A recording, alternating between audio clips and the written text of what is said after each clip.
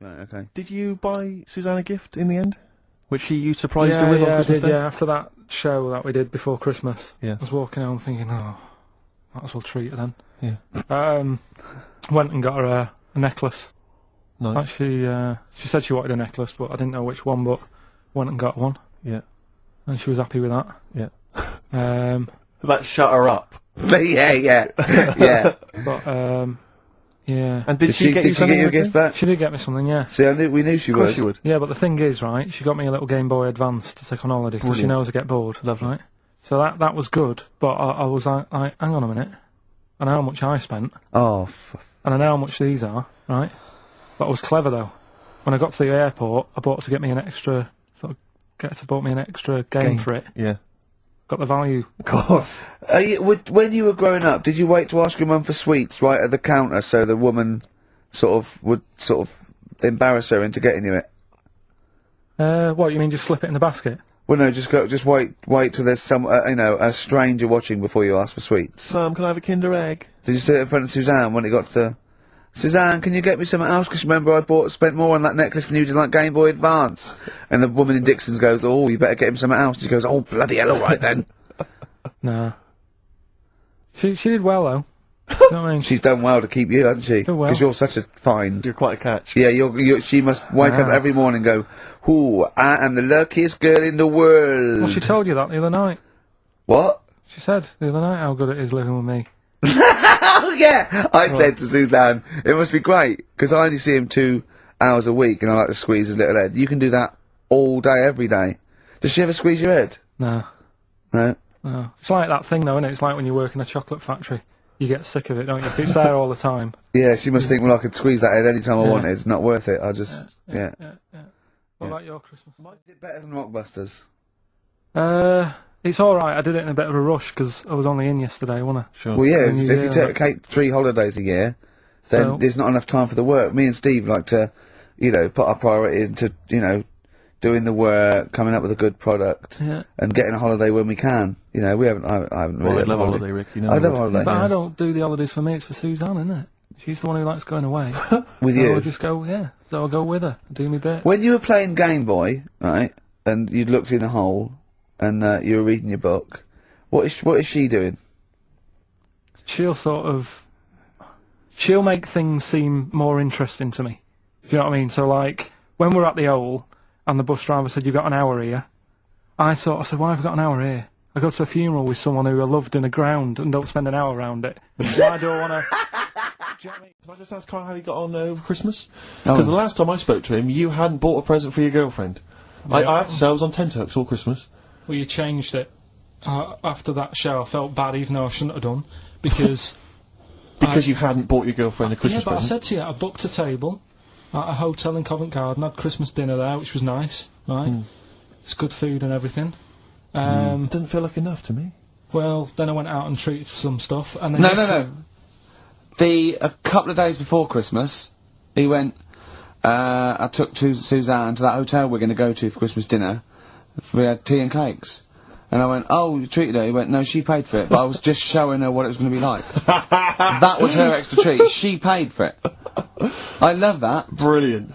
Yeah. Well, it was like 150 quid for a meal for 2, which is pretty dear. So I'm not going to buy her cakes as well. I love that! Alright, love, have anything you want. You pay for your own pudding, I'm not mental. Yeah. So you treated her to some other stuff? Some bits and bobs. What, so she chose them and you paid for them? What, the presents? Yeah. No, you chose them and she paid for them, but, it's the thought that counts. I got them on the way home that Saturday. Well done. And what did you buy? Well, just some bits. It might be personal, Steve. Well, I don't care. Just some bits. Yeah, bits and pieces. Leave out the personal bits. What bits? Just little things. And then yesterday night... A monkey wrench and a new washer for the shower. Yeah. Some recordable CDs that you need for your job. Oh, dear. Now, when you gave those presents to her, did her face light up? Right. I don't want to tell you what they were, right, but she wasn't that impressed. You're going to tell us what they were now, tell us what they are. You even know what they are, she told you, on Christmas Day. Hold on, wait a minute. But it doesn't matter what they are. It does matter what they are. It doesn't It does, Carl, it's you, mate. Of course it doesn't matter. Oh, God! Have you just remembered? Yeah! Right, but there's no need. I've got to tell him, Carl. I really want your permission, because I don't want to be I know it's not, but we know it's not that embarrassing, it's really quite sweet. Yeah, but in a way, right, the way I look at it is, right, Christmas, even when I was a little kid, right, is not... Please let me tell him, Carl. Well, let me just tell you first, though. Let me tell you why I didn't go all out on the old present front. Right. Justify yourself. Right. First of all, I've covered it up since then anyway, right, with that present, because I bought her some shoes yesterday, and she did say, I'll give you the money for them, but when I get home I said, it's alright. I said, you can have them. Right? So not only did I buy her some food on Christmas Day, I got her shoes. She's probably had a And then you treat her like a horse. Yeah. It's not like, there you go, there's your shoes, there's your food, right, bed down, see you later. Yeah, but what I'm saying is I she's have done... fed and clothed Yeah, her. did you comb her hair? She's done well this year, right? So, the thing She's is... done well this year. It's like you're a single parent living on a council estate with a smack problem, and you still managed to buy them some Lego. When I was a kid, right, it wasn't about what you got. I remember one year when I was about 8, right? Oh, this is going to make me cry, isn't it, this? No, it's not. I'm just saying the way it is, right? I woke up at about 4 in the morning, and I was like, oh, what have I got? And I couldn't sleep, I was that on edge. It's the excitement of Christmas, isn't it? It's like, oh, what's wrapped up, I need to know. Sure. Yeah. And it's the fact that people are saying, no, you won't know until tomorrow. Yes. That annoys you and winds you up. Okay. So I got up at 4 in the morning, Yeah. opened my presents, and then went, right, I know now, went back to bed, had a great sleep. Yes. Right? So it's nothing to do with the excitement of what you get, it's the excitement of not knowing what you've got. And then what happened when you got up to go down with the presents? But hang on, so what you're saying to me is that you could wrap up a brick because the thrill of Christmas is in hoping and being excited about what it is, not the actual gift itself. Yeah. Is that what you did? Rick, did you get a brick? No, let me tell him now what he got. He got her a present, right, and she said, she came, I said, yeah, he got me. It was an industrial-sized packet of condoms. It was a joke gift. No, it wasn't a joke gift. It wasn't even a joke. I went home that Saturday after here, past Boots, thought, might have something in here. They were on, like, value. Right, you passed the Were makeup. they used? Right, but The anyway, makeup, you passed all the other... Past the makeup, feminine stuff. past the lovely vanity cases, Yeah. the foot spas, Exactly, yeah, the bathroom hold products. on. How much are these, love, for 100? Yeah. $4.99. Yeah. Do I get them reduced if I buy in bulk? So how many did you buy? What was it? I don't know, probably about 100. Right, okay. And is she allowed to use those with anyone? Did you wrap them? Can she just go out and have a wild time? Well, you don't with need to wrap, they're already wrapped, aren't they? Oh. And then what did she say So, when she opened them? I'm No, just- wait, Carl, what did she say? them? Right, play a record and we'll come back to this. You're worse than my father. Carl, just take us through the moment where you gave this gift. Firstly, So you were went into Boots, right? You thought, alright, 100 condoms, brilliant. Okay, did you wrap it I up? don't know if it was 100, probably 80. Right, okay, yeah. Right? You don't So, want to go mad, do you? Wrap them up. I'm just resting easy knowing that he's not trying to breed. Right? No. Yeah. So, I got her them. I got her, Grease on DVD, because she's Okay. always watching that. Yeah. Right? Yeah. So just think of when her mum said, what did Carl get you? Some condoms and grease. I was going to say, I'm glad he said on DVD. Right? And, she was surprised anyway, right? Because Yeah, I bet she was. no, when she got she was thinking like jewellery. no, So right? that showed her. That surprised you, hasn't it? Alright? So hang on, wait a You minute. thought it was a holiday, didn't you? Yeah, look at your face. You don't know me at all. So hang on, so did you give these on Christmas Day? Right, what happened is she got in from work that Saturday, right? And I said, look under the tree. Knackered. Oh, Right. at least it's Christmas. Yeah. At least I'm going to get a little bit. Yeah, I said, look, you got some stuff under the tree, right? So, Did you give her a sugar lump? Right, she was really chuffed with that. But she said she was a bit puzzled because I didn't know we had any wrapping paper, right? So I ended up using wallpaper. You didn't take it off the wall though. You had some. No, it was some left over, right? So she said, why have you used wallpaper? I said, well, I didn't have any paper and you were getting in a bit and I wanted you to have a surprise. So she said, can I have a feel of them? I said The no. presents. She thought, right, I've got the right thing. Yeah. Right. And then Christmas Day, I said, no, don't get carried away. It's nothing really good. You know, we said we weren't going to buy each other much. So there you go, open them. Yeah, go on. And Can I just ask, had you received your present from her yet? yeah. So what had you received? What did they have? Had some shoes, Nice. right? Getaway game for PlayStation. Nice. which Just is tot- alright. I'm just totting up Just the part value of the value this. of those, Go yeah. on, yeah. And So- just also think about how much fun and pleasure you get from them. yeah. Although, yeah, of course, condoms I can see Well, see the appeal. Well, okay, yeah, so yeah, I think but I can... also add to that bit 150 quid for a meal. If you're going to start Minus. totting up, 150 quid for a meal. I bought her some shoes, 72 quid. Yeah, that was after the event, though. Doesn't matter.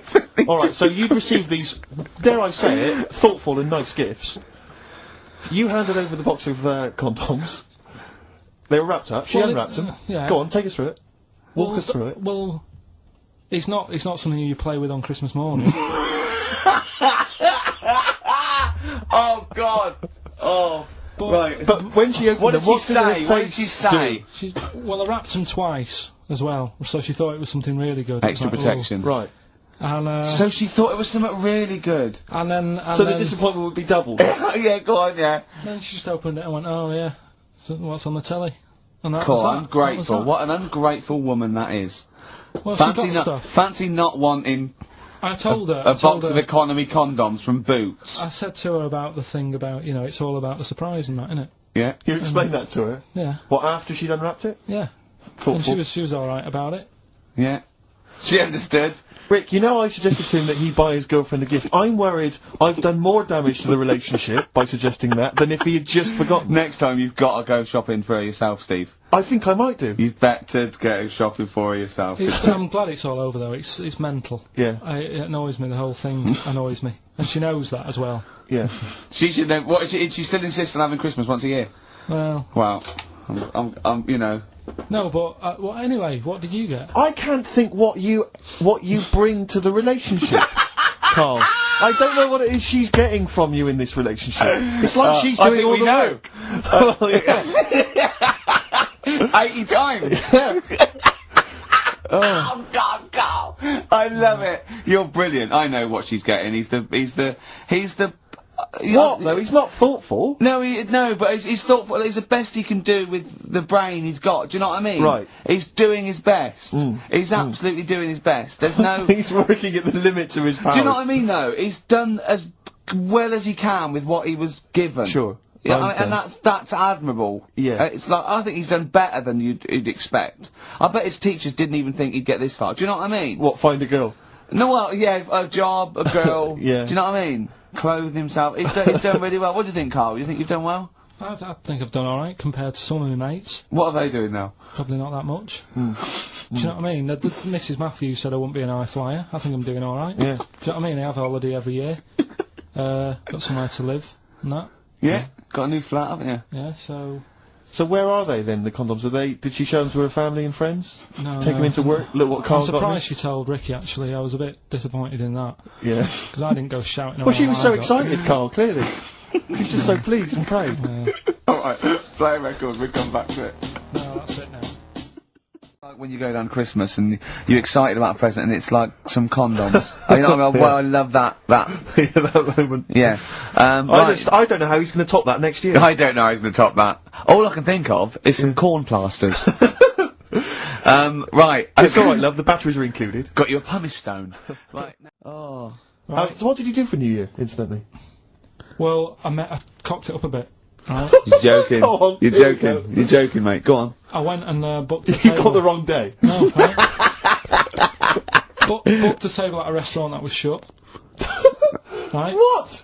I booked a table at a restaurant, and the one that I called, it wasn't the one. The call had been diverted. So Suzanne said, call them up and see what they're serving, right? Because I forgot to do that when I booked the table, right? That's great, So anyway. because the thing is, right, it's a restaurant in Covent Garden, but they've got one in Victoria. But when they answered and they said, no, Victoria, I thought that was the person who was answering the phone. Do you know how some people say the name? Right. Right? So then when I called them up and said, what You thought he sounded a bit funny. Right? So I'm confused, Carl, but probably not more. Well, it was no a more than you would have been. Okay, it was a branch of a. He doesn't want to give the restaurant away, so he phoned it up. There's one in Covent Garden. They answered the phone. So it's not the restaurant's not called No. No, they said no, Victoria. Why can't we name the restaurant? I don't know why. It's not libelous. Are we scared that are you scared people are going to sort of see you in there because it's your regular haunt? No, it's just like, you got to pay for stuff, haven't you? Right. I mean, it's... Okay, anyway, so you've I got... I mentioned it before New Year, but it's not... So did you go all the way to the restaurant to find out that it was closed? No. What happened is I called... Was that the name of the restaurant again? Right, the restaurant's called Christopher's. They've got one in Covent Garden, they've got one in Victoria. He phoned up, he went to book, it's a lovely restaurant, I've been there often, I recommend it to him. He phones up, said, can I have a table for new, he said, no problem, sir. Right? And then, Suzanne said, oh, you better call up, see if they've got any haddock on the, menu. And he went, hello, and they went, hello, Christopher's. Victoria went, Victoria? They went, yeah, he went, oh no. That's it, innit? So then, I just said, no, forget it. I'm not going all the way over there. Right. So I cancelled it, right? So, then I called up Suzanne and said, look, I've made an error. The place we were going to is shut. Was she surprised again, or? So we're not going, so she said, oh, try some other places, and I did. They were all booked up, right? I was fed up anyway. I hate New Year. It's always like this, isn't it? So, I said, look... You know the common factor in all these stories? You hate Christmas, you hate birthdays, you hate New Year. It is you. Right? Yeah. So...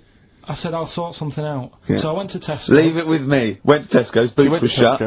Got a lovely plate of condoms. Did you just stay in and play with her birthday, her Christmas gifts? Blowing them up. I've done some balloons. Well, it was. We did stay in. And I watched that thing that, 100 Greatest Moments, which was annoying me. Did you see, there was a nudist on it? You know how I feel about them. Yeah. Right? Did you see him? Man with two knobs. There was a man with two knobs on it. And a nudist who just wanders about the house. But it said and when he visits people, I was thinking, who lets him visit? I go, exactly, yeah.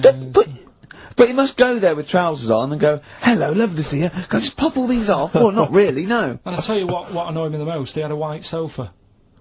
If you were a nudist, you'd get a darker one. Right? So anyway, right. So we ended up watching that.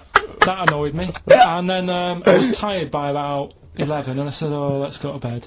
And she said, you can't. And that annoys me, the fact that, because it's New Year, you got to stay up. And it's like, well, why? Can't we just... You should bring it forward, so in case you want to... quarter to 10.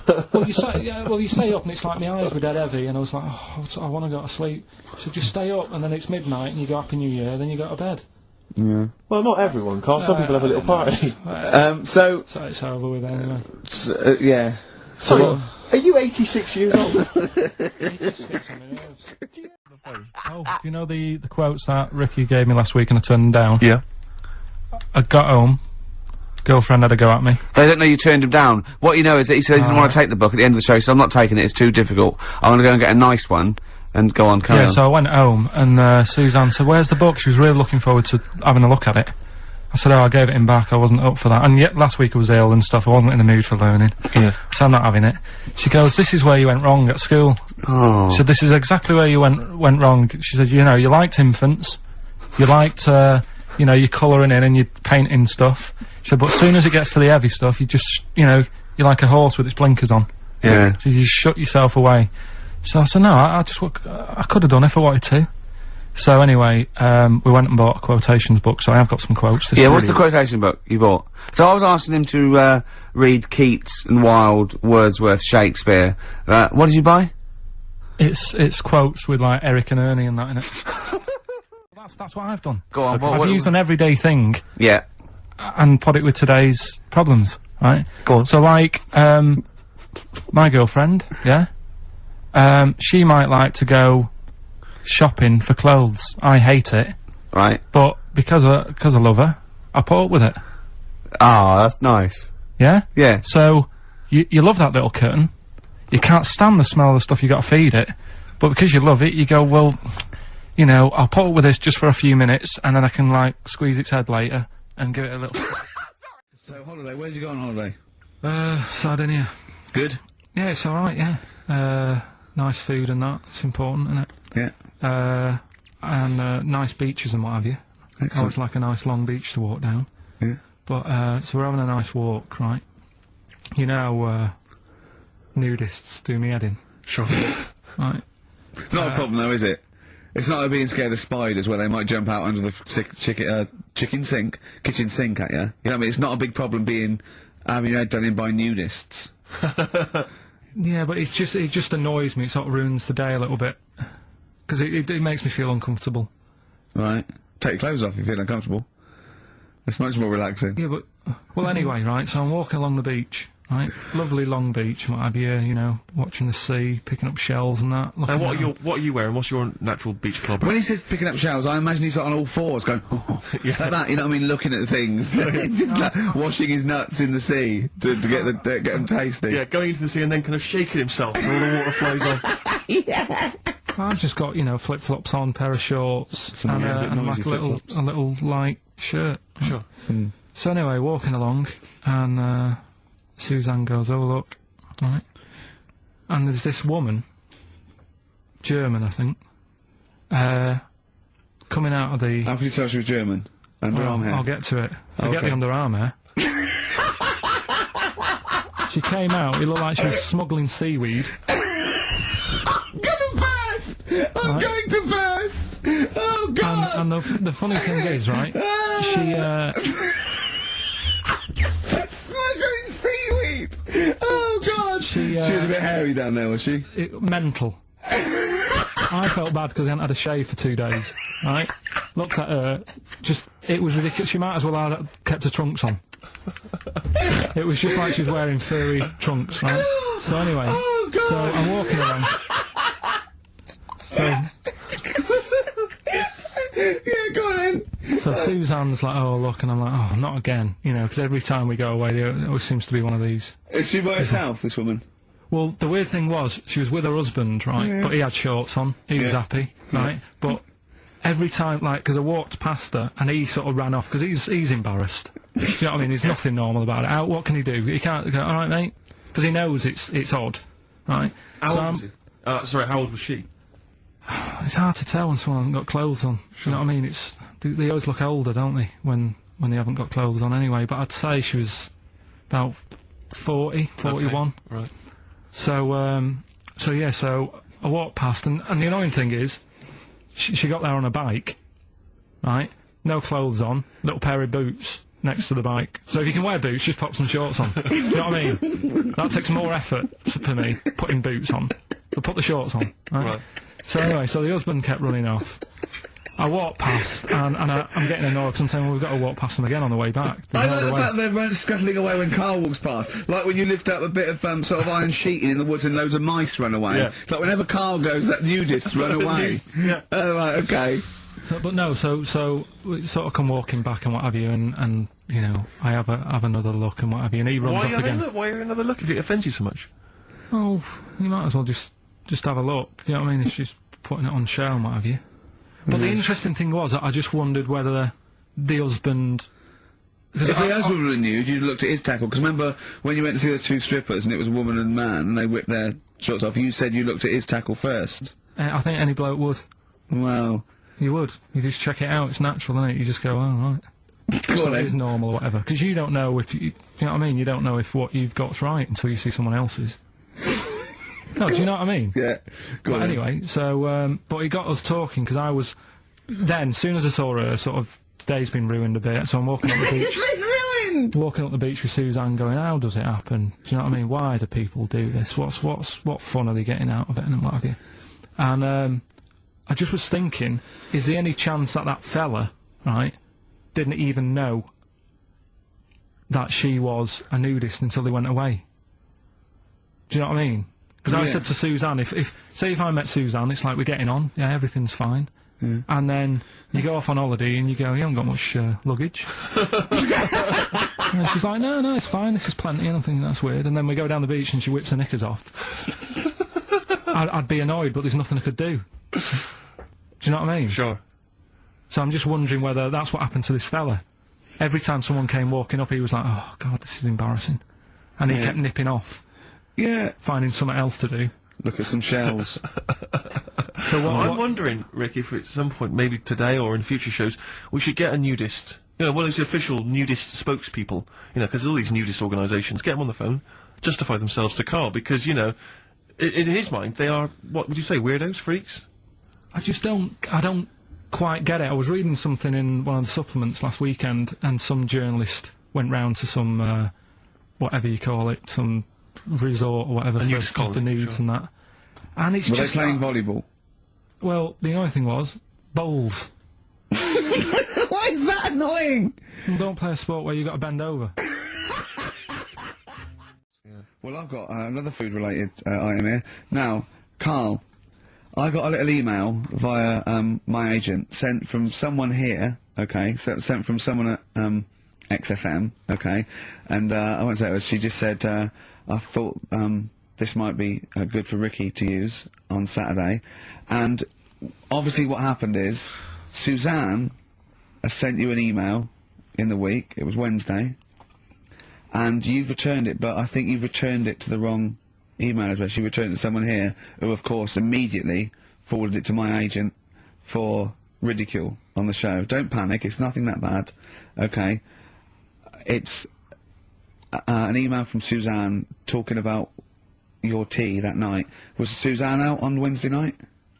Was the an England game or something? Yeah. So you were alone. You were home alone, were you, Wednesday night? Yeah. Did you enjoy your meal? Was it a quiche? Go on. Right.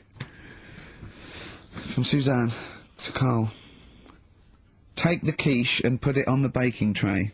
Cook for 30 minutes on 190. Take lettuce and put on plate. Take 3 tomatoes, wash and chop into quarters. Place on lettuce. Take an avocado, chop in half. Remove the stone. Peel skin and slice. Place on salad. Put salt and pepper on, and a dribble of olive and balsamic vinegar dressing. Right? In brackets, small bottle behind the cafetiere. Right, in case he's reaching for bleach. Yeah. That's it. Just put everything else away. Right? Then sprinkle a smidge of parmesan on top. Remove quiche from oven, cut into quarters, and put on plate. Eat. Oh, wow. Does she have to do that every single time? She's like... No, it's just that I'm not that good at cooking, right? And to be honest, that was a lot of hard work. I didn't bother warming it up.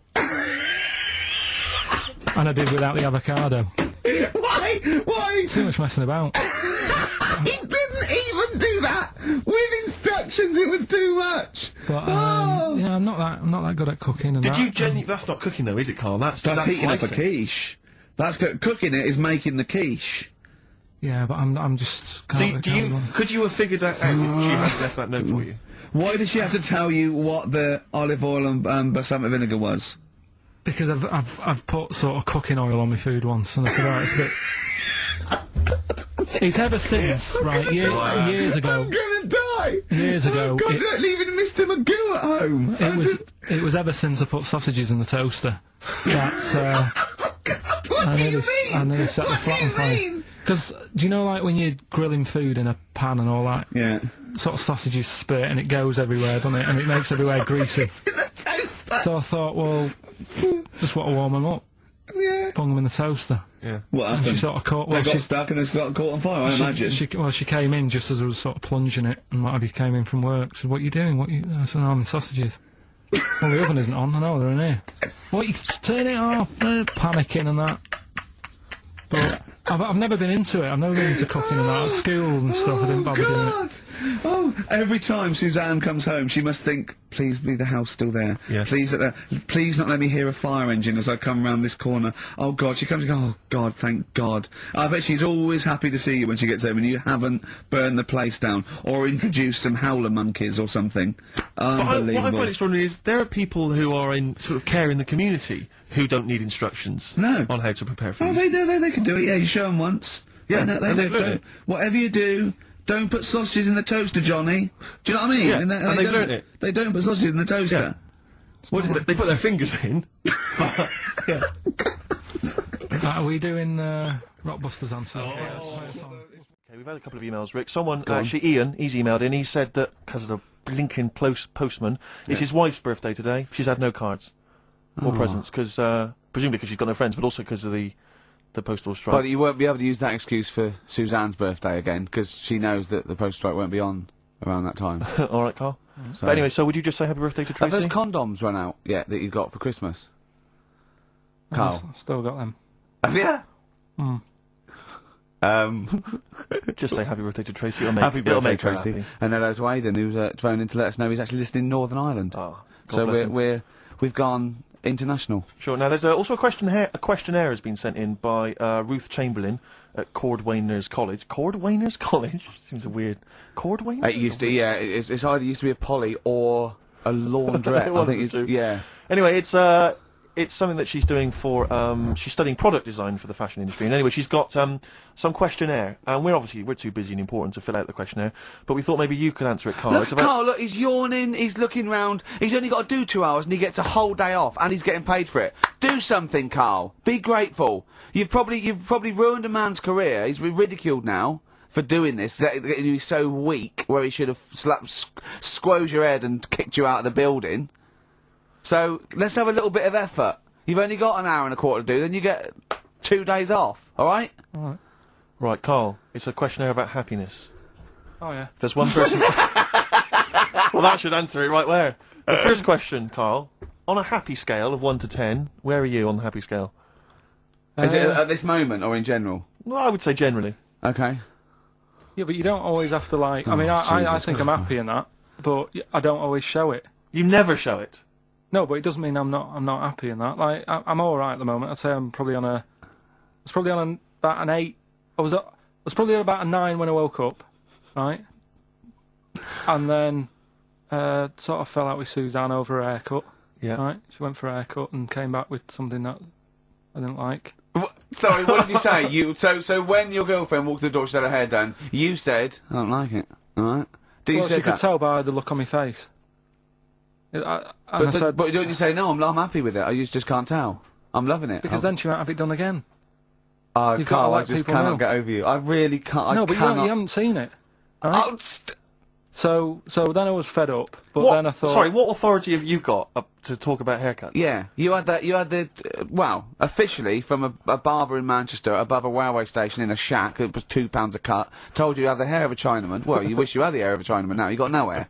You're a little bald man with your mouth open, so don't... Is she listening to this, Suzanne? Sitting at home with a woolly hat on? I don't know. But she knows now, doesn't she? What did you say? What words did she did do you say? about it, I though? just said you look like someone out of Slade. Interestingly, that's what I look for in a girlfriend. Oh, God! Which one is Oh. Slade? That one with the funny... Not Dave Hill. Yeah. The one with the crooked fringe and the goofy... She had her teeth done as well, did she? She had 2 front teeth put in. Dumper. So anyway, So prior to that, you're on a 9. Then you saw the haircut, you're on an 8. Yeah. yeah. And Now then, what you on? I'm probably on about a 6 at the moment. Why? What's happened? Well, while Star Sailor was on, bit more head squeezing going on. So yeah, about a 5 or 6. So generally speaking, what would you say you're on? About a normal? 4. You're on a 4 normal. Alright. What would you give someone who wasn't very happy?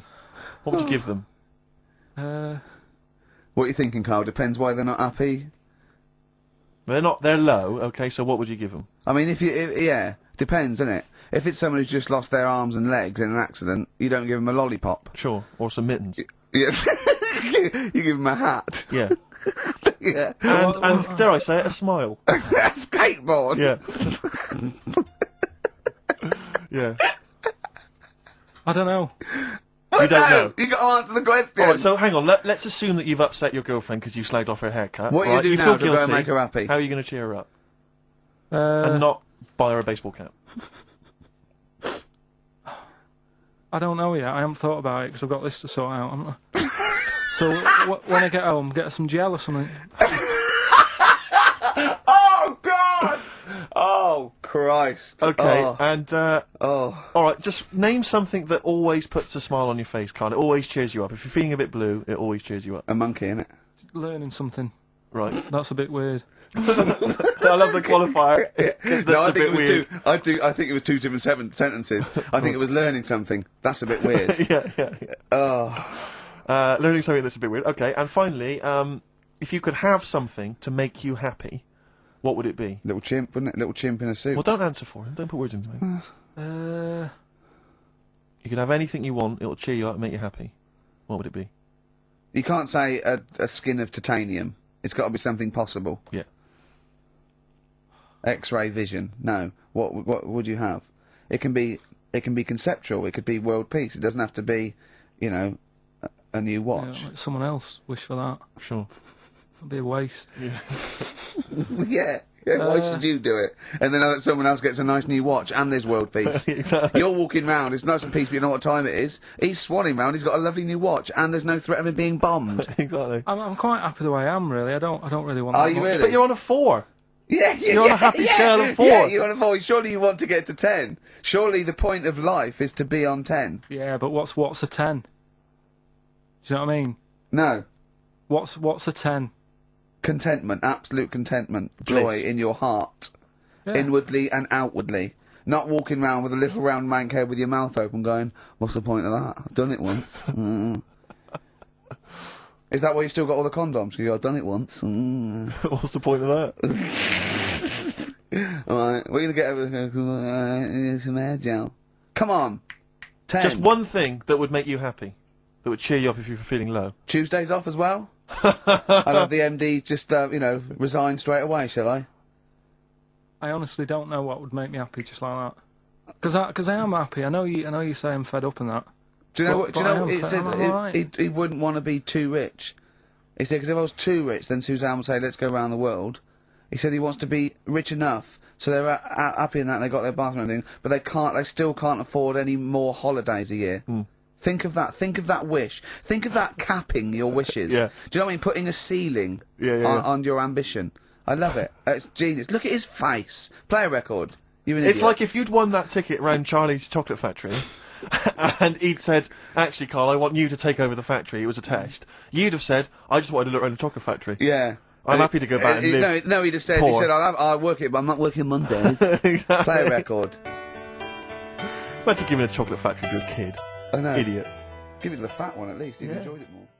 And, what Carl, we're on happiness. Carl, Yeah. I'm Oh, trying to explain Carl's to Carl happiness. that the aim to, you know, is really to get on a 10. Yeah. For But I like happiness. the He's fact on that a he 4. started on a 9. But I love the fact he's happy with 4. Yeah.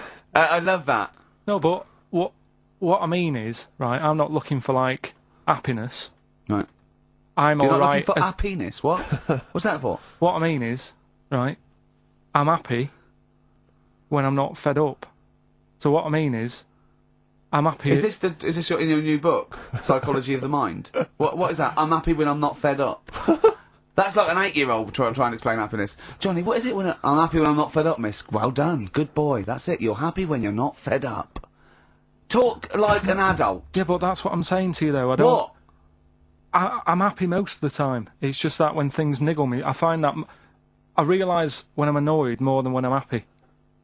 But Carl, every time we talk to you, you are whinging about something. You've got Yeah. something that annoys But you. he's one of those people that if he whinges loud enough, he gets away with it. Like he's in here. I think he goes, "Oh, I'm really busy." I come in and he's doing nothing. He's chatting because he's having big, long chats with everyone about how someone's wound him up. And they all come in and they go, "Oh, Carl's fed up," because he's got this show. You know what I mean? He's wormed his No, way. but hang on a minute. Go You on.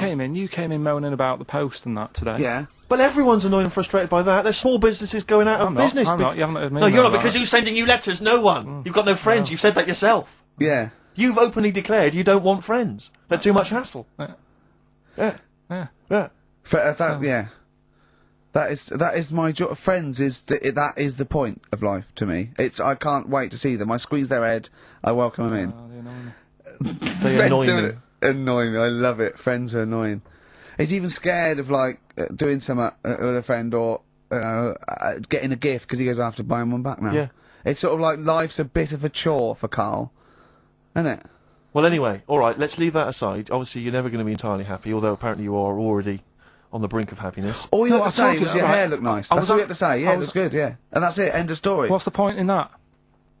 What is the point in Because that? she doesn't really care what you think, but she doesn't want to hear that she looks like Dave Hill from Slade. She's not having her haircut just to please you, Carl. Despite what you might think. He's taken aback by that. Yeah. Now, you weren't speaking to Suzanne last week at this time because you said she had a haircut, probably quite an expensive haircut. She's a lady in media. She's got to look good. She probably doesn't go to the barber like you or just shave it at home. Probably spent quite a little bit of money on it. She came home. She thought, well, my sweetheart, my lover, my sweetheart, you know what I mean? The man in my life is gonna love this. Well, he adores everything about me. He's gonna love my hair. She walked in. Hello, Carl. Alright? You look like Dave Hill from Slade. Is what Hugh said to the poor woman. And then, talked about it on air. She was furious about that. So what did you do? Carl? She did listen, yeah. She wasn't happy. And she heard you slagging her hair off? Yeah. Well, what annoys So this me, is probably annoying her now. Well, no, it doesn't matter. We can do a lot today because she's at work. So, and of course, no one's going to tell her. Let's have a chat about a fat arse, shall we? Hold on. Oh, dear. Oh, dear. You are in so much trouble. That's... Look, he's realised he is a little bit worried. Oh, didn't you go and buy her a coat or something? Took her out on Sunday and treated her to a new coat and that. Yeah. But I offered, I said as well, I said I'd pay to have it done again. Oh no! Carl, you have... Oh God! Oh my Christ! So she listened to the show. What did she say? You got home, she'd heard you slagging her hair off. Imagine that. He thinks that's a good thing. Sort of like, we've won the pools. Brilliant. What are we doing? Well, you can have facial surgery now, love. It's sort of like, it's just, Christ. You offered to have it done again. Unbelievable. Yeah. But I got home and she's like, being moody with me, right? Yeah. You thought something's wrong, so you must have listened to the show when I was slagging off her hair. Well, his first thought was she's probably looked at herself in the mirror. She agrees with me. Yeah, that barber's been round again. Yeah. And she just said, "Oh, that wasn't very nice of you, was it?" Oh. So I just said, "Hang on a minute." I said, "That's what we do on the show. When I'm slagging off, Chinese people looking old or whatever." I said, "You never interfere." Sure. I love the fact. She's got to get her priorities right. I love the fact that she's in the same queue as a billion people you've never met. Yeah. That's fantastic. She's in the same queue. Well, you didn't complain when I was slagging off. Carl, I don't think Carl has ever admitted he might be in the wrong. Ever. Certainly not to your eye. So did you admit... That is so true. Isn't it? That is so true. He's never admitted that he might be in the wrong. So did you, in this instance, agree that maybe you'd overstepped the mark? No, I just said she took it badly. Do you know what I mean? I mean, it's only a haircut. Yeah. Yeah. Well. See, you haven't seen it, so you can't start interfering on this one. No, okay. No, I haven't seen it, but I very much doubt she looks like Dave Hill from Slade, who, if I'm, unless I'm mistaken, used to cut his hair with garden shears blindfolded. Well. So, you know what I mean? And did her teeth stick out when she started speaking with a Brummie accent as well? I've got used to it now anyway. So. And so did you bought? So at some point you came crawling back and you said, "Do you want me to buy you a coat?" I just said, let's leave that. Let's go out and have a good weekend. Sure. But get your hat before we go. And treat her to a new coat and that. Oh. It's a nice coat, so people will look at that rather than the hair. looking at the head. So if anyone, does it do flash? It's got obscenities across the back. If anyone who knows Carl's girlfriend is listening, tell her. And maybe you're a work colleague and you're listening to the show. Because I think this is terrible. Get her to phone him now. Get her to phone him now. I mean, forget the hair. on the XFM number. What's the fat ass complaint line? Because you are in deep shite. Bobbity-boo. Who's that over there? It's Carly Pilk Boys. You alright, Carl? Oh, that's clever. How you doing? Yeah, I'm alright, yeah. Yeah, come on, up, bigga bagadoo. Up, yeah? Project. There's people out there wanting to, cheer up their Saturday afternoon. We're the boys for it, yeah? We're like quick fitters. Yeah. Come on. Alright, Carl? Yeah. Come on! I'm alright, I'm up for it. That's it, this is the height of excitement. This is it, is it? That's This how is you sound when you're 100% This is you off your head, is it? High on life. Christ. What did Suzanne say about you saying about a big ass? Go on. She heard about it. Should we recap what happened last week? Well, the week before, he said that her haircut looked like Dave Hill from Slade. She didn't like that. So next week I said, a bit grumpy, he went, yeah, I didn't mention her fat ass. Still thinking that she would never hear about this. Yeah. What happened when you went home? She heard about that off her mate. Yeah. And we sorted it out.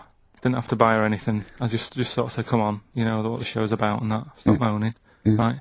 That was alright until about Thursday, when I was reading about, do you know, like they say, there's like two worlds and that, and whatever I'm doing now here, there's another one of me doing the same.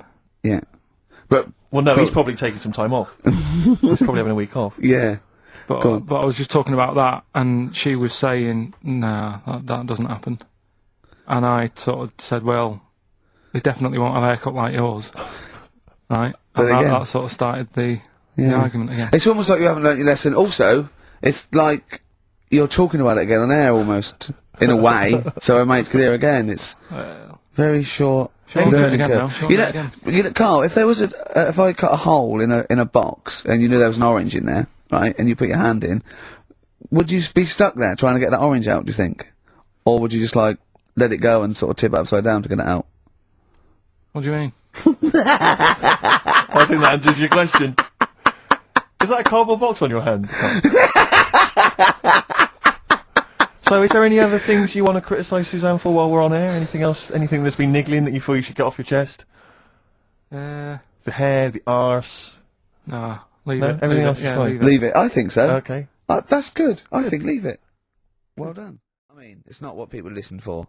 So, right, redeem yourself. Have you got the film thing you're in? Right, yeah, I'm in a film. It's Pulp Fiction this week. Right. Right. Changed it a little bit, tweaked the storyline a little bit. Okay. It's just To make it better, yeah. It's just do you know I've talked about Suzanne's hair and that? Yeah. About when she got it cut, didn't like it and that. Yeah. So it's sort of about that. Listen to it, there'll be a question at the end. You can win some good stuff. Yeah, well. Right? So, and this is the scene where they're in the restaurant, do you know, when they're about to do the robbery. Yeah, play. So it's not a restaurant, change that, it's a barber's. Right. Alright? Okay. Alright. There you go then. Is there going to be a question after this? Yeah. Say that. Okay. Right. Girlfriend came in here earlier. Had a haircut. I'm not happy with it. Look at the state of that. Well, don't laugh. Yeah. I mean, I don't want to cause any fuss, but just want you to sort it out. Afraid I can't do that. Well, you can do that because it looks a mess. Look, my friend, this is just where you and I differ. Well, you've got to do something because look at it. When she came through the front door at home, I thought Dave Hill out Slade had walked in. Funny, I was thinking the same thing.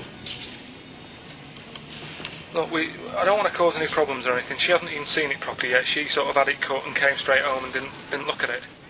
Suzanne, just look in that mirror. Look what they've done to your head. God damn it, what is it? Suzanne! We're not gonna do anything stupid, are we? I'm the manager here. There's no problem. What do you mean it's not a problem? Look at the state of her hair. Be calm, cooperate, and this will all be over in a minute. I'm gonna go home. Well, we're not going anywhere until they've sorted your hair out. I'm not walking home with your hair like that. It's embarrassing. So let's just get it. You die. No, forget having it dyed. Just get it cut. Colour's not a problem. Just sort it out. Just get rid of. Let's see what we can do. Right. Good. Look at it. Look at the state of it. I'm trying real hard. Suzanne, just keep your head still there so we can. Just hang in there, baby. You're doing great. I'm proud of you. Just sort that bit out there. Just cut that.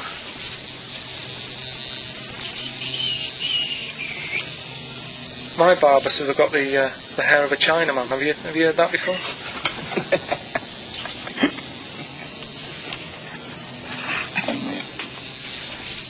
What? What's so funny about that? Is it serious or what? Freaking me out. If my answers frighten you, you should cease asking scary questions. It's almost over. There you go. No, it's not brilliant, but that'll have to do, won't it? I reckon we'll have to buy her a hat on the way home. Yeah, that's probably a good idea.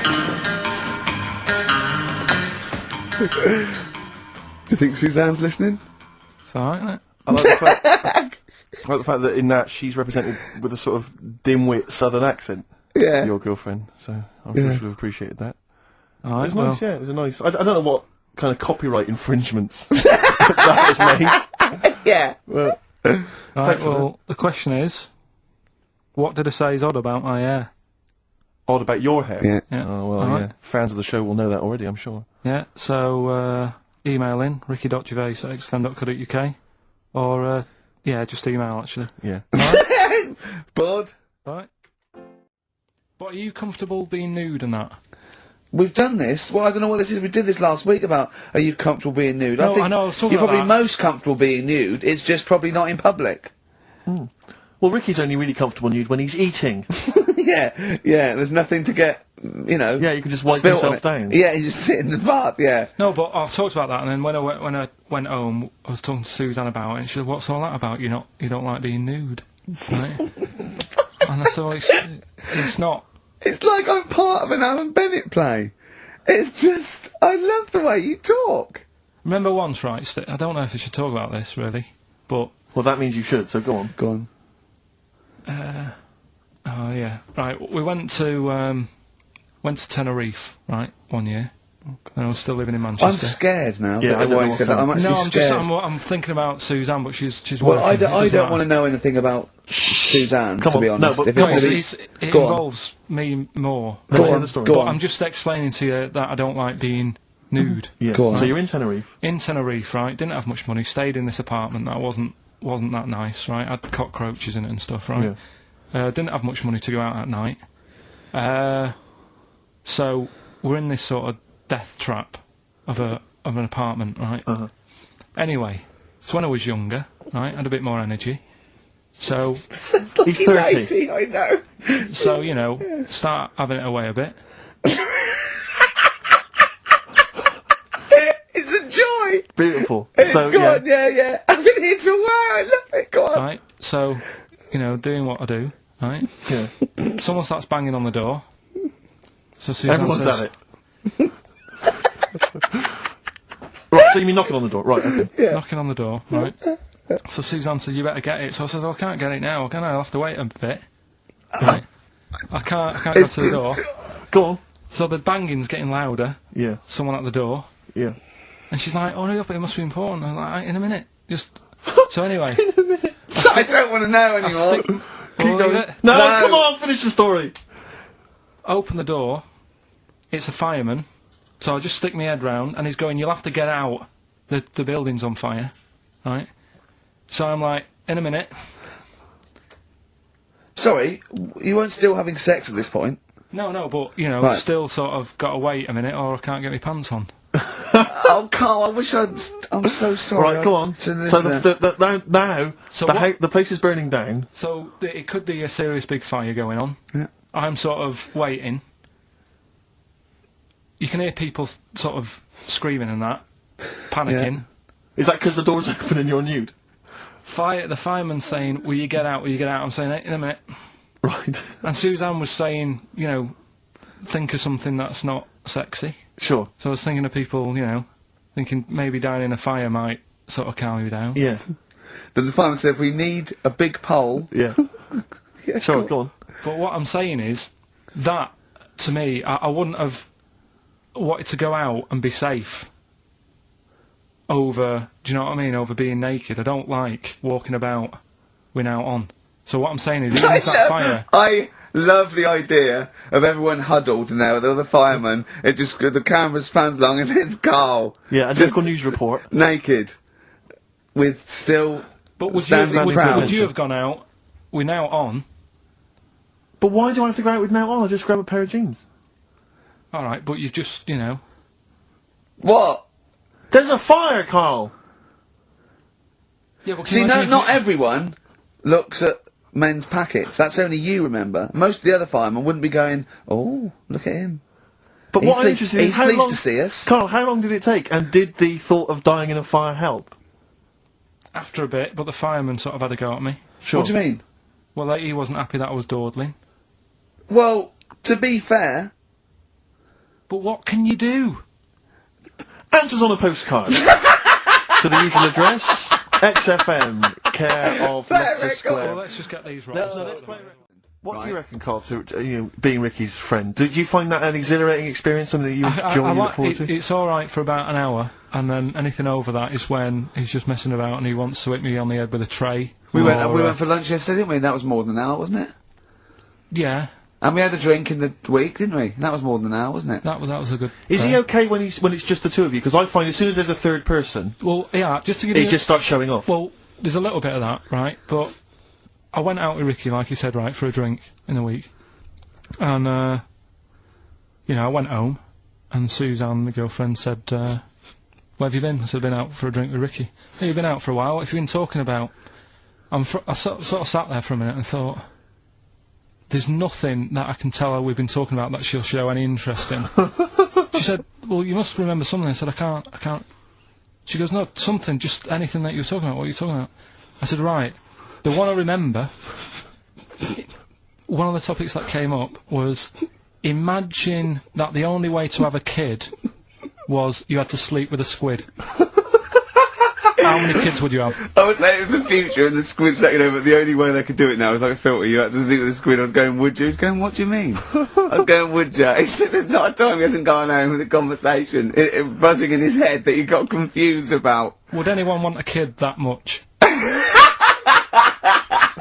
Does the child look like a squid when you have it, or is it No, a it's regular not. kid? I was going, no, it's normal, but it's like a filter with a system. The only way you can do it to make sure, you have to impregnate the squid, and it's a filter, and then you can, test tube baby in the future. Did the busted lads mention that in the song? He did, but he did underwater, that's where I got it yeah. from. I said, well, you probably sort of like get quite friendly with them eventually. You probably would be breeding with the squids and, So what does prawns. Suzanne make of Gervais? Has she met him a few times?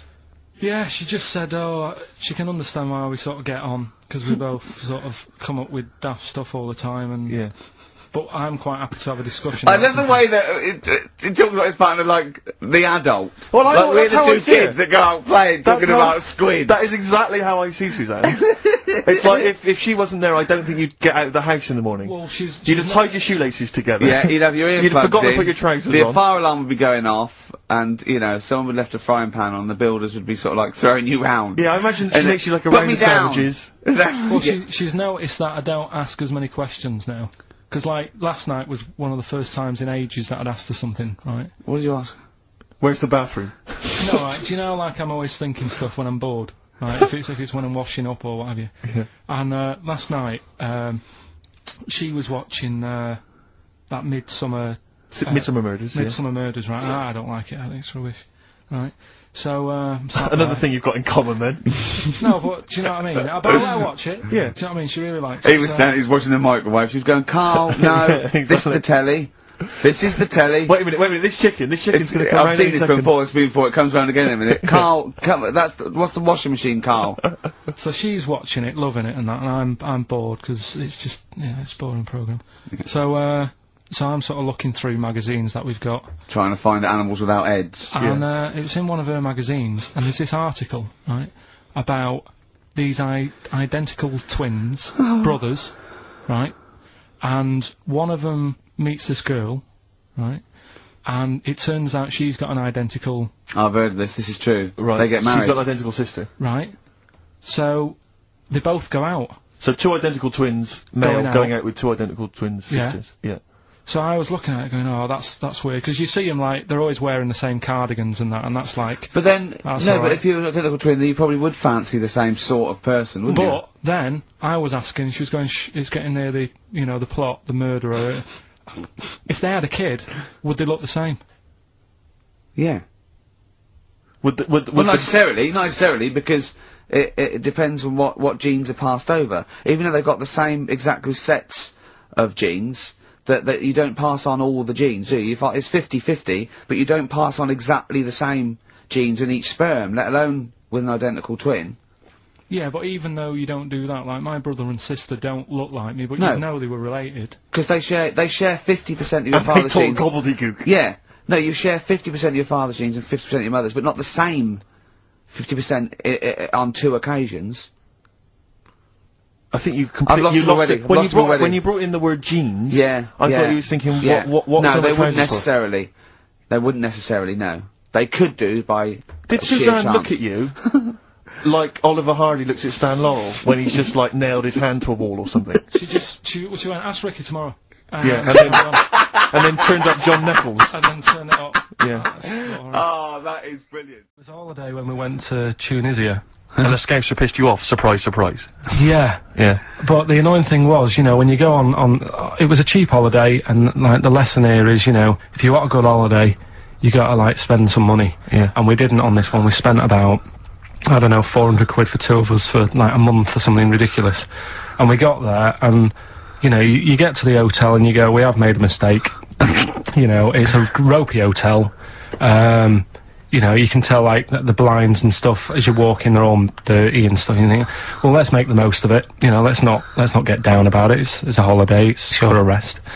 And you try and make the most of it. And we had to meet. You know, like, you have one of those things where you get to your destination and the rep says, right, you know, go and unpack your bags and that. Go and sort yourself out in the room.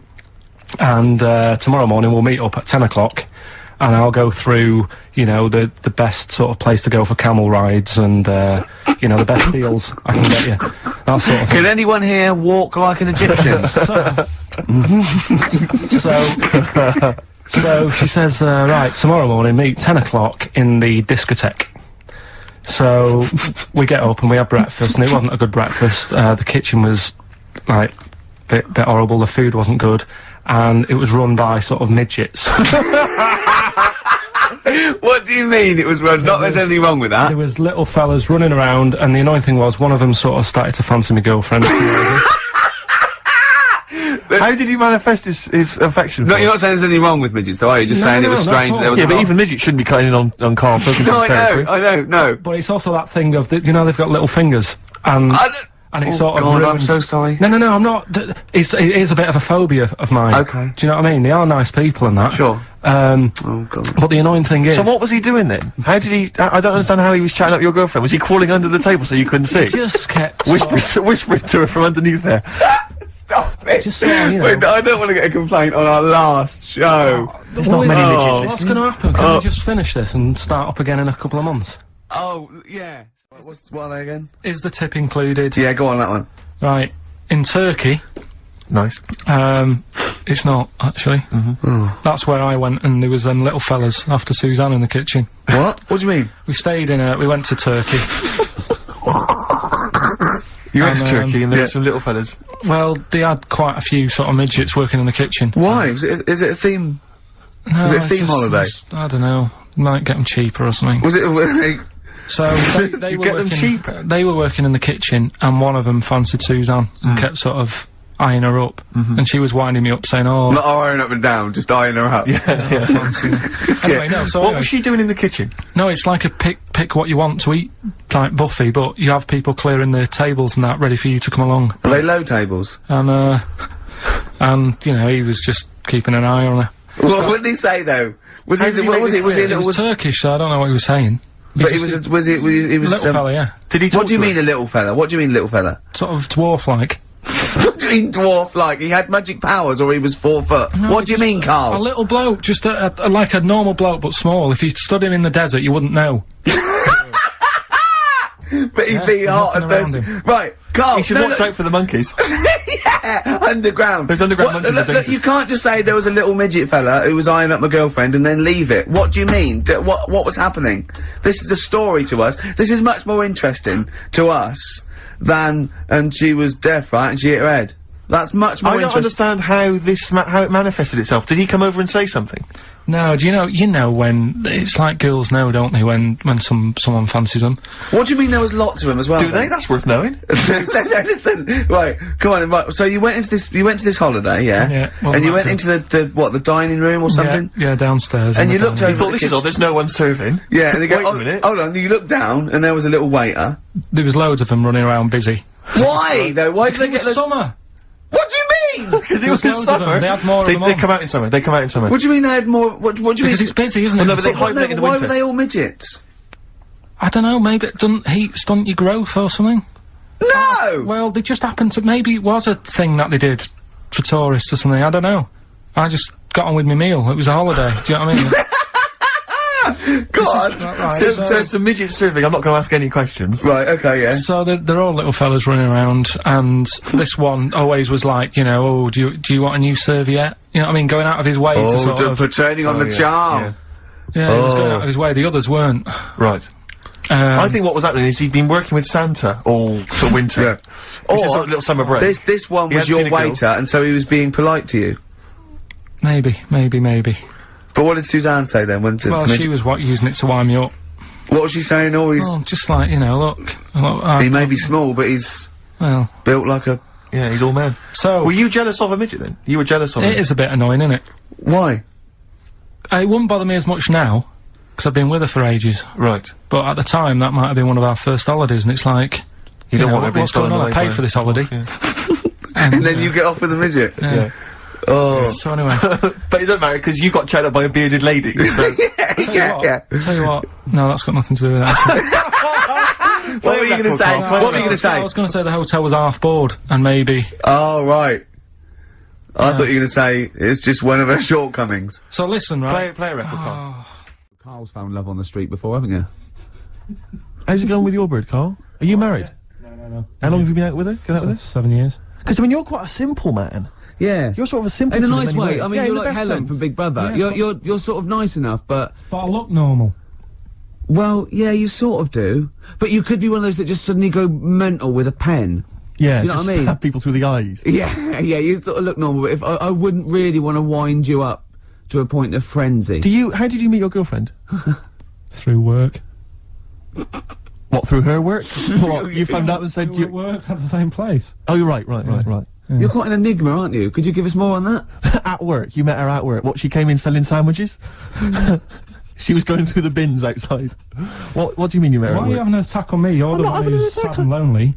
Oh, he's done you again! He's done you Yeah, but what again! I thought was interesting was I No. just scratched at him and he just went mental. Yeah, no, It's like a but bear caught in a trap. it's funny, innit? You'll never learn. Carl, No, I was just interested to find out what the story was, because it might be a really romantic story. Well, it's not. Alright, jeez. I love the fact he I doesn't was want to thinking talk about his you- love affair. I was thinking about you in the week, and like, does it worry you? I mean, you sort of joke about it now, and we're talking about it in the office, you know, like, oh, is Steve really touchy about the way he looks? And Oh, what's this? Where's that come from? he's done it again. He's done you again. I was walking home the other night, and I was thinking about it. And do you worry that when you're old, you will be on your own? You did start it though, didn't you? Well, Carl, I'm glad you brought this up. Because because I mean, for me, you know, a lightweight, frothy entertainment show on XFM on a Saturday afternoon is exactly the place where I want to discuss the desperate, lonely future that's inevitably coming my way. Oh God! In the week, I called Carl up. I said, "How are you, mate?" He went, "Not too bad." Now, as you know, his girlfriend's been away for ages, hasn't she? Yeah. Covering the World Cup, the African nations. Cup. She's a sports journalist. Well, yeah. All right. Okay. I love the fact you're thinking, what does that mean? Like, well, she's not much of a journalist, Rick, to be honest. Oh. I've read some of her stuff. No, but she's not on air. She does stuff, you know. Yeah. Behind the scenes. Yeah. Sure. A lot of journalists do. You always want to make clear that you're not going out with Kate Adie. That's what you want to make clear, isn't it? Yeah. Now, so she'd seen none of the meteoric rise of Carl as a Right, 'cause broadcaster, she's been away for the whole time a since you've sort of raconteur, become... Yeah. a wit, Yeah. a cult figure, to be honest. And he hadn't told her this. So apparently he went home and she was sitting there looking a bit grumpy. He went, "All right," so yeah. She went, "Should we go out then?" She went, "I'm not sure I want to go out with an idiot." Right? Oh, no! Yeah, and she went, "Loch Ness Monster. Why don't you just think? Of course the Loch Ness Monster lives in Loch Ness." And she was giving a bit of a hard time. And she went, "That's why I don't," he said, "that's why I didn't tell her. I didn't tell her really. Same thing happened when I was at school and I had to play drums in Little Donkey." Carl, are you thinking of starting a family? Only if, like, an accident happens or something. Yeah. Were you there, Rick, when we were chatting about this the other day? Oh, yeah, no. Extraordinary. What did you say, Well, Carl? we were talking about his career and that, because he's on MTV, and I was going, "Oh, you got to do this now." He's going, "Look, if it happens, it happens." I've said to Suzanne, "If it happens, it happens." She goes, "Well, what are your plans?" It happens. Same with baby. She said, "Are we going to have kids or not?" I go, "Look, if it happens, it happens." I go, "Well, how would it happen?" He goes, "If a condom splits." Amazing. I love the idea that that's the way you plan for a child. Imagine telling them that. Where was I conceived? Can't remember. The condom split. Yeah. You're an accident. I love that. The Although romantic nature of that is Although I just was told I was an extraordinary. accident, but, you know, it doesn't Well, matter, fair does it? enough. Yeah, it doesn't matter. That makes a lot of sense. Yeah, but it doesn't But matter. do many people sit down and say, right, do you think we should? Yes. Well, as they lay down. Yeah. I'm busy. You can't plan. You can't sit down. You haven't got time for that discussion. No, it doesn't mean the conception. I think it means bringing up a child till it's 18. But the thing is, as well, it's one of them, innit? It's like, if you think about having one, you go, well, the sort of negatives, you know, outweigh the positives, Yeah. I think. Right? Go on. But if you have one, you go, oh, it's not that bad, is it? So what are the positives and what are the negatives? Like I say, the negatives, outweigh it. I can't think of that many positives. They get in the way, don't they? Cost you a lot. Cost a lot of money. Same with marriage. Like Suzanne's saying, we'll get married, so what for? Well, marriage doesn't cost anything. Well, it does. Well, no, not if you go to the registry office and then Yeah, buy a house. But then what's the point? Well, tax breaks, you know, presents. I don't think you get them anymore. Don't you? I looked into that. You old romantic. What would you rather have, a ring or a 3% saving? yeah. Oh, I love it. I love it. Well, I don't see the point anyway. I got down on one knee and presented her with some inland revenue forms. yeah. Just to show the benefits. That is great. I mean, if you are planning it, I think you got to involve me and Steve in the radio station, because it'll be. I mean, you take quite a lot on, don't you? So if you've got a kid at home and you're not sleepy, you haven't slept since you were 12, you've got this, you've got MTV, you've got a kid. You know, it might be one step too far, because I wouldn't want to push you over the edge. Well, Now, see, go on. Sorry. No, I just was going to say, I was talking to Suzanne last night about it and saying, you know, about earning money and that, and she said, well, you're already sort of earn a little bit more than me. So, you know, if you get loads of money, she said, I'd be happy staying at home and doing nothing, maybe looking after a kid. I said, oh, so that's not happening. Right. I said, I could have a load of money now tucked away, I could have won some money and I wouldn't tell you. I still want sort of that check offer every month. Because I get a check offer to sort of pay the bills. Yeah. And I think you need to keep that in a relationship. Sure. Do you know what I mean? Work as a team. Yeah. Yeah, that's not working as a team. Of course it is. Well, no, you share everything. Sharing everything is working as a team, Yeah. whether Look, you earn most or whether stashing some 35 grand back. It's not like you think that, oh no, I won the pools, but I give her half, she'll get lazy, she'll just sit around the house doing nout. So she's still got to go to work in a job she hates. Yeah. I'll tell you though, she thinks that it'd be the worst thing that could happen if we got a load of money. Because she'd want to go to Egypt, I say I'm not going. Why would she want to go to Egypt? I don't, that's what I said. No, why would she? Why does she want to go to Egypt? She wins a lot of money. She said it's meant to be pretty good. So the incredible wonders of the pyramids and the Sphinx and so on, that's not of any interest to you? I've seen it though on the telly and that. I don't Yeah. I don't want to go all that way just to see it. Exactly. Right. No, exactly. That's To experience other cultures, other lifestyles, travel broadens the mind. Well, you don't. No, not really. You've seen enough different ones here, haven't you? Yeah.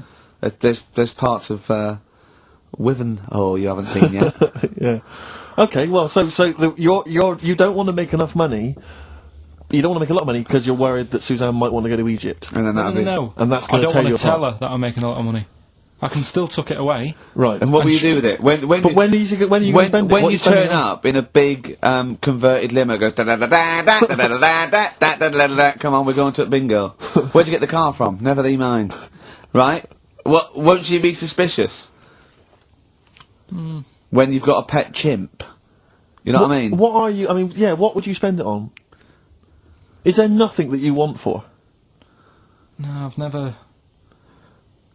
No, there's now at the moment. Honestly, it's I'm quite happy. Do you know what I mean? I don't ask for much. But you're not happy. You're always whinging and moaning. Always whinging. Clearly, there's something wrong. What if someone gave you? Well, okay, right. Let's be serious. We're not talking about billions, right? But if someone gave you a cash injection, just a one-off cash payment of £250,000, okay, what would you do with it? I mean, that's too easy, because that should obviously be a house. That should be the best house you can find in London. I'd probably want to go and see a tornado. Carl's in a bad mood already. He's been in about 3 minutes and he's in a bad mood, getting stressed. If you can't hack it, leave. What's the matter with you? No, I'm just saying. It's been... I was meant to enjoy last Saturday off and I didn't. Why not? Why is that our fault? Because you weren't here? Just because... I don't know, but... Are you not in the Christmas spirit? Why didn't you enjoy last Saturday? What did you do? I went all the way back up north again, right? Because it was Suzanne's dad's birthday, right? I was busy last week, didn't have time to get him a present or anything. Didn't have time to get him. So I got to Euston Station, bought a card for him, which was a Christmas card, so he wasn't happy because he was saying it's my birthday, and I said, well, I won't be seeing you again. So I've got a joint card, and then we went out... Did you get him a present? Well, no, because we went out on Saturday night for something to eat at this pub that he likes. It does nice steak and onion rings, right? Lovely. So he should have been Classy. happy anyway. Yeah. But What, you paid for it? No. But you should have been happy anyway. Suzanne paid for that because it is her dad, right, not mine. So I said, all right, what can I do? I said to her. So she said, just buy a few drinks or something. Anyway, I didn't get around to getting drinks. I can't believe it. Didn't get round to getting the drinks. Right, so I said, right, I'll pay for the cab. Right. Oh, what a lovely Christmas gift that is. Yeah, £2.50. I paid, no, it was like £3 there, £3 back. So £6 you spent on him? Well, no, I spent more, see, that's what he said. He said, get the Bolton and back, can't you, for that? He said, oh, you've spent on me £6 for my birthday. I said, no, I haven't, because I gave the taxi driver a tip. I'm a little bit worried about his attitude as well. Because even if, I mean, that is a stingy present, but you don't say... Well, I mean, let's be honest, that's the worst Christmas gift ever, because, I mean, you're pretty bad, like we've discussed in the past, but at least you spend a bit of money. Yeah. It's just thoughtless. Yeah. This is nothing. I know. You haven't given him any time. I mean, I would... And I knew my demographic. They loved it, my family. Yeah, they couldn't believe their luck. You know. Well, a tenner.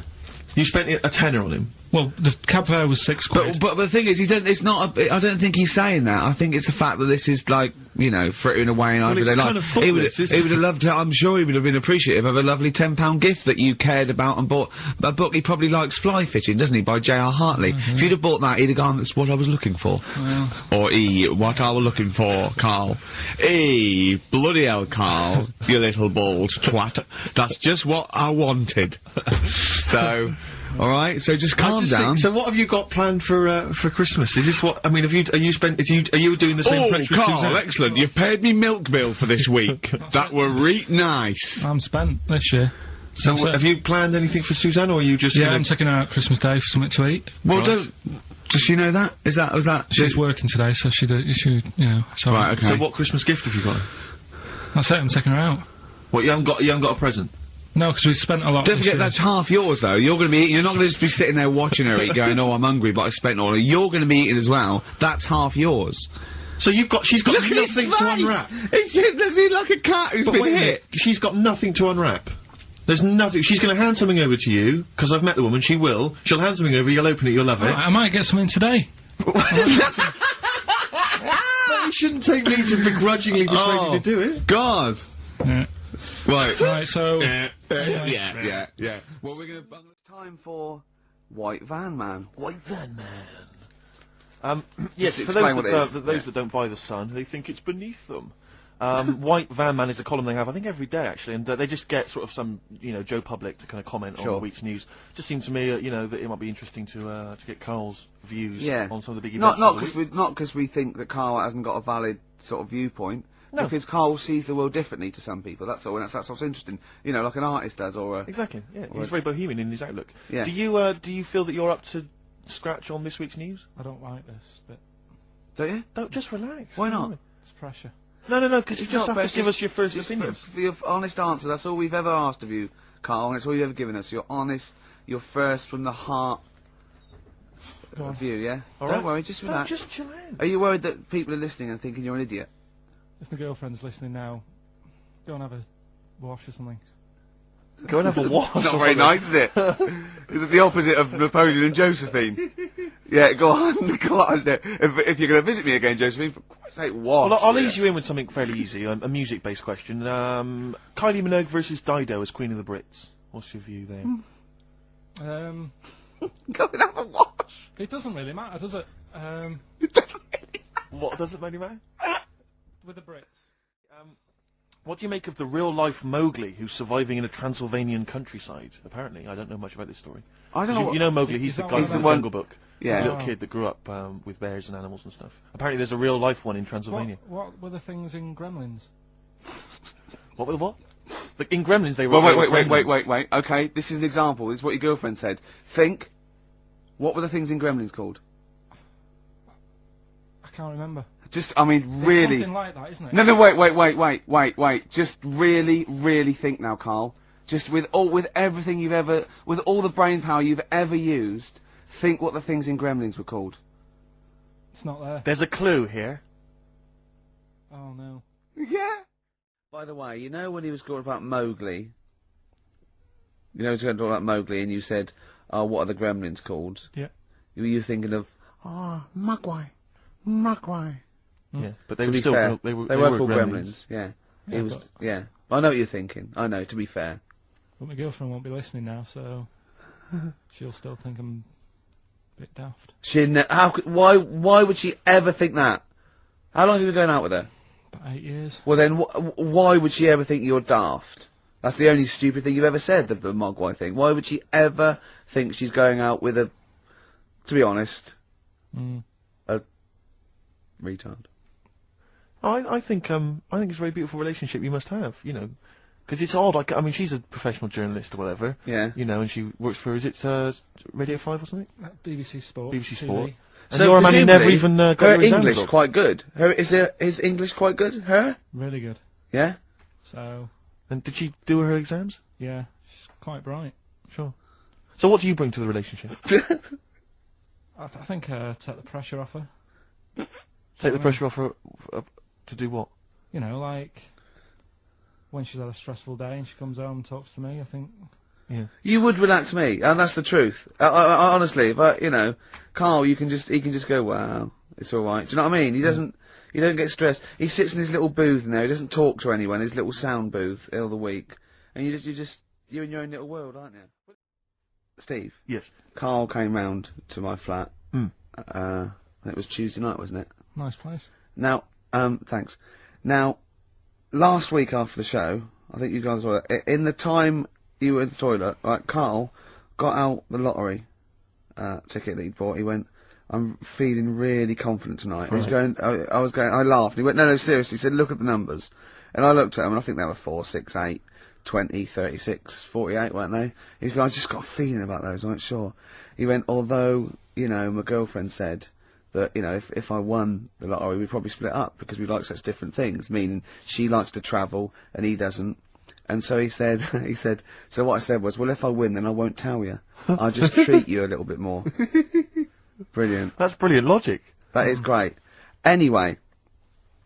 I'll look after her. Oh, I imagine you take care of her, yeah. Yeah, you're a good guy. How would you do it then? You just sneak little gifts in, slowly over many years? Yeah. You don't think she'd rumble the fact that you, like, don't work anymore and drive a Lamborghini? Well, I'd still do this, I think. What, just, like, as a kind of beard, as a cover story? Yeah, just pop So in you'd there. pretend to come to work, but maybe off partying and stuff in the daytime? Yeah. Clever. Now, he didn't win. Okay. I phoned him up Saturday night, he went, one number. One number. I think it was 8, wasn't it? Yeah, It was there was a lot of 8s on my piece of paper, wasn't there? So I think it was either an 8 or an 18 or a 48. And he went, and he was disappointed. He said, waste of time. I went, well, he said, no, waste of time. He said, I've worked it out. I went, go on. He went, there are 26 letters in the alphabet. I went, yeah. He went, think how many words you can make out of them. He went, there are 48 numbers on the lottery. I went, yeah, 60 million to 1. He went, yeah. Not worth it. I looked into that in the week, right? And there's even less letters in the Welsh alphabet.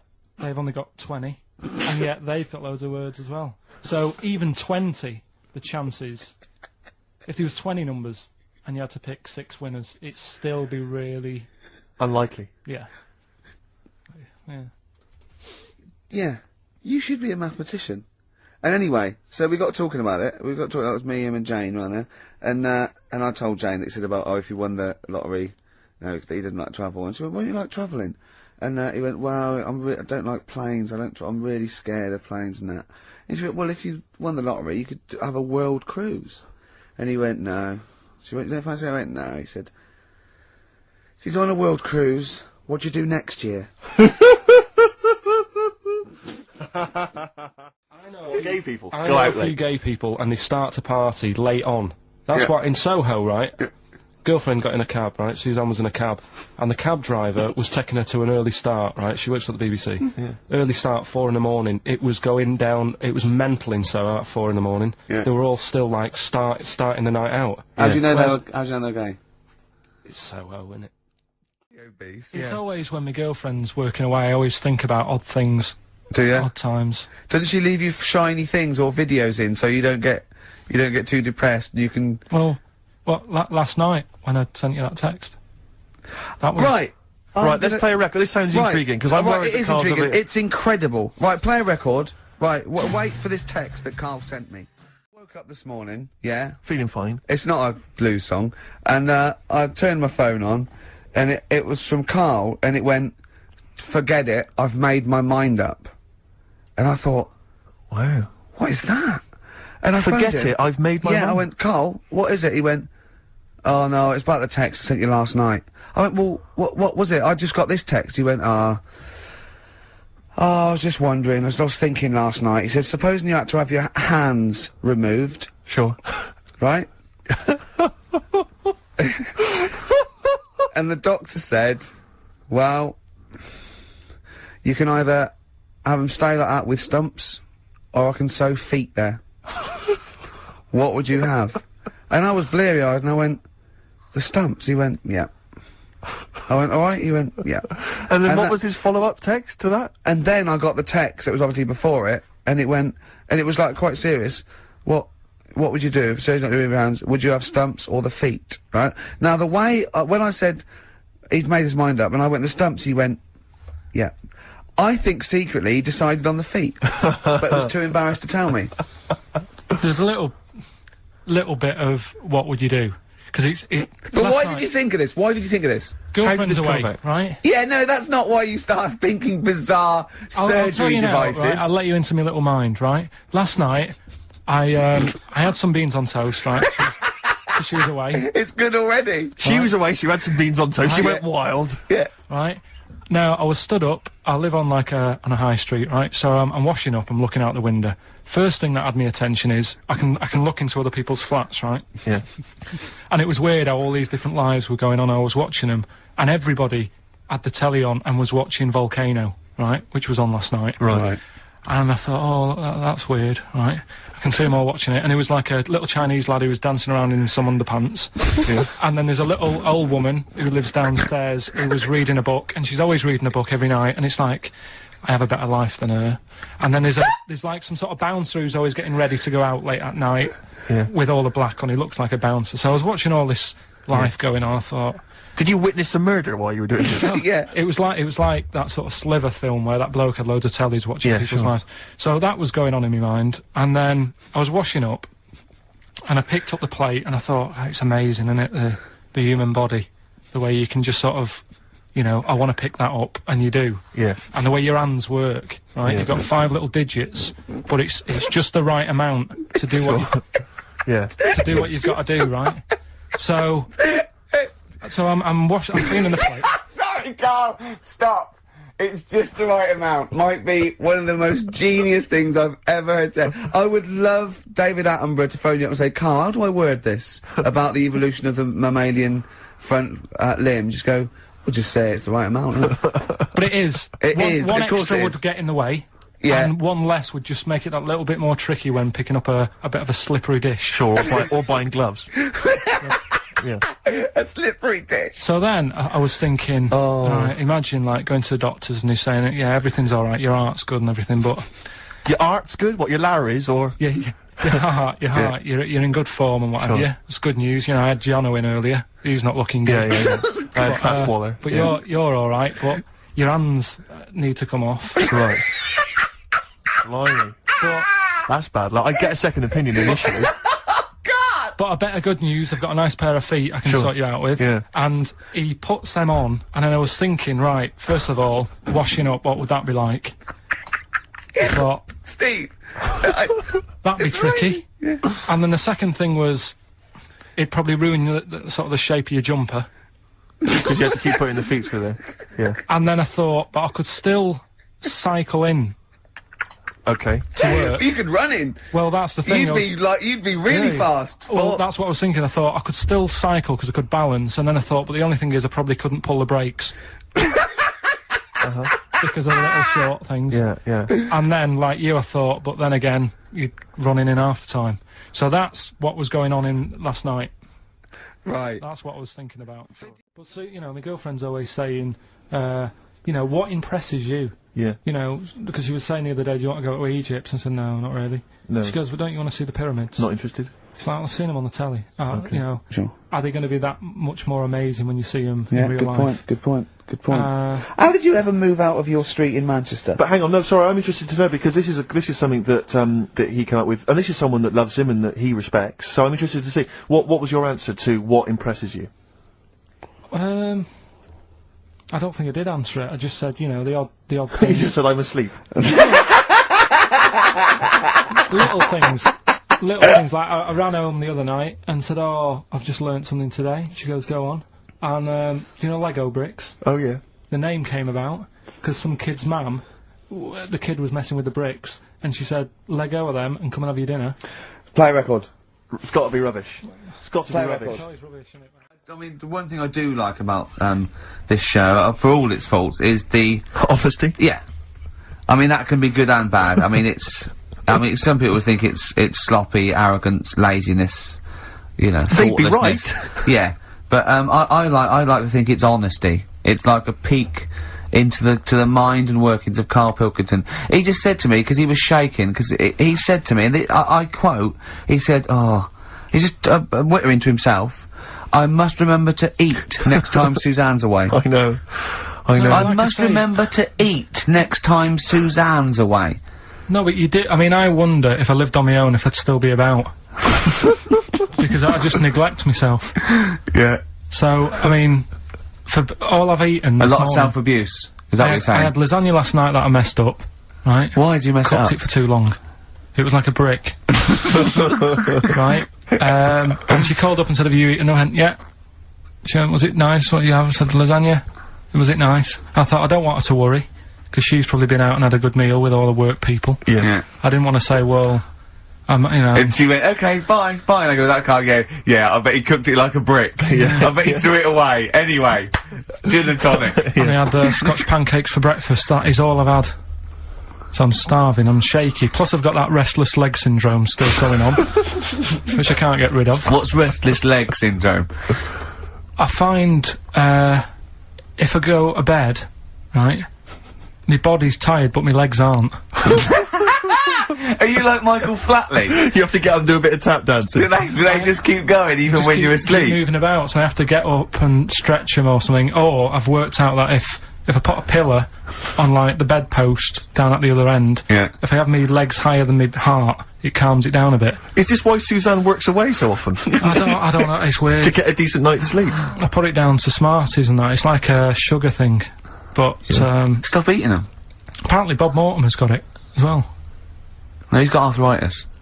Was he? You told me Yeah. in the week that you've mastered moonwalking. Yeah.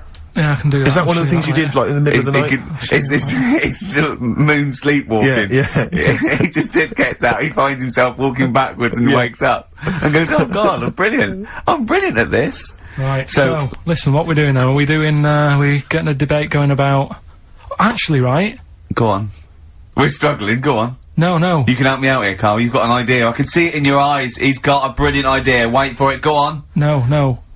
It's something, when I was looking on the web, Yeah. found something out. Go on. It's a story about a woman who had a baby. Who had a baby.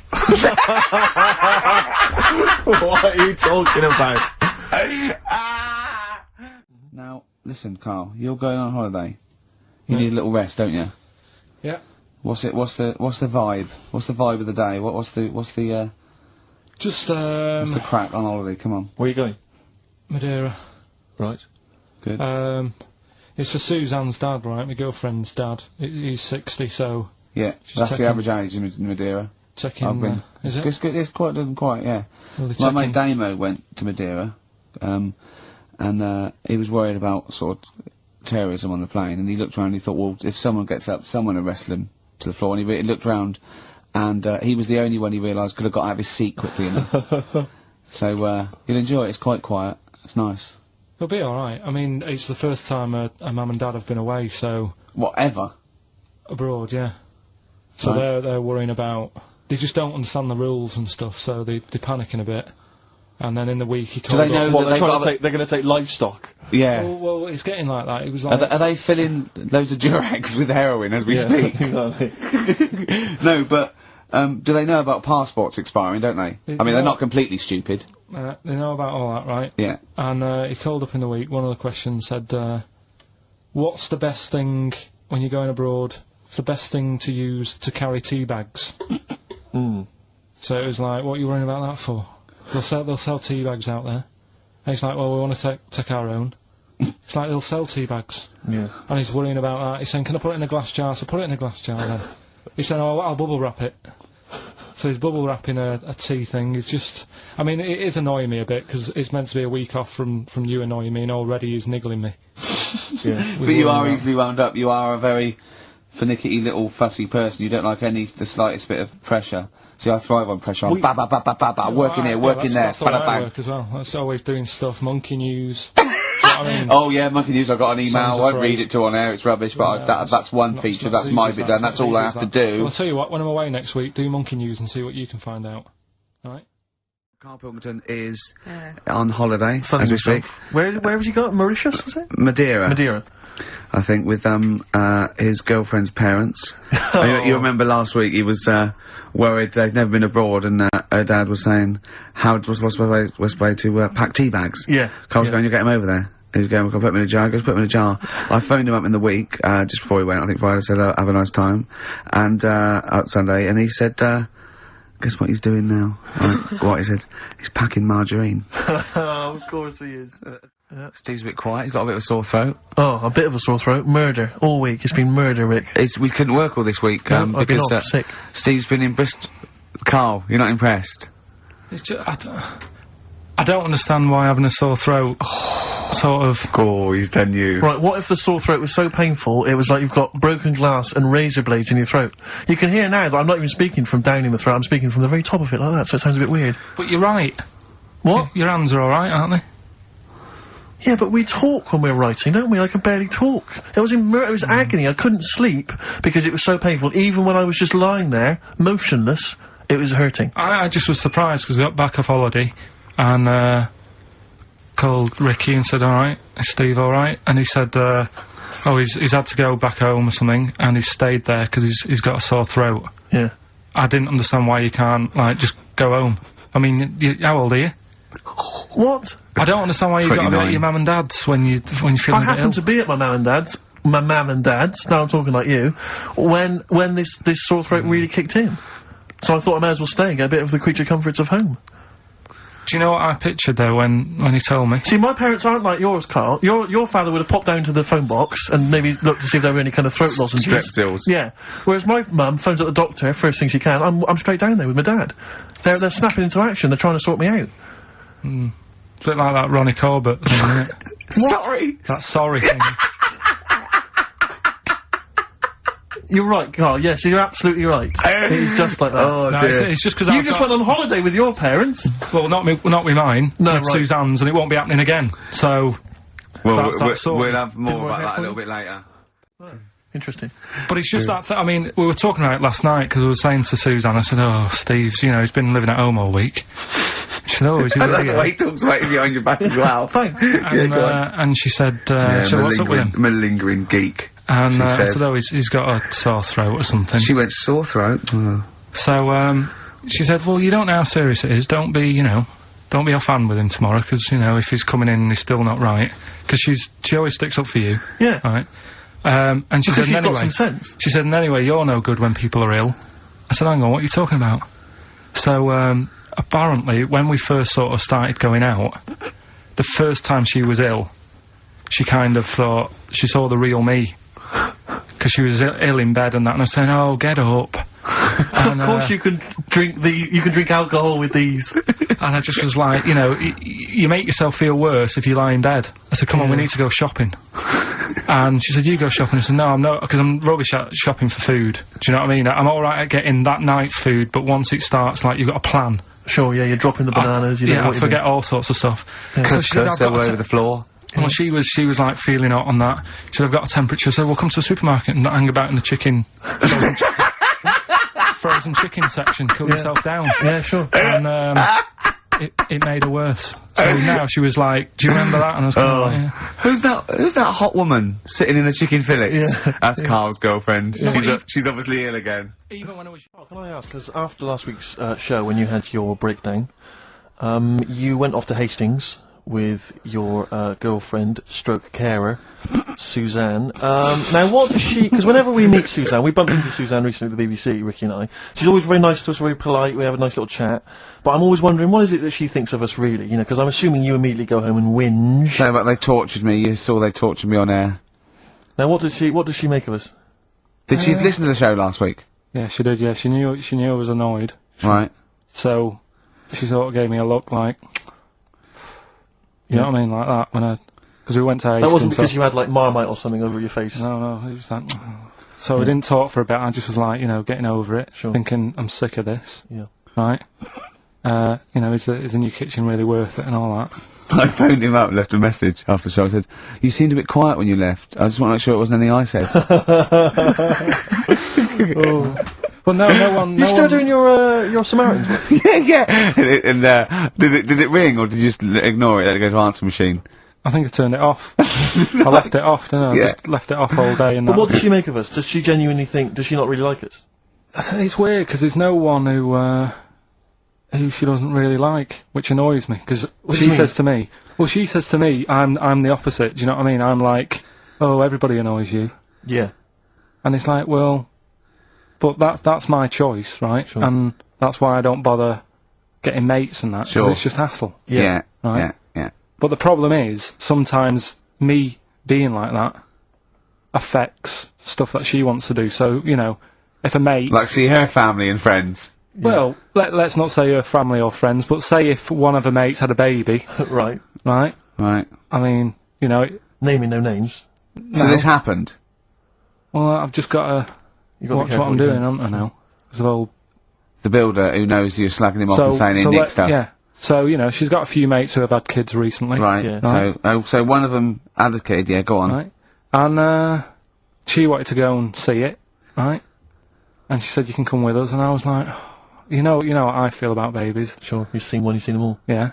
They all look like Mel Smith. Why do I need to see another one? Yeah. Right? And she's like, yeah, but come and see it, you get on with them. Come and see them. And I was like, it's a long way away. Yeah. Do you know what I mean? That's probably narrowed it down again. Yeah. To be honest.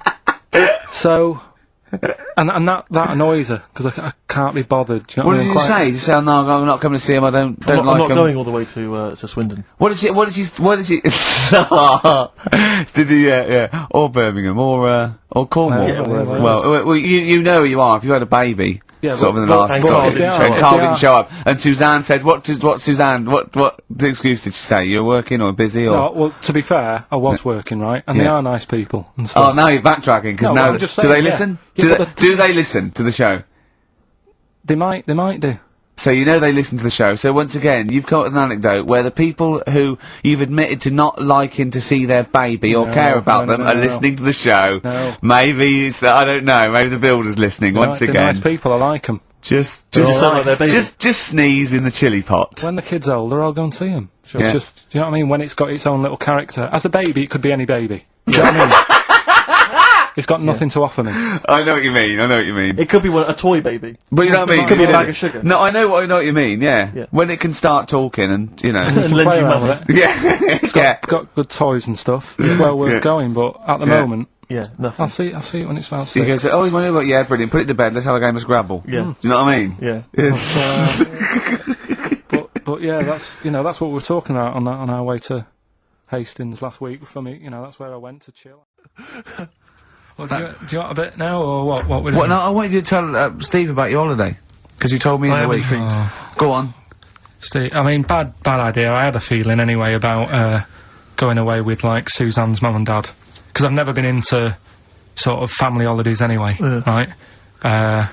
Even when you see it, whenever I've been on holiday and you see like families on planes and that, and they're all having a laugh and a joke, loving it, and then on the plane going back, you can see that they've gone off into groups, and like, the dad isn't talking to the daughter and all that business. So I thought, asking for trouble, but I do everything once. Do you know what I mean? Boxing, dancing, going on holiday with parents and that. Yeah. Give it a go, see how it goes, right?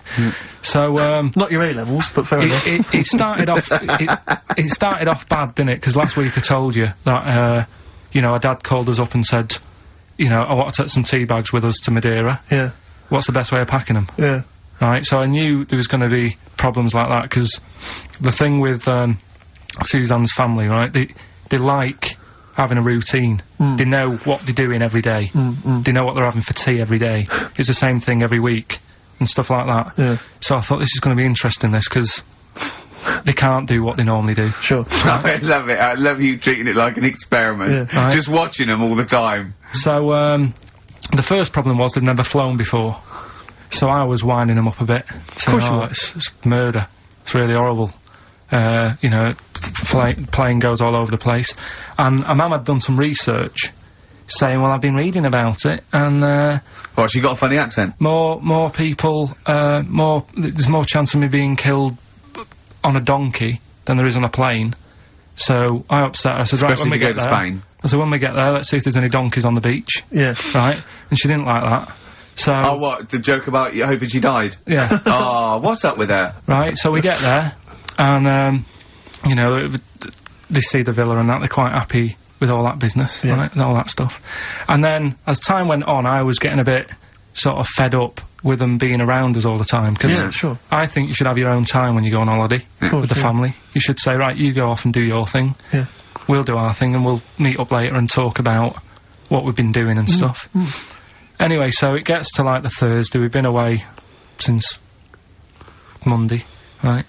And, I said, right, we're going out tonight. So, our mum says, yeah, we'll come with you. I said, no, it's just us, we're having a bit of time on our own, right? Is it true you said to her, you told me this, you said to her, you started to annoy me, I want some time on my own?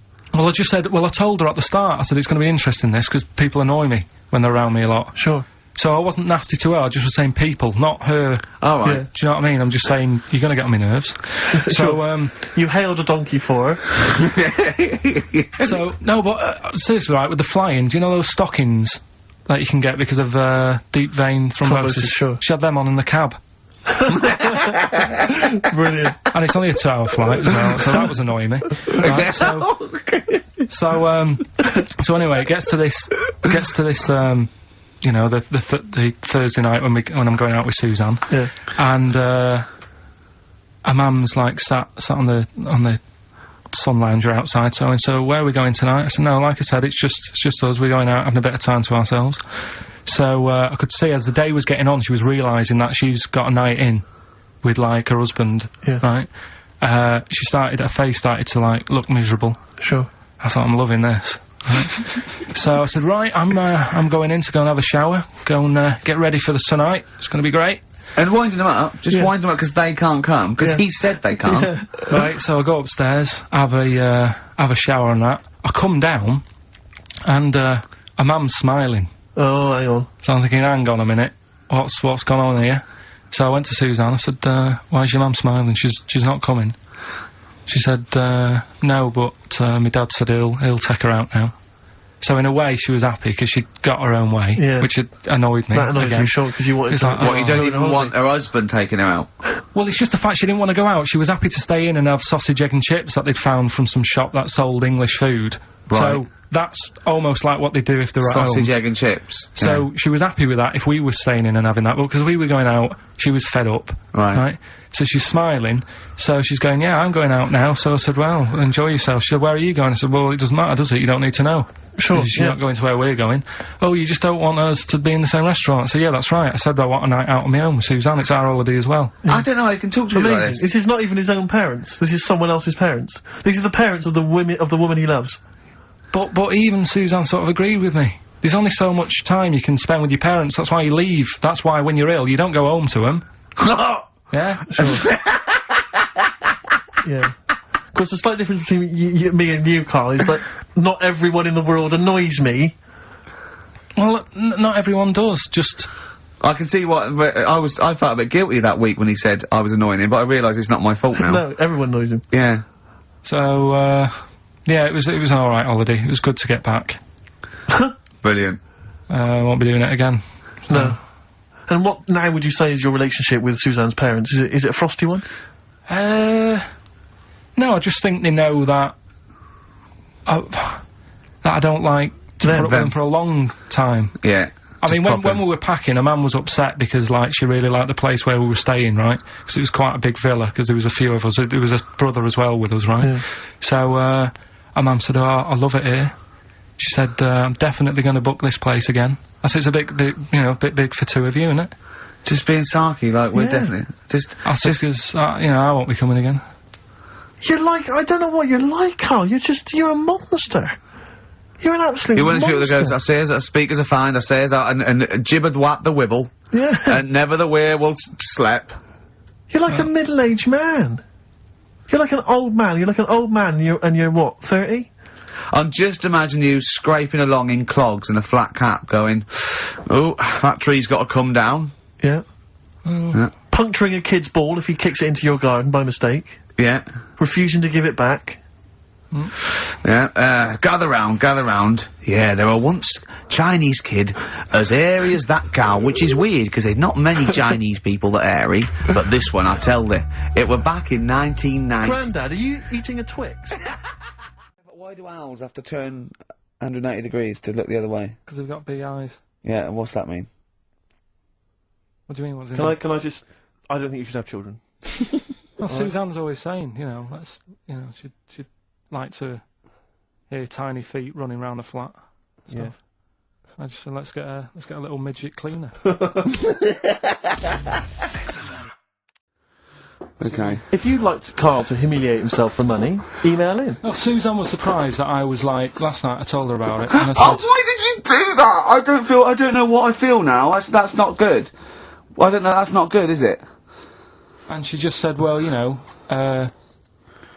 you don't like chucking money away, and that. And it was funny, because we got talking about, when we bought our first flat in Manchester, right, I bought a bed, right, I didn't have much money, and, what annoyed me is, I bought the bed and it turned up, and I said, where's the mattress? And they said, well, you don't get a mattress with the bed, you got to buy that separately.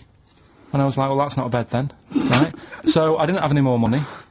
Suzanne's at work, so I thought, well, I don't want to stress her out at work and that, telling her we haven't got a mattress for the bed. I had a word with my dad, right? He knew a mate who had one in the back of a van, right? He said, I'll have a word with him, he'll let you have it. Got the van, brought it round, stunk of diesel and that, but I thought, well, it's free, it'll do. Yeah. They brought it up, I stuck it in the spare room. Suzanne got home, she looked at the bed, she said, that looks alright. She said, where's the mattress? I said, it's in the next room, but I thought I won't tell her because she won't like the idea. She went in, just the room stunk of like petrol fumes and that. She said, what's going on? I said, well, it's a mattress didn't come with the bed, so I've sorted you one out. I've got this off my dad, and we didn't have one night on it. She said, get rid of it. Yeah. I had to go and ditch it. I don't know what she was thinking. One of your father's friends is driving around in a van with a mattress in the back. Yeah. Was he a serial killer? I mean... And she didn't want to sleep on it? Let's have Silence of the Lamb. What kind of a cheapskate is she? What kind of a woman is she? That she won't sleep on a mattress that has been in the back of a transit van? Yeah, covered in in petrol, diesel, probably urine, and Christ knows what else. Yeah. Oh. So, you know... Carl had to leave early last week, but, you stay to the end this week, mate, or... Yeah. Yeah? You don't need another holiday. Oh, he's started already. I mean, you Steve's know... made you look like a bit of a twat already, and it's only 1:05. But the only reason you don't go on holiday is because you have to spend money. Oh, and he's gone straight back! Well, he's gone straight back! I can't come back to that. Oh, it's just dynamite. It's just absolute. That was Although searing. the last holiday Steve had, he sort of found a third world country so he could live like a king for a week. It was Cuba, wasn't it? Going to Cuba, amazing. You can almost rule the place. If it weren't for Castro, I'd have been in charge. Kind of cash I was flashing around. They do anything for $1 over there. It's extraordinary, literally. I mean, it's amazing. Yeah. Oh. Definitely, and I went to Kenya before that. So he thought, to the prostitute said no. You were going... Yeah, well, it was $2. I mean, I'm not made of money. Did you have a good holiday, Carl? Yeah, it was alright. It's alright. Went down to Cornwall. Now, you're going to the monkey some sanctuary. odd people down there, Steve. Well, don't look at me. I'm not from Cornwall. Well, you're from that sort of area. Well, not really, but never Genetically, mind. he means. Right. They're weird. Well, you must have slotted right in. Why are they weird? What do they look like? It's all sort of odd people. A lot of old people, but not just old, sort of messed up old. What do you mean messed up old? You can't just say that. There's a woman with a funny neck. Okay, in what way was it funny? Why did she have a funny neck? If you were writing an essay, you wouldn't say there was this woman with a funny neck. How would you describe it? She sort of had her head, like, pointed down all the time. Like that. Don't do it, it's his radio. No, but just for you, I do like that. Yeah. About Yeah, okay, right. So, brilliant. I don't know, I was saying to Suzanne, what happened, you know, what do you think? Because Suzanne knows everything. That's the good thing about her being with you. You just ask her, what happened to her? And Suzanne goes, Carl, I don't know. Yeah. I haven't been here before. Suzanne, your girlfriend, or mummy as you call her. Oh, sparks are flying. Yeah. I got a little bit of chocolate. Can you just lick a tissue and wipe it off? Oh. No, she said it might have been like, because back in the olden days they carried stuff on the... The olden days. What do you mean the olden days? This woman was probably what, 50? No, she looked about 70. Yeah. But like I do on Cheeky Freak of the Week, right? I always turn it round and we get like something good out Something of it. positive, yeah. I said to Suzanne, I bet she finds a lot of money. Yeah! Always staring at the ground, yeah. Oh, dear. It was always good. So, you're Maybe back... she just had new shoes and she was admiring them. Yeah. Did you think of that? Before you point the finger and judge? And Karl Pilkington. Karl's all a little bit, I don't know, he's a bit frustrated, he's sort of a bit sweaty and fed up today, aren't you, because of the heat. It's too much though, isn't it? He was taken out, he was sort of wanted to fight. You know, he doesn't usually like to fight. I sort of like lead on him and try and rub his head. Yeah. But today he was sort of leading it. He was sort of like getting a little bit.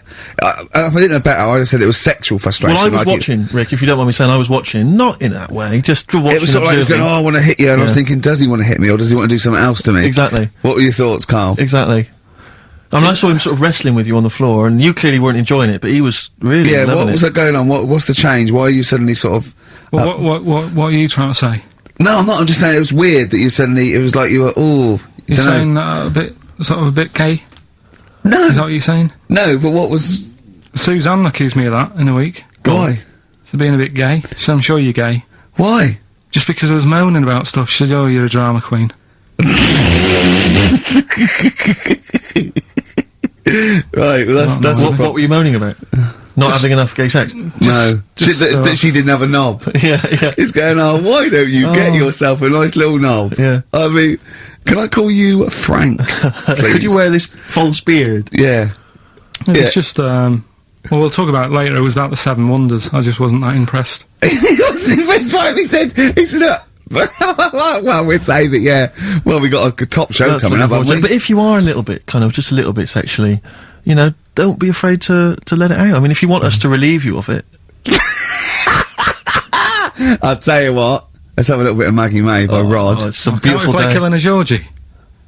That's your favourite song, isn't it? Oh. That's yeah. weird, isn't it? Strange, isn't it? That's weird. I'd like to hear Rod Stewart singing about a lovely lady, please, Karl. As would I. Listen. Do you want to set up Songs of Phrase? Yeah. Oh, God. If you've not heard the show before... I thought we weren't doing this week. I thought we weren't. No, we'll do it once, right? And then next week's the last one, so we'll do Rockbusters. Leave That might be the last one ever, depending on whether Karl decides to come back in October or not. Exactly. I'm bored of it. I told you I'm bored of it. Why are you bored with it? I get bored quick with stuff. Yeah. I told Suzanne the other night how lucky she was. That I haven't got rid of her yet. She's... Do you know what I mean? Things...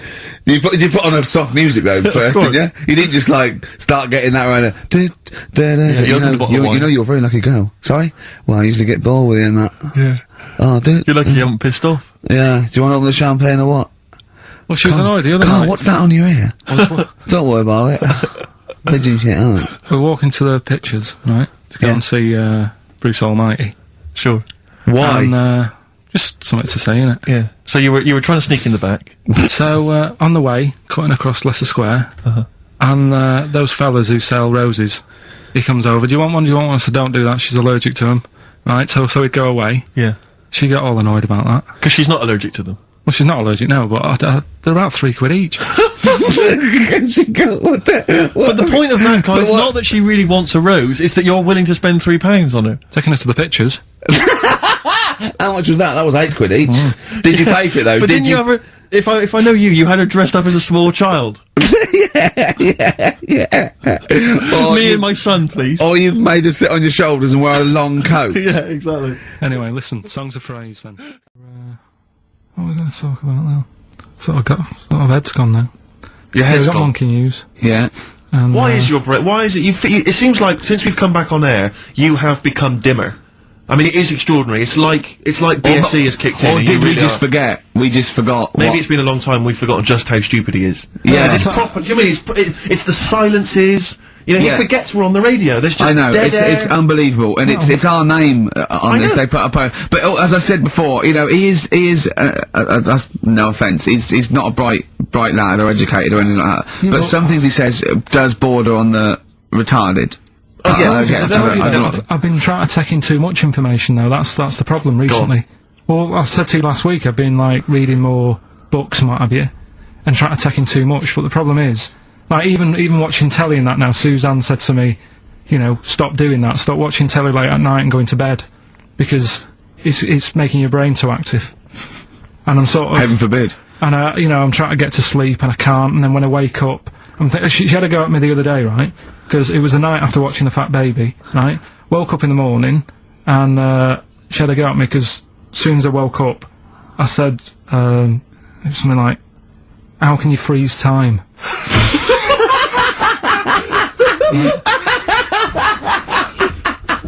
And she says, "Are you going to say good morning or whatever?" I'm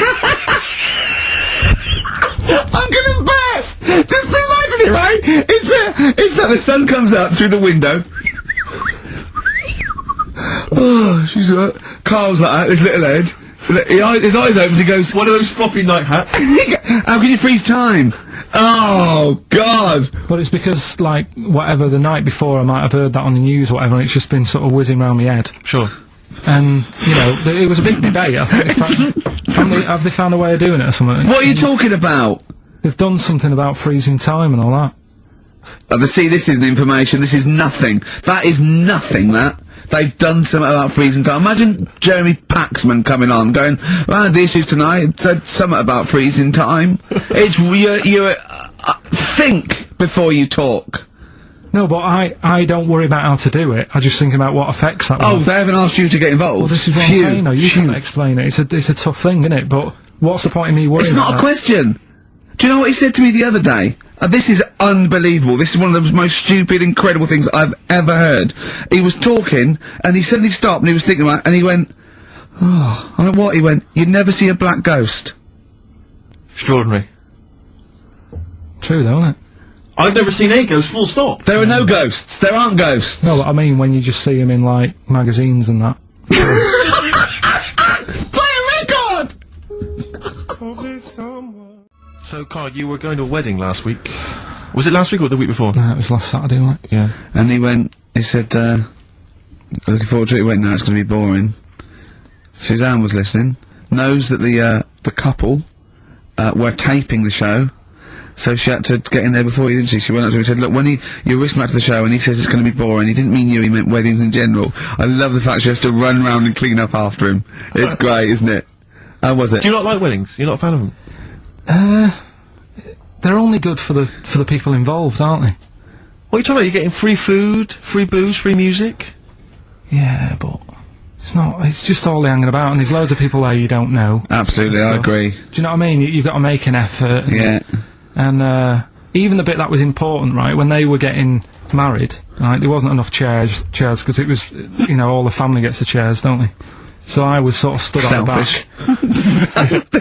Stood at the back of that watching, and I couldn't hear what was going on because a woman was breastfeeding the baby. Oh! But what, how loud was this baby going away? You couldn't hear what was going on? So it was slurping and that, and she was like, I just thought, how hungry is it? Could it not have waited? Because you've all got to wait for the buffet or whatever later. I know. But also just in this. Well, there was day and two, age- wasn't there? Why didn't you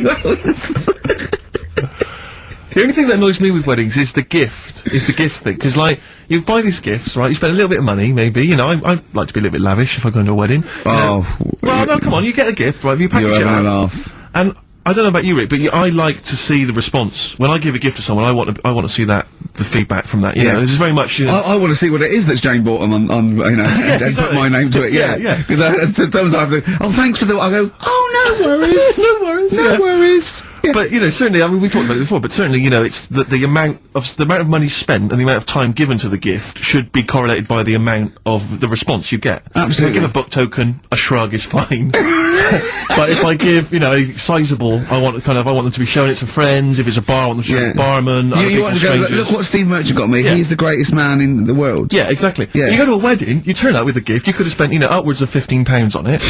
You turn up, you walk in, you say, excuse excuse me, where's the bride and groom? I want to give them this gift. And some bloke, normally the brother-in-law says, oh, no, or no, the no, no, no. brother-in-law's mate. Yeah, sorry, they're too busy to see you right now. Just stick the gift on this big table with all the other ones. Yeah. And, they'll get back to you. In a week. It may be 6 to 8 weeks after the honeymoon. They maybe write you a note. They won't thank you personally, they'll write you a note. It'll be a general thank you, and your name in different type. Yeah, but it might have some vague reference to, you know, to what you did, but it won't really be personalised. Yeah.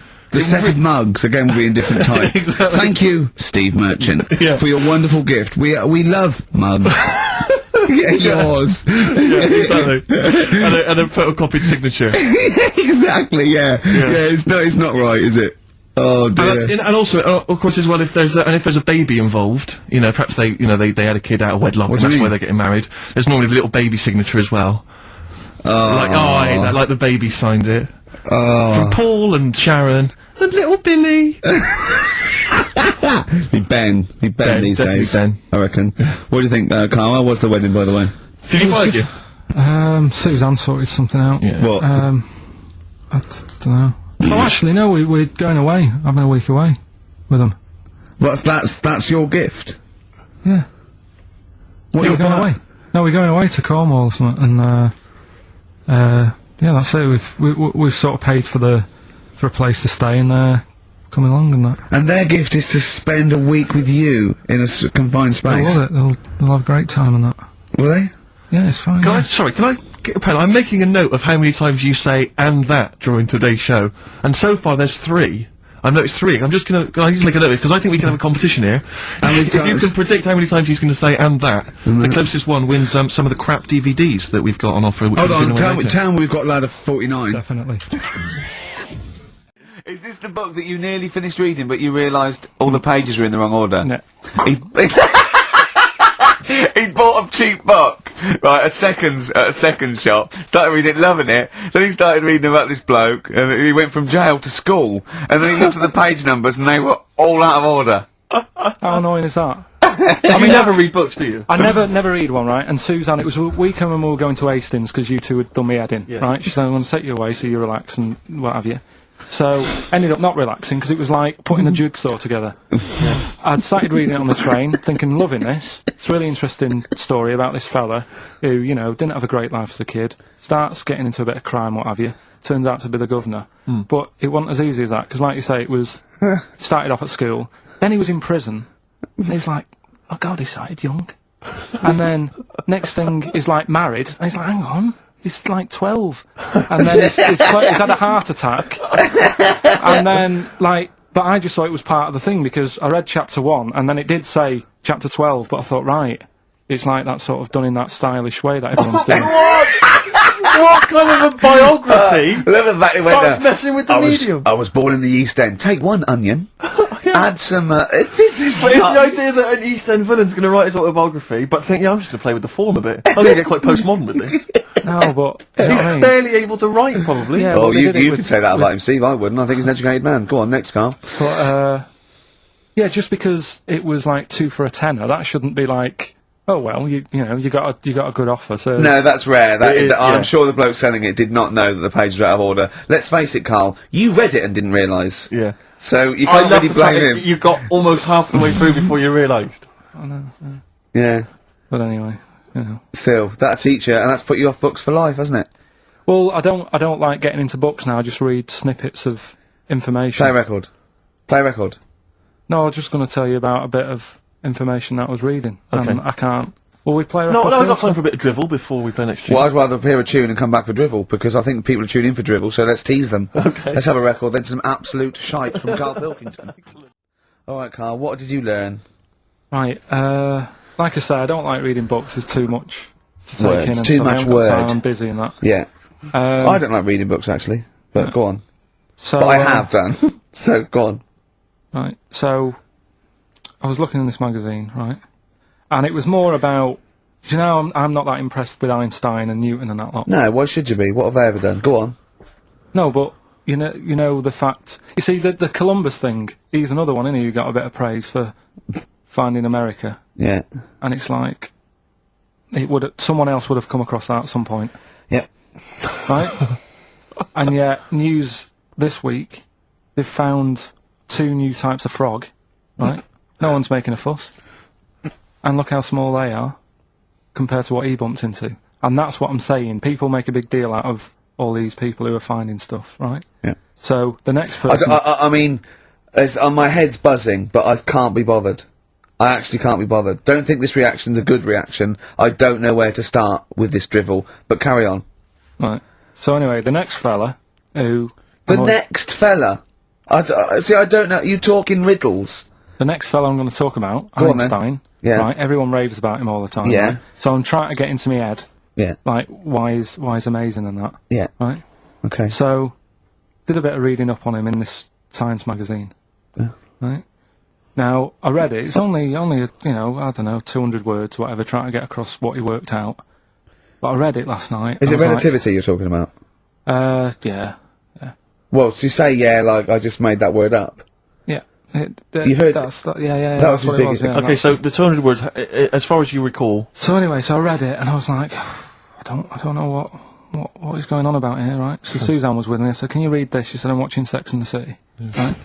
I said, "Right, but can you read it and explain to me what I don't understand here?" She said, "Well, I don't understand it." It's great. It's like she's thinking, I haven't got kids, Yeah. and yet he still wants me to help with his homework, and I'm Yeah. watching telly. Yeah. I've been at work all So day. she said, "Look, go in the bedroom and read it out loud to yourself. Maybe it make more sense if you read it out loud." Right, Yeah. so I said, "Right, I'll go and do that then." And it was good because it's cool in there anyway, right? So I went in there. So reading it out twice.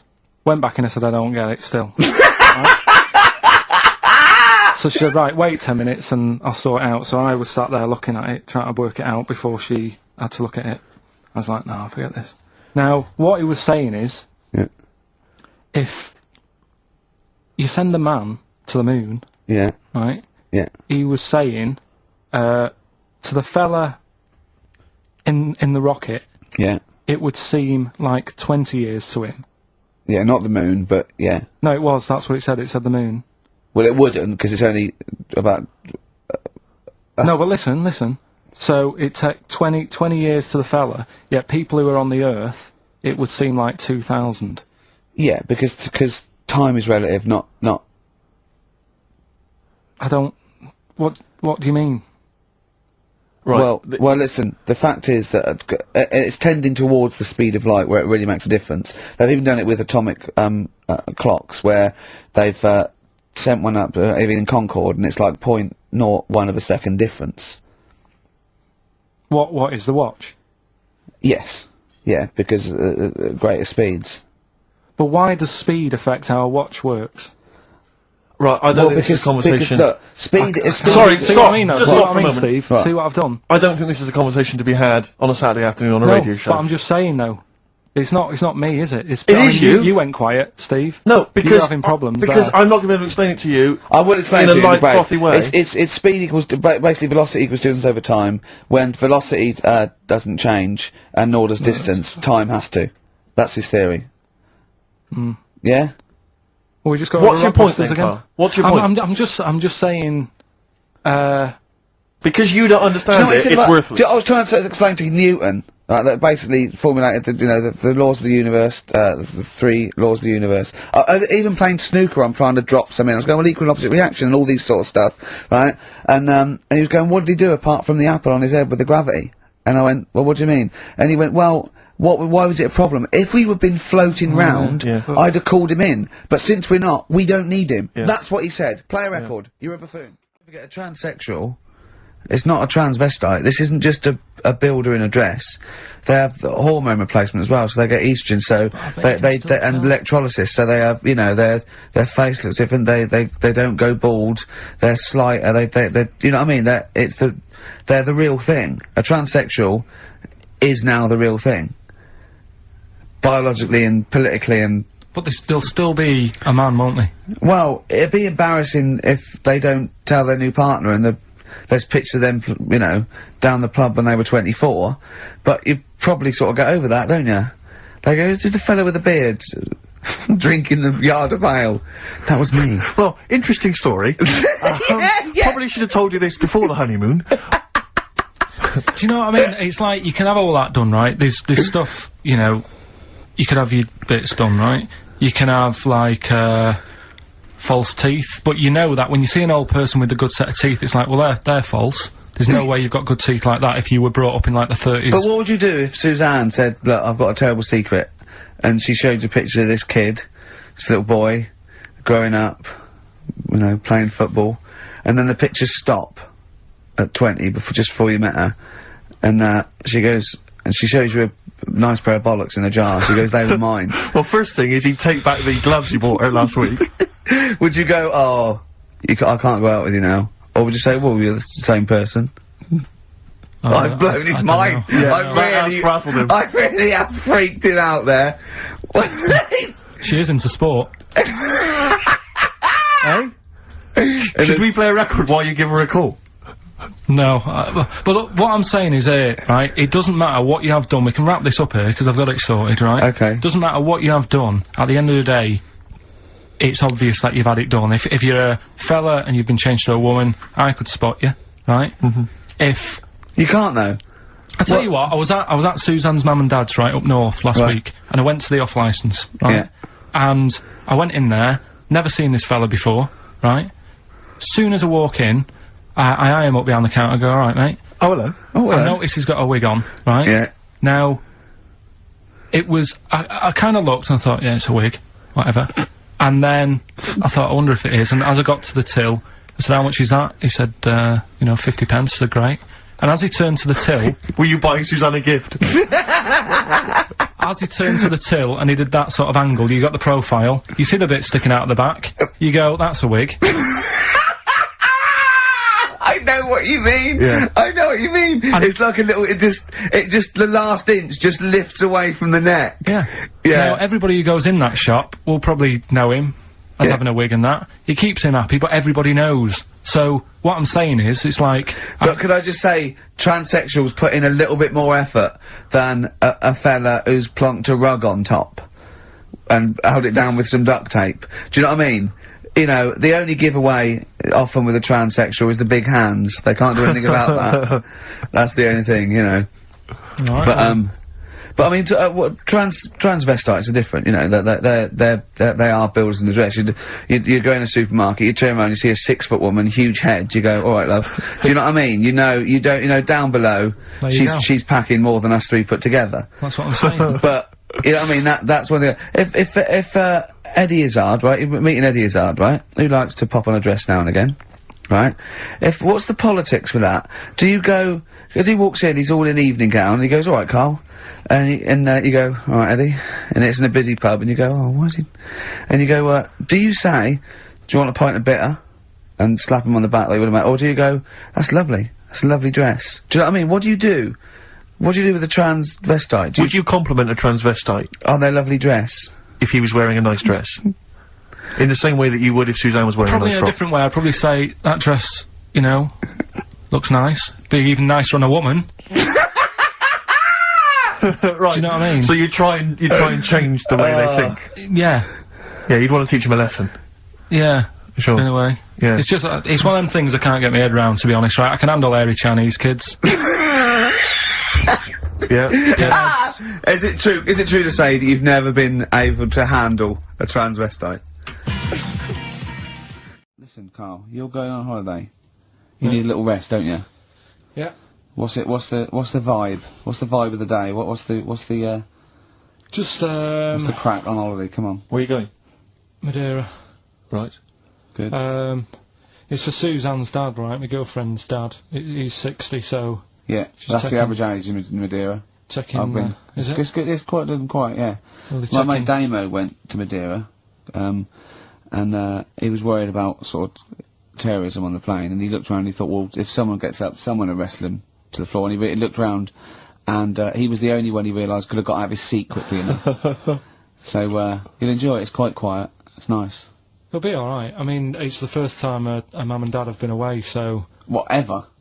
Abroad, yeah. So Right. they're worrying about... They just don't understand the rules and stuff, so they're panicking a bit. And then in the week he called they know up... Well, that they're going to take livestock. Yeah. Well, it's getting like that. It was like... Are they filling loads of Durags with heroin as we speak? Exactly. No, but, do they know about passports expiring, don't they? I mean, they're not completely stupid. They know about all that, right? Yeah. And he called up in the week, one of the questions said, what's the best thing, when you're going abroad, what's the best thing to use to carry tea bags? So it was like, what are you worrying about that for? They'll sell tea bags out there. And he's like, well, we want to take our own. It's like, they'll sell tea bags. Yeah. And he's worrying about that. He's saying, can I put it in a glass jar? So put it in a glass jar then. He's saying, oh, I'll bubble wrap it. So he's bubble wrapping a tea thing. It's just, I mean, it is annoying me a bit, because it's meant to be a week off from you annoying me, and already he's niggling me. Yeah. But you are easily wound up. You are a very finicky little fussy person. You don't like the slightest bit of pressure. See, I thrive on pressure. I'm working here, working there. That's the way I work as well. That's always doing stuff, monkey news. Do you know what I mean? Oh yeah, monkey news. It was my birthday, right? Went home after working with you a couple of Saturdays ago, right? Girlfriend was like, open your card, and I said, no, it's my birthday on Monday, I'll open it then. You obey by the rules, don't you, of birthdays? Birthday rules. Well, there's no point. Well, exactly, chaos leads that way. Yeah, right, so, Not an anarchist, never has been. So anyway, she was kept going on, and it was doing me head in, so I said, alright, I'll open it. Yeah. So I opened it, ticket fell out, surprise holiday to one of the Canary Islands. So... And what was your reaction? I mean... First one was, we haven't got enough money. Right. For this. But I didn't want to ruin it, so... No. So I didn't go on about that, and I said, oh, it'd be great. So I can't wait. So, did you say it in that tone of voice?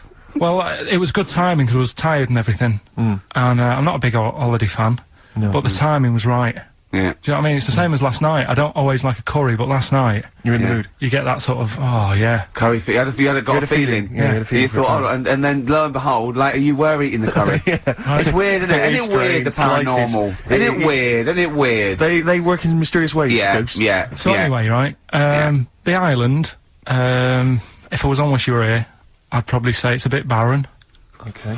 Not much there, but if you get a hotel, you're guaranteed good weather. Right. Are you? No, what I mean is, it'll be a good holiday.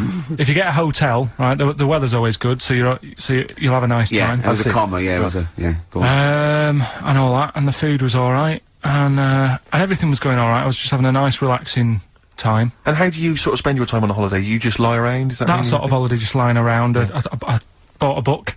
You bought a book? Yeah. Okay, ghosts? No, it was short stories, right? It about was ghosts? No, it was about like special days in our time and time before me and stuff. Oh, yeah. And it was like, it was telling you about how in, I think it was 1814, the Thames frozen up. Yeah. And all these stories are told by eyewitnesses. Yeah. Right? So there's some fella who was around in 1814, and the Thames was frozen, and people used to put market stalls on there, and they'd do the shopping. It was like like an Oxford Street. Was that Mad Liar Charlie? No, because he's famous for that. Well, I'm sure, you know. No, I think that was Mad Liar Charlie. Right. Yeah. So I was reading that, and then after a couple of days was a bit like, oh... Boring. Yeah, you can only do sort of so much lying around. And so much reading. So, Suzanne said, let's go on the beach, have a walk. You ain't gone on the beach? Where had you been up to this point then? In your room? No, just like round the pool, just relaxing and having a swim and that. Yeah. So she said, let's go on the beach. I said, alright then, yeah. So, wandered down to the beach, and first impressions are, yeah, it's alright, it's clean. Your criteria is so basic, it's brilliant. Right. Hotel, yes. Roof, good. Food, adequate. Beach, clean. Next. So I'm walking along, and everything's good, and, you know, there's a woman feeding fish bread, which I thought that's different.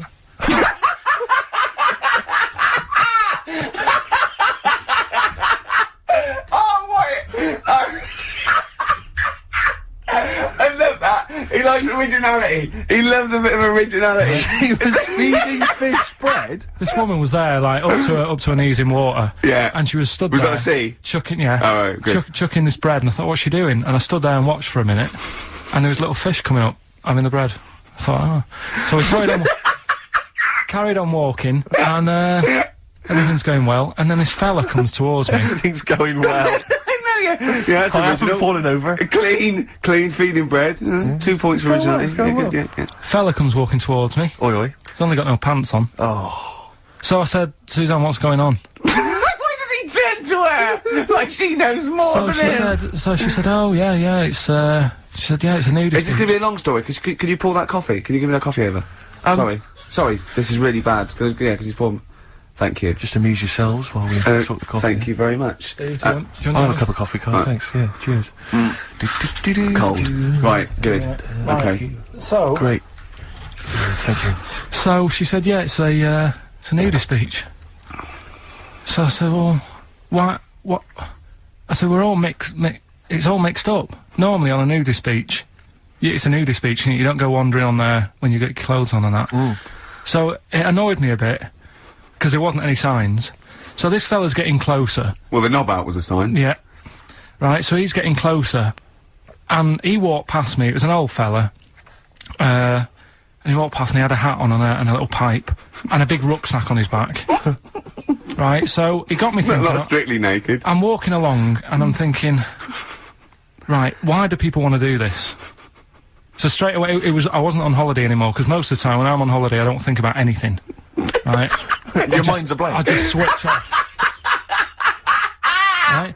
But all of a sudden, this has got in my head now, and I turn around to look at him, and Check out his arse. and this bag, right? I swear, That's his ballsack. it was massive, right? What? You had a massive bag. The bag, His rucksack. his rucksack. Oh, right, okay.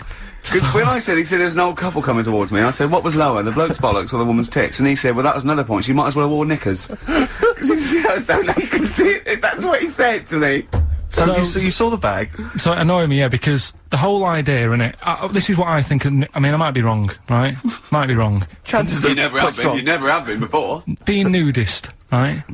What's it all about? Like when I went to the BAFTAs with you, and I wasn't really enjoying it. You were like, He said what? No, you you didn't tell us this. ungrateful. There are so many people. You're like a little charity case. You're like, oh, I had God. chicks queuing up Yeah. round the block. You'd wanting to usually come. have to. I know, but I Someone told like you you. would have to write to Jim or Fix It or Esther Ranson to get to meet us sort of people. And now it's on your doorstep. I'm amazed that you didn't enjoy it. Why didn't you God. enjoy it? You got to walk down the red carpet. You went in. There was George Best, one of your footballing heroes, was there. A load of was other good. big names. You sat there, you had prime position. You came backstage with a load of other big names. Hey, you had a lovely bit of You were grub. filming this thing for the DVD we're making. That's you, a cameraman on our DVD. And yet you think, oh, and now you look grumpy because you had a couple of pints and I can't believe So it. tell us why you didn't enjoy it, because the ceremony, what didn't you enjoy about that? It was interminable, wasn't it? far too long. Wasn't it awful? 3 boring. hours. I thought you were going to say something. Really? Sorry. 3 hours. Yeah. I mean, I suppose for you two, at least, you know, you were going to get something. Sure. Yeah. But with me, it's like, I mean, I've never graduated or anything, so Have you not? I'm trying to think of a situation. Basically, I sat there for 3 hours knowing that I'm not going to get anything out of the night. Yeah. Right? Now, Did you, sorry, when we invited you and you said yes, did you think you were up for an award? no, but I thought we were going to be sat round tables, having a nice bit of food, Yeah. whilst people are going up there winning awards. Yeah. But 3 hours of the same thing over and over again. I mean, if a film's 3 hours in the cinema, Yeah. you go, well, it's long, but, you know, I wonder how it's going to end. Yeah. But this was just like the same thing over and over again. Some guy going up, thanks a lot, cheers for the bit of brass. And then going down, sitting down, the same thing over and over again. I wouldn't, honestly, right, I'd say it was one of the worst things I've ever had to do. No, I enjoyed the night afterwards when we did have a bit of lamb and a nice bit of veg and that. That was Yeah. alright, and I went home and I was happy, and I got the little freebie bag that you're talking about that we're giving away. Yeah. Which wasn't much good stuff in it. Alright! Right. No, for What Suzanne, would you have done on that Saturday night? Suzanne What said would you have done or the Sunday night rather, what would you have done had you been at home? I would have stayed in with Suzanne, right, watching telly, having a nice bit of pate on toast or something, cup of tea, watching 24. But instead, I had to buy an expensive suit, so I didn't show you up, right? Yeah. How much did you spend on your suit? Well, in total, right, because, you know, the shoes and the suit and the shirt and the tie, it was about 600 quid. That's the most expensive evening ever. That's what I'm saying to you. And the daft thing is, it's dark in there. I don't know why you've got to wear a nice suit. You can't wear a tracksuit, for goodness sake. It's dark in there! No, just the shirt and that. It doesn't make you a better person wearing a suit. No, doesn't make you a better mean? person, no. We're not claiming it made you a better person. No, well, that annoyed me. Yeah. I mean, it was an experience, innit? That's why I went, because you think, if I didn't go, if I would have said to you when you invited me, no, Steve, I don't want to go, then I would have never known, right? Yeah. And that's my sort of thing in life, right? Yeah. If something comes up, you should take it, even if you're not going to like it. It's a bit of an experience. Right. You know what he said to me? I phoned him up because we had to meet up, and obviously he had to pose as my gay lover. He had to get in, right? Yeah. He phoned, he said something to me like, I bought a suit, I'm looking good. He said, I'm looking good. People will think, how on earth did he end up with that good-looking guy? So he got into the role. That was what he said to me. He started getting into it. Such an insult. Play a record. I just must say that we've had an email from Darryl Foster. Lots of people have emailed in and said, well done on the BAFTAs and well done on your Room 101. They really liked that. Thank you. There's one guy, and it's Darryl says, Ricky, has your dad only got one D-Mob suit? Because I know you noticed that Ricky wears the same suit every single time he appears on TV, because he spent a fortune on it getting it tailor-made. I've only got one. It's a good suit, and I now he wears it all the know. time. And it's winter as well, it's like a pure wall, so I'm sweating everywhere I go. Anyway, usually it's too much cheese. I won't be buying another. Huh? I won't be buying another one. Ever. Yeah, that's it. Yeah. Yeah. Suzanne told me today, right, because I've handed it in today to have the trousers turned up a bit. Why? Because it was a bit of a bodge job for the night. Yeah. Right. It was just some pins sort of holding it up the other night, but you didn't notice, and I didn't tell you because I thought you'd be getting on the stage and saying, "Look at that freak over there with his pants hemmed up." But I took it to the place to get it done.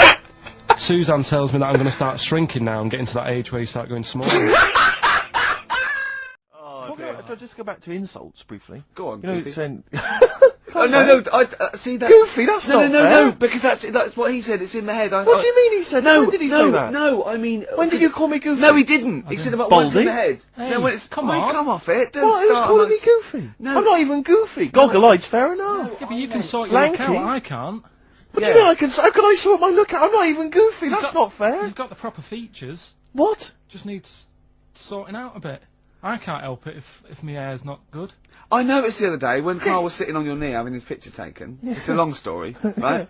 He's got a completely spherical head. It's slightly too small. I'm not being funny because I mean, you know, I'm not perfect. But he's got a completely spherical little head. He looks a little bit like a baby hamburger. You know, hamburger off McDonald's. Sure. He looks like a little baby hamburger, and it's sort of quite put upon. It's Suzanne thinks I look like that thing in that Dulux advert. Do you know when the woman pulls the head off that? That little plasticine Yeah, morph type and then they thing. make a new head for it. And it's like a little head. really. And that's your girlfriend saying it. I know. Anyway, listen. Let's get back to business here.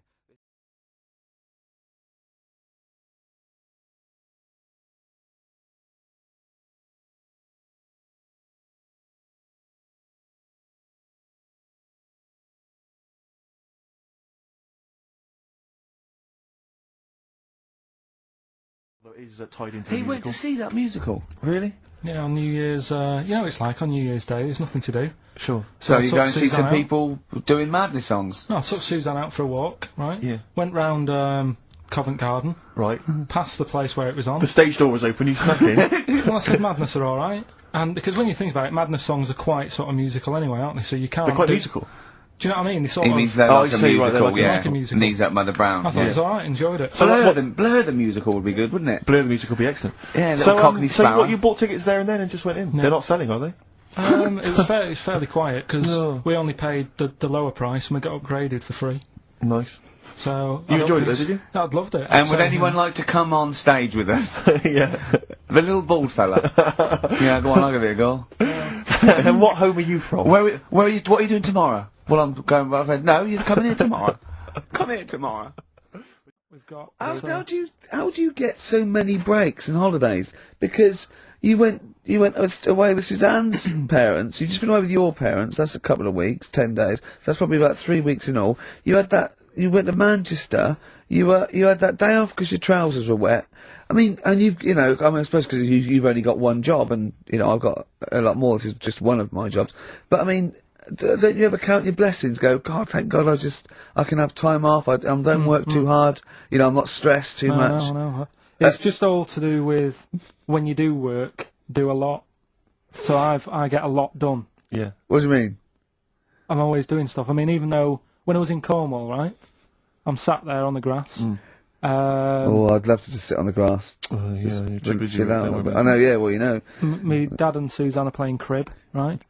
I'd sort of fallen out with him at Your that dad point. and Suzanne are playing Why did you crib. fallen Because out you do with live who? in the 1940s. Yeah, why did you fallen out? Because with crib, have you ever played crib? Yeah, Right, you've got to be pretty good at maths. sure. You've got to make your cards add up to 15 and all Well, that. yeah, I was just gonna correct you on you've got to be good at maths. Yeah. What, algebra, quantum physics, what? No, just adding up. Adding up to 15. Brilliant. I mean, You can almost do it on your fingers. my dad's, You could in Cornwall. Yeah. but my dad's really good at maths, and like he said, how many have you got? And he always counts his, and it's like 15 2, 15 4, 15 6, 3 for your at, 1 and all that. Do you know what I mean? Yeah. He adds it up really One quick. for his knob. Right, so I was like, right, hang on a minute. And he goes, no, what do you mean, hang on? Add it up, what have you got? He says, oh, forget it. I said, this isn't fun if you're going to start getting all arsey with me. Sure. So, Forget it. Yeah. I love it. But I don't know him, but I'm sure he's just winding you up. His victory is you going, forget it, I'm not playing. well, anyway, right, so it doesn't matter. I think I'll go off and do some prep, right, Yes. do some research for Saturday. Found one of Suzanne's magazines, right, flicking through, because there's always interesting stuff in there. There was something about swingers. Right. I was like, what's all that about? Yeah. And it had an interview with some people talking about, you know, how they sleep about a bit. Yeah. And I thought, if my wife looked like that, I probably would. Because there was a few pictures of them, and they were all pretty ugly. Yes. I thought, right. So I took that in, soaked that up, thought, there you go. Carried on reading. There was a bit in there about how women still have crushes, right? Yes. And the woman was going on about how she's 38, right? But she still fancies Chris Martin from Coldplay. Uh-huh. And, you know, even though it'll never happen, she's still got that little bit in her head that thinks one day she'll leave Gwyneth, right? And end up with her, right? Right. Anyway, so I'm thinking this is a bit boring, but I'm flicking through it all. And, Is this a Rockbusters clue? no. Right. And I read further on, right? And she said, you know, I like to go out with my mates, and we come up with lists in pubs of people who, like, oh, you know, they'd be nice to go out with. She also came up with a list of unlikely lust objects, I think she called them. Yeah. Guess who was in that list? Ricky Gervais. Think again. Karl Pilkington. Right. Next one. Johnny Vegas. Said, lanky co-writer. Rubbish. Lanky co-writer. What do you mean lanky co-writer? Well, do I need to say any more? He said, hang on, wait a minute. Let's not talk about... I don't know why you're laughing at my expense. I'm an unlikely lust object. yeah, But yeah, what was it called? The list? the unlikely lust object Yeah. list. You were in there, right? Who else was? Well, you weren't in there. Richard Madeley, Fine. Yeah. He's a good-looking guy. Alistair Campbell. Brilliant. Another handsome dude. What are you talking about? You think I'm ashamed or embarrassed about that? I'm proud of it. What magazine was it? I need to buy a couple of copies. it was. Need to get a t-shirt made. Yeah, and did she leave her number? Yeah. But it's not, I mean, it is boring in hotel rooms, because I told you before about when I was in Edinburgh and had nothing to do, there was nothing on the telly, and you sort of, you've eaten the shortbread biscuits and that. Yeah. And so that's when I read the phone book to see how many... That's when you read the phone book. Well, to see how many Macs were in Scotland, McAtee, Macintosh, Yeah. and it was like, 42 pages. Yeah. Yeah. Jonathan, I don't know if he'd already done that. Yeah. And, he said he shaved his arse. Now, when we say shaved his arse, so Not his cheeks, All of it. yeah, all of it. Did he say that? Well, I think that's... but other than the cheeks, But then, there's not much left. Is But there? then we got to the fact that me and Jonathan, if we pooled our wealth, we could have shaved Carl's arse for £1,000. Right. And he said, yeah, for £1,000 you can shave my arse. Suzanne said, can I say this bit? Your girlfriend said what, Carl? She was annoyed She says, well, I'm not allowed to go there. Why is anyone else? And of course, the whole table stopped and leant in and said, what? So he doesn't like me touching him there. I went, what do you mean? This is too much information. It was too much information. I like the fact that you've had this conversation with her. I like the idea that she touched your arse once and you went, whoa, hands off. Yeah. I love you, but keep your hands away from the arse. Do you know why he said he's talking about the most intimate part of the arse, the middle arse he's talking about, and he said, I said, why? He went, it's a bit gay, innit? I said, how can a girl touching it be a bit gay? If you stood behind you, it could be anyone, couldn't it?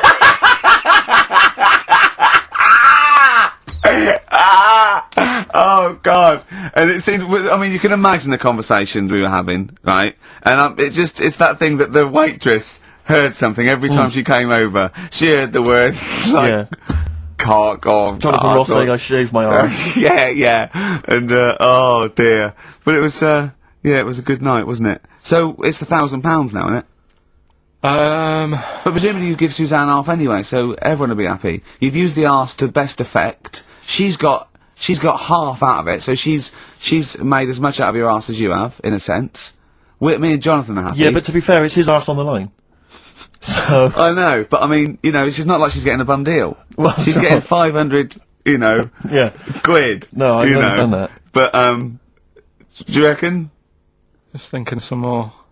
Play a record! Can I just ask, before you play a record, if we were to shave your arse, let's say we did it for charity or something, got sponsorship, how would we do it? Would we use one of those big kind of old-fashioned razors? No, I'd use a Bic Safety. I'd just straight away. And would you use a gel or a foam? No, first of all, I think I just, lather it up. Right, so you'd lather up his arse first? I do the outside bits, just goes straight down, big broad strokes, clean, right? Then I'd have to go in the crevices, and I'd need an assistant. I'd pop it apart, and just very gently go in there. I might even use electronic equipment, just so there was no sort of, like, nicks. Okay. So an electric razor? Or, I might wax the internal middle arse. Okay. How did Jonathan do it? Because he did it on his own, didn't he? I just use mirrors. Why don't I'll ask him. We'll call him later. But, I don't know. Well, perhaps you listening have once shaved your arse, maybe during an exam or something. What I think, and this is conjecture, but I think he was probably there, he'd had a shower, he's shaved his face, right, and thought, well, he was naked, looks down and goes, oh, what a hairy arse. Well, hold on, I've got the razor in this hand, I've got the mirror there, you know, I'm not on stage for a good 10 minutes. Yeah. There's one thing I don't like going on stage with, is a hairy arse. Bang, swing, wallop, done. On stage, thanks, see you later. See you next week. Yeah? What are you thinking, Carl? No, it's just how hairy was it? Do you know what I mean? How hairy was it? Because I imagine, you're saying mirrors and stuff. Yeah. But I mean, how old is he now? He's 42. 40 odd. And they say your testicles drop quite a bit once you start getting old, don't they? Yeah. So he's got to make sure they're out of the way. Yeah, but I don't think, I can speak for myself, you know, as a similar age to Jonathan, that, there's millimetres in it. It's not like we tuck them in our socks in the morning. Okay. They're still in the same place. You really wouldn't know the difference. It wouldn't, if we filmed it in, time-lapse camera, it wouldn't be like a bungee jump. Do you know what I mean? They wouldn't be moving a lot. Yeah. Alright? Do you think I told him he's a good-looking fella, Steve. Would you agree with that? I told Jonathan that he said that he just went for it as well. Yeah. So you've spent a lot of time picturing Jonathan's naked arse. You'd let him give you money for arse touchery. Yeah, whereas your girlfriend's got no chance, access to and you're saying he's a good-looking man. Do you want to play a record and think about what you've done? Interesting. Oh. What's the problem with gay Yankees? You played Bruce Springsteen last week. Yeah. Right? Yeah. And you said he had got a load of trouble on his hands when he had a hanky in his back pocket. Did I say that on air or? Well, we were just saying that famously on the cover of the Born to Run, Born in the USA album, it's just him, isn't it, with just his backside basically with a red handkerchief. I wasn't looking. Well, I just. I did it for research purposes for this amazing link. Yeah, he had a red handkerchief, I think, in his right-hand pocket, and apparently that signifies homosexuality. Apparently, I don't know. Oh, I thought it was which way you take. I don't know. These are those myths, aren't they? Right, yeah, well, exactly. I don't even know if this is... No, well, I read up about it, Okay. right? Just for research. And it's all sort of, you've got all different coloured hankies. Are they? Right? Yeah. Right, and it depends what pocket you put it in Yeah. as well. So you've got like the different colours, different pockets. Yeah. And Sorry, how many variations are there? Different pockets is what?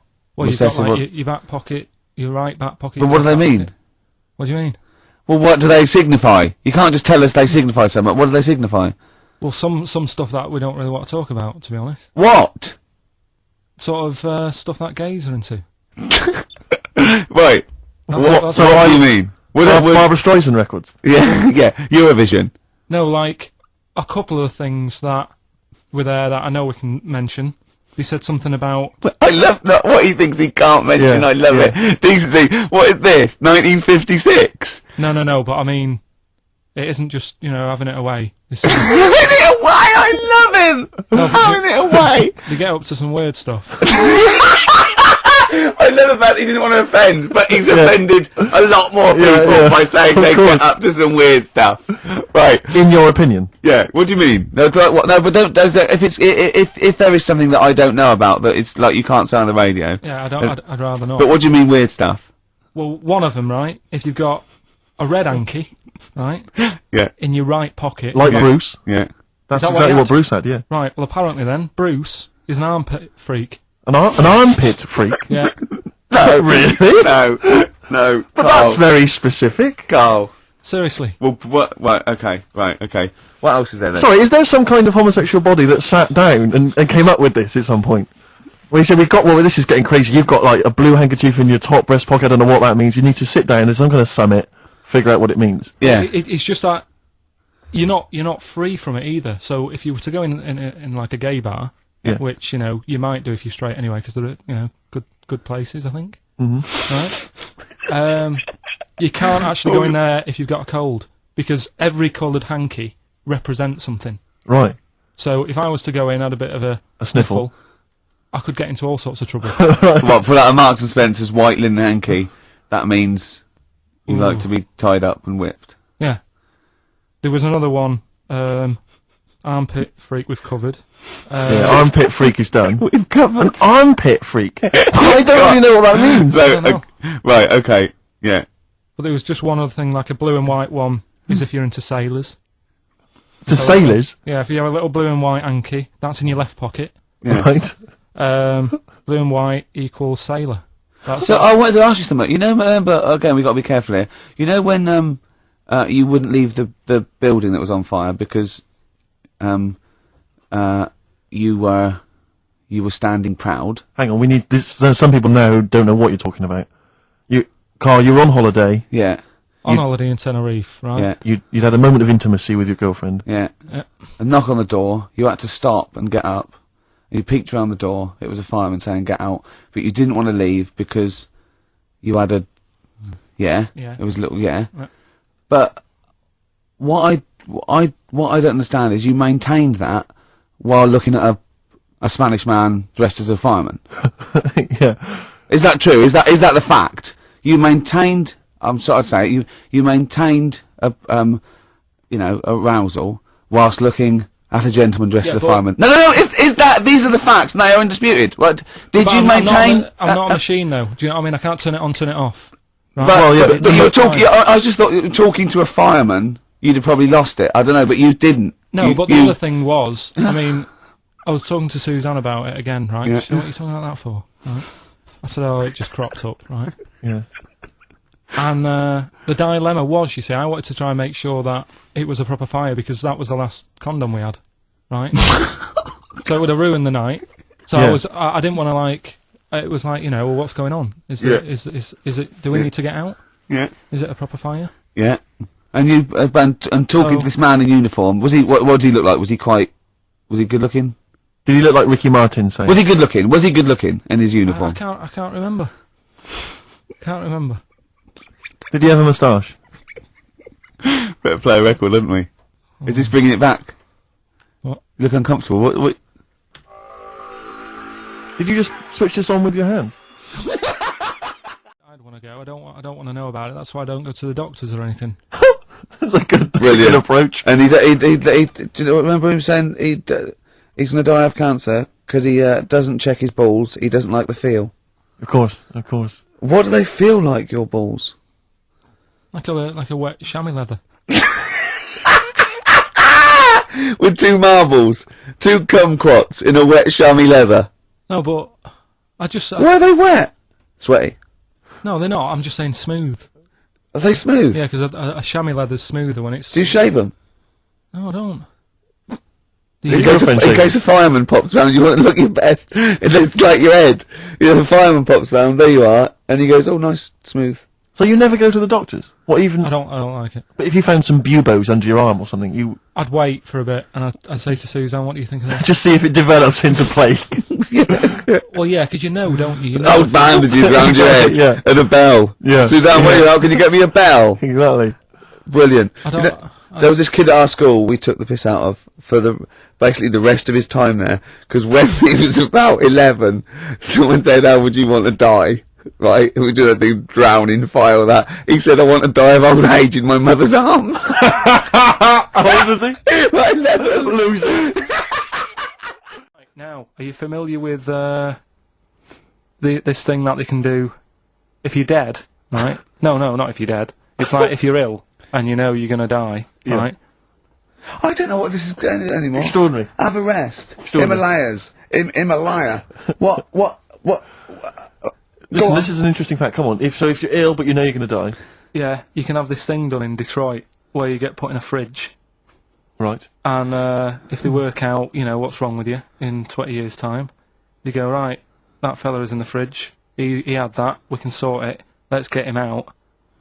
And they sort you out. Yeah. Is this the first time you've come across this idea? Yeah, I read it the other day. I didn't know You've about never it. heard of this before?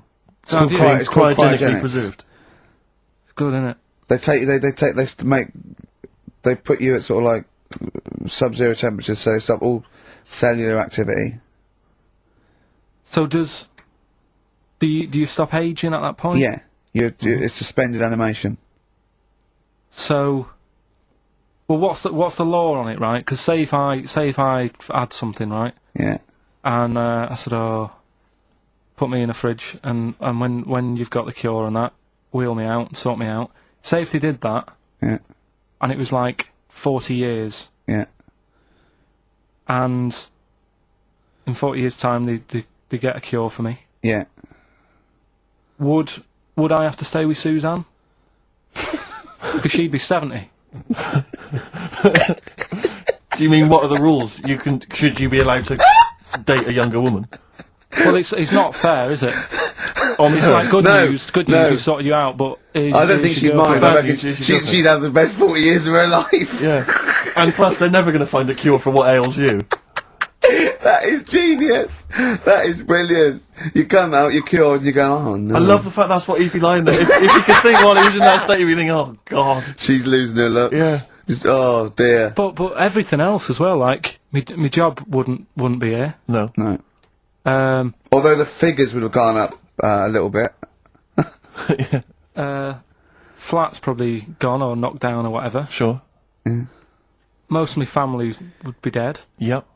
So what's the point? What? How do you know about it? Who's done it? Well, famously Walt Disney, apparently. I mean, Walt Disney actually did die, but had his body preserved so that should they one day be able to bring back people from the dead, they need Walt Disney. Hang on, who do we have? But with him, nothing is going to change because when he comes out, Mickey Mouse will still look the same. Sure. And plug and all that.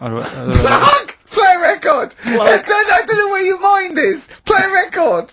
It's brilliant, you just say words! It's the upper rest!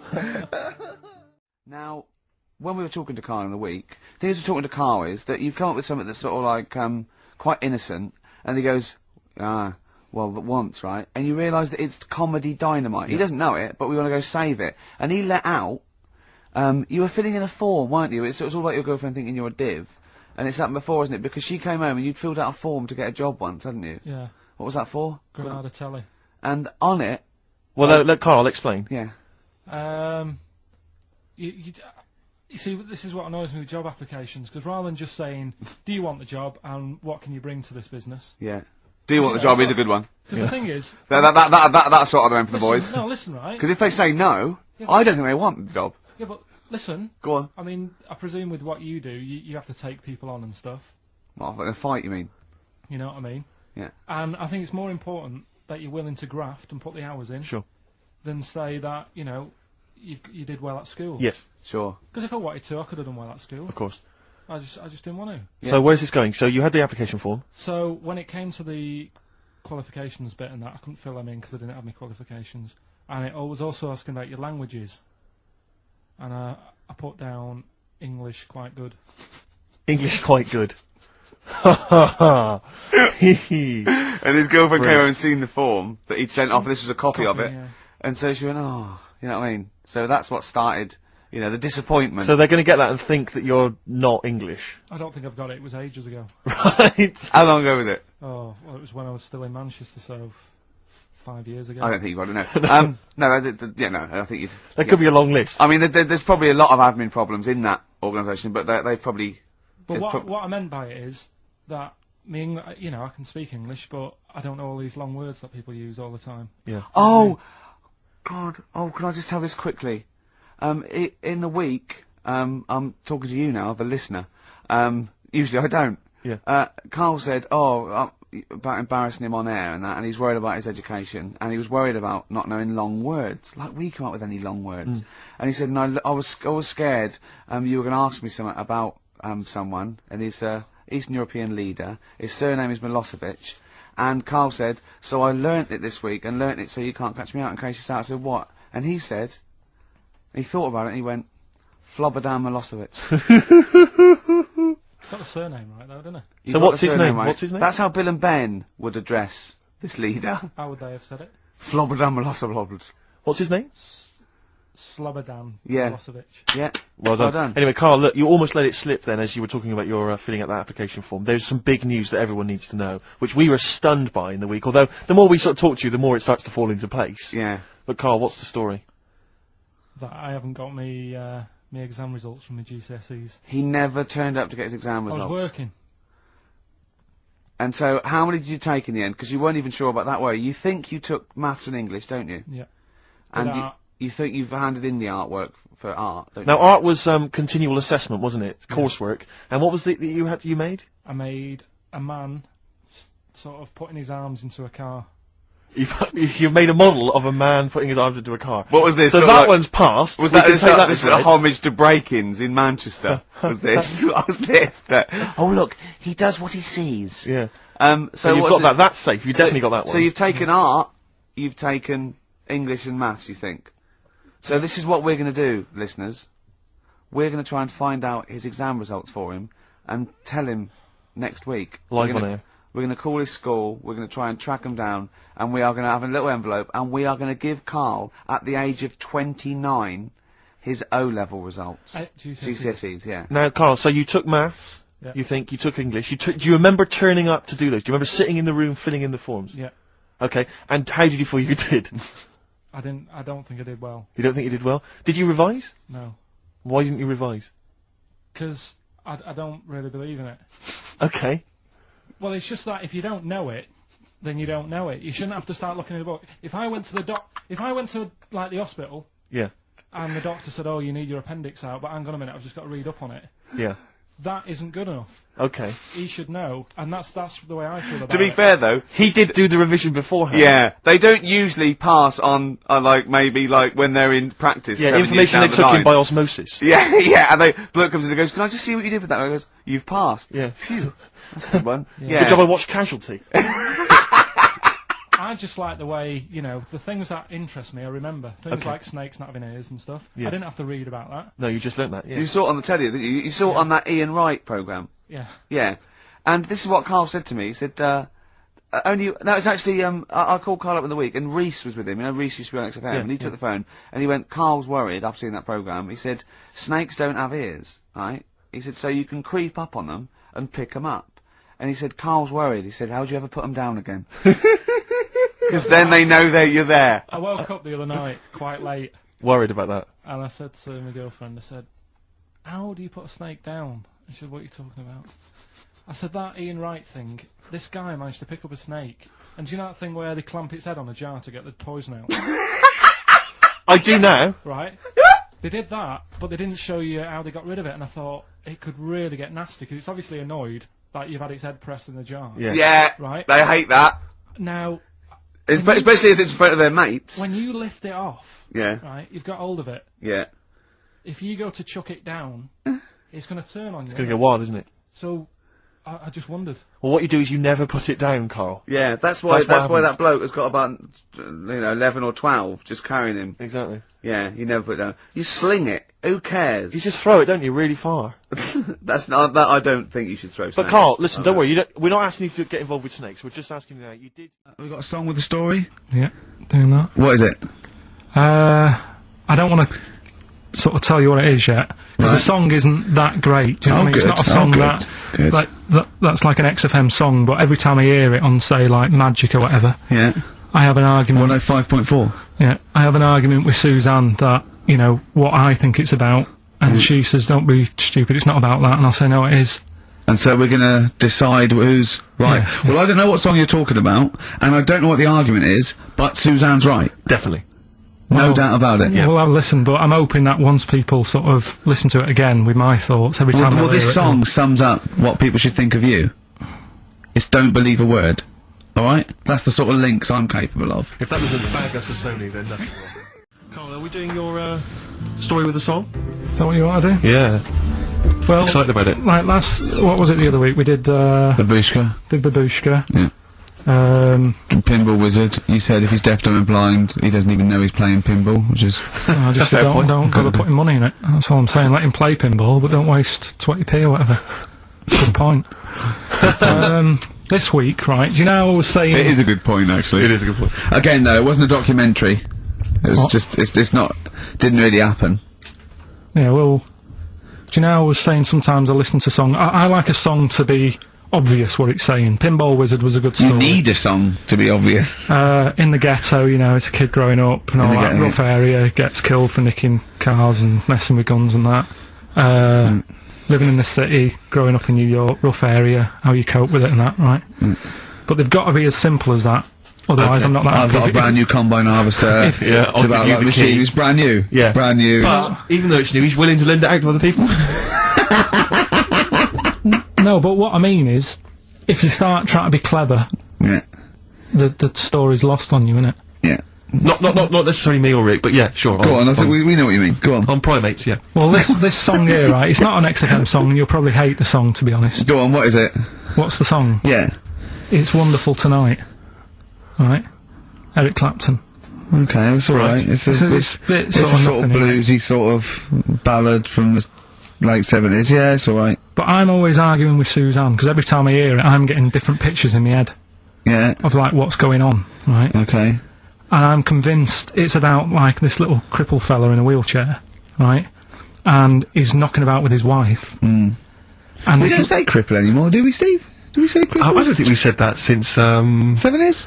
I think this is the 70s when we stopped. alright, just a little fella in a wheelchair then. Okay. And the story, it's all sort of, you know, how he's being pushed about by his... Again, that's not literally. By his wife, she's wheeling him about, what do you He's mean? wheeling him about, they go to a party, everyone sort of looks round and looks at him. What makes you think that he's in a wheelchair? What's the clues? What's the words? There's loads of little things. There's on. like, well, like I say, something about his wife walking around with me and all that. Well, of course she is. She's pushing him about. But whoa, walking around. If someone said, "Oh, she was walking around with me," I'd think they were both walking round. There's a few. But that's not. Well, there must be another. There must be a reason why you suddenly thought that fella's in a wheelchair. Right. My wife's walking around with Put on me. your makeup, and I feel alright. No, and she's always saying, "Do you feel all right?" And that she's always asking him how he is. Yeah, but she's. Just listen. Let me play it, right? And try and picture the scene, right? But now I'm only thinking of a little fella in a wheelchair. Well, have a listen to it, and you know, just everything that's been said. Okay. Understand why I'm thinking what I'm thinking. No, never. that it? Yeah, there's no clue. But the thing is, that's what I'm picturing. But that doesn't mean it happened. You picture people that are half man, half moth. It doesn't mean it's possible. Do you know what I mean, Carl? What you think is usually not true. Suzanne is totally right. There is no reason. I have never, ever thought that Eric Clapton was singing about a little fella in a wheelchair. And the one clue in that, there's two, isn't there? Are you alright? Oh, let me say that, little cripple. Right, and, so I'll give her the car keys. Oh, why's she driving? You got any legs? Pushing him around and that. No, pushing him around. So we'll do one more next week then. Okay. I'm just finding more and more things are annoying me. Really? Like, even, like, at that Sony's night, right, you've got a lot of, respectable people going to that thing, you know, people who are high up at the BBC and that. Yeah. And just the way, you know, it's a posh night, there's people there with dinner jackets on and stuff. Mm. And then I went to the toilet for a wee. Old fella in there. I thought he looks like he's been in the, you know, the radio game for years, probably done loads of award-winning Sony stuff. Yeah. You know, all the BBC documentaries they do, in-depth stuff, and I thought, you know, I wonder if I'll be like him when I'm older, I wonder if I'm as good as him. Thinking all that, he's having a wee in the next urinal. Farts. I know. Yeah. He just farts. Old fella in a dinner jacket, probably hired. And I thought, But is that like they that. try to? They think, well, I better do it in here, and it's sort of like a trumpet, and everyone just goes, yeah, that's fine. What's up with that? You know, yeah, I know what you mean. It's just the arrogance of doing it. He just did it. It sounded like a lost whale. And he didn't sort of go and try and clinch it. He carried on, and then he went, oh, that was a good one. Really? Old fella, must have been about 70. Oh dear. And Well, better out than in. Yeah. but it's not though. I wasn't brought up like that. You see, Right. because I did it. I mean, I never really did it that much as a kid, Sure. and then I was at my mum and dad's. You never did it that much as a kid. What party? Yeah. Okay. Not just like, you know, as a joke and that. We are taping this for next year's Sony Award, aren't we? We're taping this, what we're talking about now, aren't we? To hand in. Because this is, go on. But I was at my mum and dad's, right?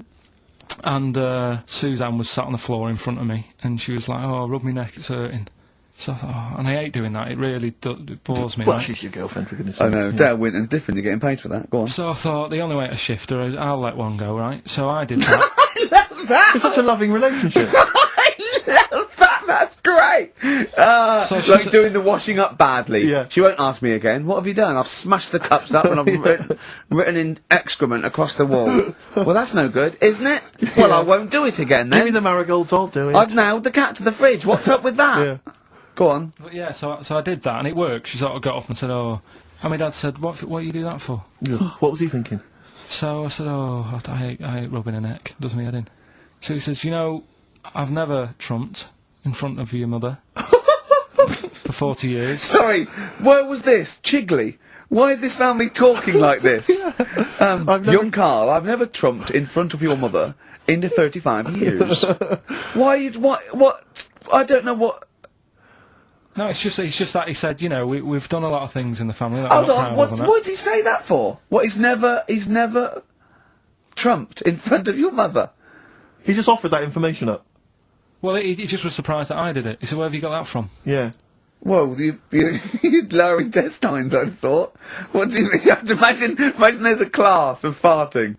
Oh, we haven't told our kids about farting. He doesn't do it. We haven't told him about it. We don't do it in front of him. You have to learn it, do you?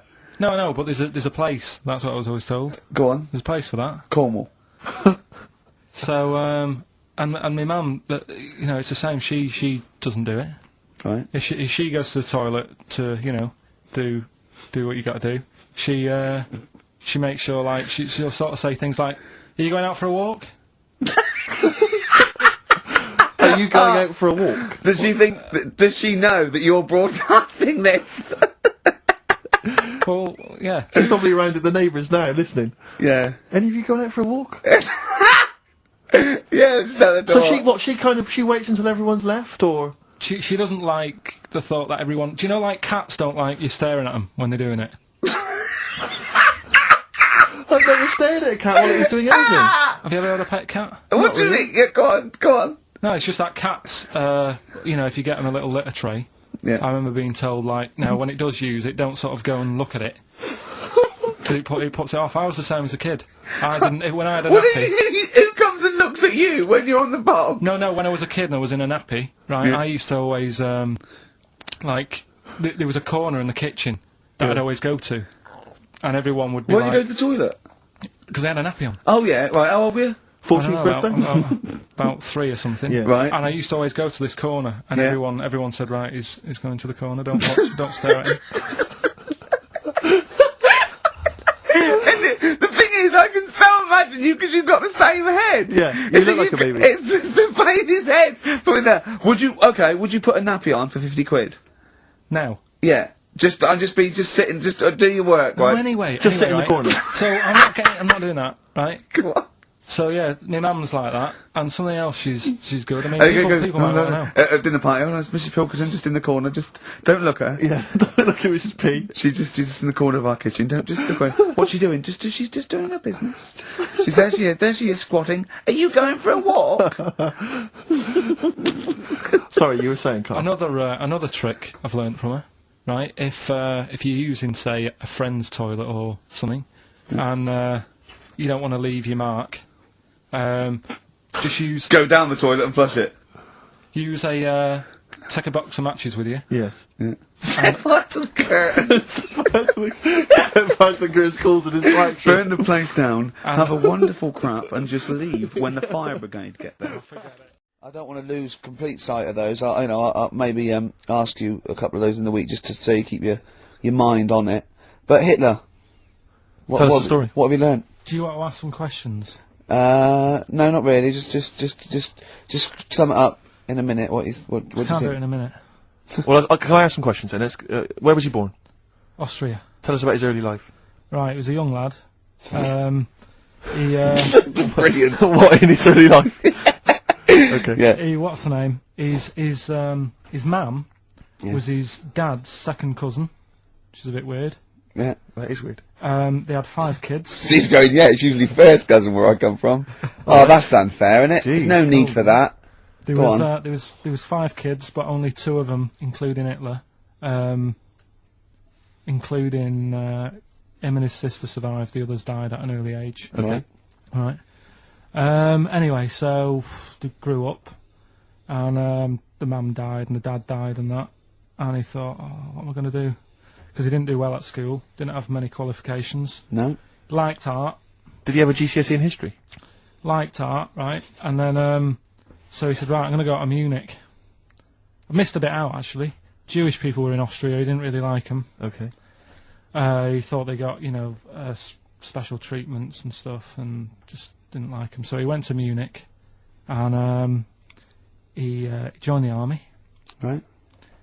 Yeah? Yeah. And he was in the army, and he got injured. Right. So he went to hospital, and whilst he was in hospital, the World War One ended, and he was like, "Oh God, I want to." I was enjoying that. Yeah, well, so don't, because you're breaking the concentration. Yeah. Sorry. I'm not even sure I want to join in on this one, just in case. Okay. Right, go on. Right. So He was in hospital. He was in War hospital. It gets a bit better. He's never that fit though. He's one of these blokes who was always ill. That was on something like 30 tablets a day or something. Comes out of there, joins some other army. Right. God, I knew it all this morning.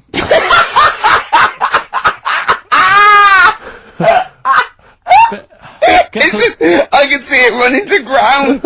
I just see his face going, I'm not nailing the fact, am I? And joined another army, and he was Listen, let's try and help you. So, Here's a good bit. I remember this bit. He thought that war to men, right, was like childbirth is to women. That's how important he thought he was. All right. Right?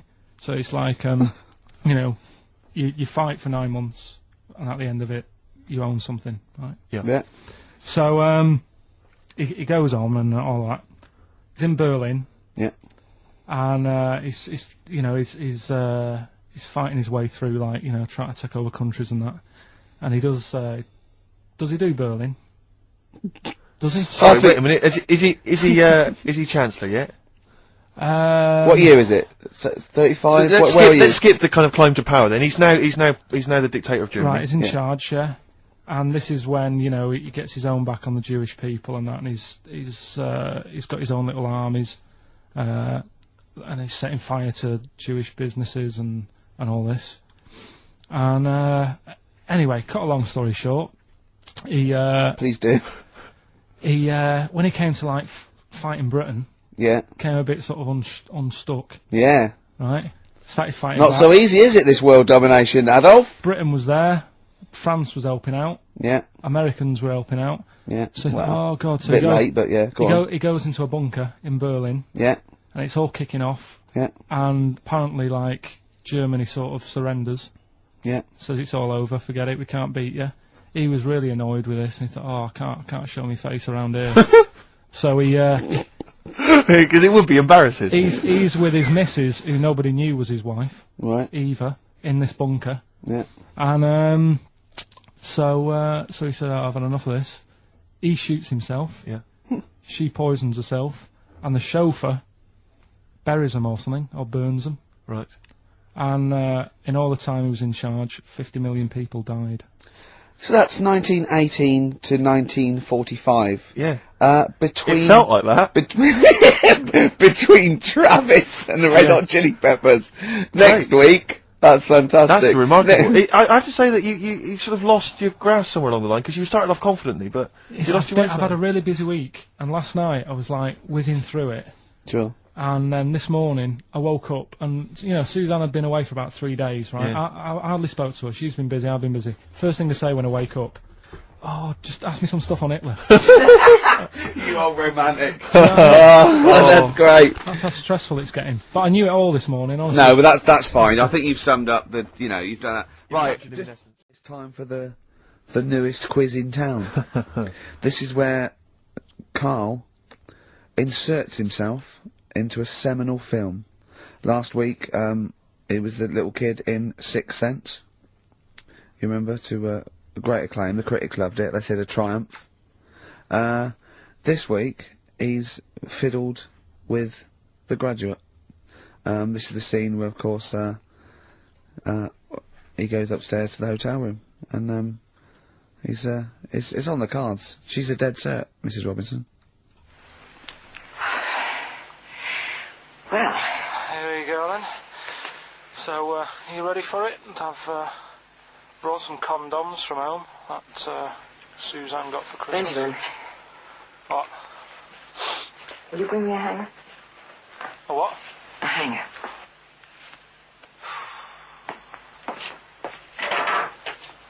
Tell you what, I've got wood. What?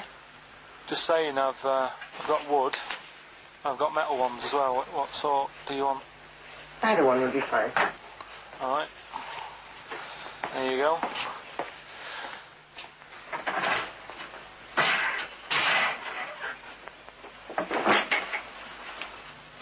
Are you afraid of me? No. No, I've seen weirder things than you. Have I ever told you about the two lads I went to school with who had big heads? Webbed fingers as well, but not related, and weren't mates, but both had the same thing, which is a bit weird. Yeah, I've never found out what was wrong with them. Can I ask you a personal question? As long as it's not about my head being round, because Rick is always going on about that. He's saying I've got a round head. Well, you can admit that, can't you? No, it's. I'd say it's a normal sort of shape. It's just round. It is, isn't it? Yeah, but what do you mean? So is yours. Head should be round. It's nothing to be ashamed of. I'm not ashamed. It's just a normal shape. Mm-hmm. And you can talk. Look at your saggy arse. Anyway, get your knickers off. Hello, darkness, my old friend. Oh, that was a joy. Oh dear. And why didn't you sleep last night? I haven't slept well for since I was about 12. Do you sleep well, Steve? But wait, you can't let that go! I haven't slept well since I was 12. What do you mean? Do you know, like, a proper I used to love going to bed as like a kid. Yeah. Whereas now it's like, oh, am I going to sleep tonight? And I sort of wake up about 4 times. Right. Whereas when you're a kid, I remember really loving, like, going to bed. There was one time where I actually laughed myself to sleep because I couldn't believe me luck. There's something wrong with him. What do you mean you laugh Have you ever yourself? had it when you're really tired and you get in bed and the pillows feel Yeah, it's all cold. Yeah. and it's like, I can't believe this. Yeah. And it happened twice. Once when I just went to bed and I was really looking forward to it, and also when I helped my dad out once, like through the night. He worked at this paper company, right? And I helped him out, and I got in at about 4 in the morning with him. Got in bed, and I just was like, I was laughing my head off. I had to put the pillow over my head because I couldn't believe me luck. Like I was like, oh, this is great. I'm going to sleep. I just have to say, life up north is so extraordinary. No, but you must be the easiest kid in the world to please. No wonder she knew she could just go get a cake. It's sort of like, what was he expecting me to say? He were expecting an extra hour in bed, but we got him cake as well. Go to bed love without that. any supper. Brilliant. Brilliant, yeah. Your own bed. How long was it before you got your... What did you used to do before? Just some straw in the corner? No, it's just that thing of when you're really tired and... And do you ever do this with Suzanne now? Do you ever laugh yourself to sleep with her? No, that's what I mean. She can't sleep because you're chuckling away. I don't know what's up with me. I've got a lot going on. What do you mean you've got a lot going on? I don't know. I was talking to the security bloke before saying, do you sleep? Have you got much going on in your head and stuff? And I don't know. No, he wasn't insulted by that, I'm sure. Going up to someone and going, have you got a lot going on in your head? That is brilliant. It worries me. It's interesting that your lack of sleep coincides with the diaries and the writing of the bread and potato story every day. I don't know if once you had that responsibility. Why don't you every night go to Gervais, get some bread and potatoes, you don't have to eat them, then go to bed, and I think you'll be chuckling yourself to sleep in no time. I said to you though, the reason I did this Yeah. was to get that kitchen, right? Now, Brilliant. as we speak now, right, Builder's in the flat. He's been annoying me. Of course he has. Of course he has. What's he been doing? Well, when he turned up on Monday, right? Yeah. Wanders in, and the first thing he says to me is, said, the pub across the road, is it any good? I said, well, it doesn't matter, does it? You're working on the kitchen. Think of saying that to a builder. Probably making conversation. Probably meant, do they do a toasted sandwich? Because I've got a half-hour lunch break. Not an hour, like Karl Pilkington. So I'll probably go and get a nice, cheese and tomato sandwich. Is that genuinely what you said to him? Yeah. The first thing you Yeah, said so to him? Suzanne had a go at me saying, why have you said that? He hasn't even started on it yet. I cannot believe that. You're unbelievable, Karl. And you say it's us that are rude, crass, I wasn't being thoughtless. rude. I just was letting him know. Do you know what I mean? I know what He they're up knows to. what he was there for. He had it down on his little docket. Do the kitchen this week. Yeah. He didn't come there and go, what did I come out for? Was it to go to the pub for a week? Why am I wearing these overalls? Yeah. Who's the little bald mate twat insulting me? Let me just check. Let me call the head office. I wasn't having a go though. I mean, they should have finished it yesterday, and they're Yeah. there now, right, Yeah. on their own. And what annoyed me is they turned up late today. Hold on, Karl. I've just realised something. They're probably listening to the radio. That's, I assume, tuned to XFM, isn't it, in your kitchen? Yeah, but they don't know it's me, do they? You know what I mean? No. They'd go, he's got a whiny mank voice as well. So's the bloke who owns this place.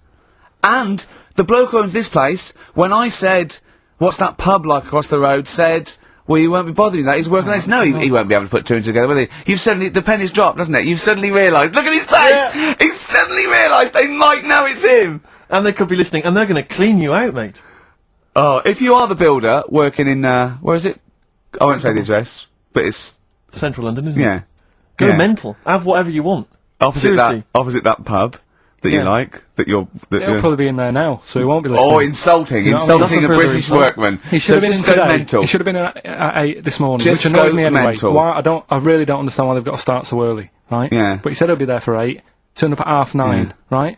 Wanders in, and what annoys me is, he could have left all this downstairs. He had a paper under his arm, Yeah. one of those crossword books, and a pot noodle. Now, I'm not being funny, but most of them take quite a bit of time. A crossword book, he's not happy with just the one that's in the paper. If you're listening, if you are the builder that's listening now, doing Karl's flat, what about pissing in the laundry basket? You've realised now that the builder could well be listening, knowing exactly who you're talking about. There's a chance of it. Do you know what I mean? Yeah. 'Cause I didn't think about it, but you're right, you know, was tuned onto that. I think he did flick it on, thinking about it, thinking back. If so, yeah, he's probably listening now. No, he probably isn't. He probably listens to about half hour, and if he's got any sense, he turned it to Heart or Virgin or Magic or something, but, you know, there is a chance. Good advice to the listeners. Yeah. If you've got any sense, if you finished your crossword puzzles. I think, you know, according to our figures, there's a 5% chance of him listening to it. Yeah. So, if we want to be accurate.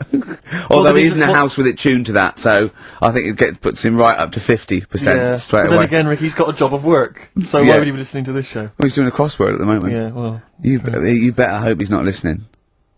Well, I mean, they do annoy me. I'm sticking by it. Yeah, anyway, come on, Builders. you might as well keep digging, yeah, go on. No, I'm just saying they do annoy me, the way they wake you up at 8 and then... Well, that's when they start work. Because I told you, I mean... Oh, we'll leave that one then. Yeah. No, but it's like, the other day when they came in, I always like to test them, do you know what I mean? When I had some work done on the last flat that was in, right, that was renting, the builders were in, sorting the shower out and that.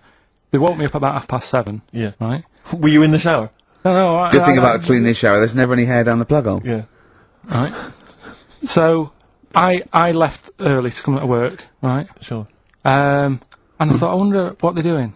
I wonder if they have started. So I walked back to go back in. They'd left the flat and they were sat outside having a Starbucks. And it just annoys me that they couldn't do that first. Do you know what I mean? Have your breakfast first, then come and wake me up. But don't wake me up to then get me out of the flat and then say, right, let's go and have breakfast. Well, they've probably lads. got to get in, haven't they? What for? What for? They can put all the tools in the little lobby bit. Do you know what I mean? Yeah. Just winds me up. Sure. Now the thing is, the guy today who's doing the tiling, well, that's narrowed it down a bit more, right? When I knew he was in there, I went out for a bit, had a cup of tea and a bacon butty, right, at a cafe, and I went back and I was really quiet, put my key in the door and opened it really quick to see what he'd be doing, and he had actually started work, so fair play to him. What if he'd just been exfoliating himself naked on the kitchen floor? Yeah. I'd say, right, caught you. Don't use my exfoliate. Yeah. So, yeah. Well, If you're listening, go through the wardrobes upstairs. Go through the wardrobe, get some stuff, yeah. They won't get anything. I've put everything in places where they wouldn't think of looking. For jewellery and stuff. So you're thinking that where have you put the jewellery? I'm not saying. Go on. So you're thinking that they're going to thieve from you as well? Okay, so if you're listening, don't think about the obvious places when you're looking for the jewellery. No. But I do things like, I would do things like, you know, just pop a little bit of urine, maybe in the salt cellar or something. Yeah. Just do something. I'd say what I do is I take the toothbrushes in the bathroom, just pop them in the toilet, flush it, and then take them back again, just pop them back in there. Leave them nothing, leave them out. When they were coming last week, I brought the biscuits to work. Suzanne was like, no, You didn't really? no mates. You no, brought your I brought biscuits into work? No, it wasn't a tin, it was just a packet of good quality cookies. Good quality cookies! Yeah, you thought I'll be down if they're Oh, God. But that's what Suzanne always says, don't know, you know, why you like this, because, you know, it's not as if you've been sort of harmed as a kid or anything. But I like the fact that you just once said to us that you don't need friends. You don't like friends because they're a bit of a pain. Because they call you up and they want to be with you. Yeah, but mates are a hassle. I woke up today, right, and I think it was might have been on 5 Live or something this morning in the bedroom, right, and they were talking about how it's Nelson Mandela's birthday, 80-odd, 20,000 people turning up at his party. I thought, I'm glad I'm not in. I couldn't be doing with that. 20,000 people. Think of the carpet afterwards. I mean, a good percentage of them will putting out fag butts on his carpet. After Tommy Walsh and Charlie Dimmock, what's her name, did lovely patio and a water feature, he's gonna come back and he's gonna go, oh, it's ruined. And what's he doing for his birthday? Karaoke? Chinese meal? Bit of karaoke? I wonder what Nelson Mandela's birthday party is like. Big cake. Bit of an enormous cake. Yeah. The Spice Girls jumping out. Yeah, the Spice Girls, isn't it? Well, everyone. I don't know. Yeah. We are the only 3 people that hasn't met him. I thought everyone's file would have been in the cake. Yeah, yeah. Just in case, you never know. And if Winnie calls, I'm not here. Have you not invited her? No, of course no, definitely not. Poor Nelson. Happy birthday. How old is he? 85. Oh, well done. Well done. No, God bless him. God bless him. Imagine, oh God. But Just anyway. imagine if he was in charge. We did put him in charge of the country. Terrifying. Wouldn't that be amazing? Let him run the country. Just for a week. Or the mayor. What would you do if you were the president or the Lord Mayor of London or the Prime? Prime Minister Karl. I wouldn't do it like he's going to be offered it. It's a hypothetical question, Carl. No, but Suzanne was, right, my missus, if you're a new listener. You keep her, sure. Yeah, help her. She was watching the news, trying to follow some heavy stuff. And I'm like, The weather? Do you What? know what I mean? I just was like bored, and I was reading about that mouse that had an ear on its back and stuff like that. So she said, "Will you take notice of this? Should be, you know what Ricky and Steve are like. They try to teach you stuff, and you don't even want to learn." So to try and get me interested in it, she was like saying, "What would you do if you're president and stuff?" Yeah. And I can't be doing with any of it. What did you come up with? You must What would have. your slogan be? What did you come up with? Did you come up with anything? I had a little the design of it, right? I said I'd have like red and blue, to sort of, do you know what I mean? Both sort of major sides into one. Taking the best out of Well, both. that's broken the back of it. That's a pretty good manifesto so far. Anything else? What's on the second page? I had like KP looks after me. That would be the badges, would it? Yeah. That's good. I'm a KP nut. KP looks that's- after me. Yeah, brilliant. That's about as far as I went with it. What would you do? What about, policies, transport, crime, just law and order? Yeah, what would you do with crime? What would your initial approach be? Would you introduce guns? Should police carry guns? Nah. No. Yeah. Would I have to worry about that?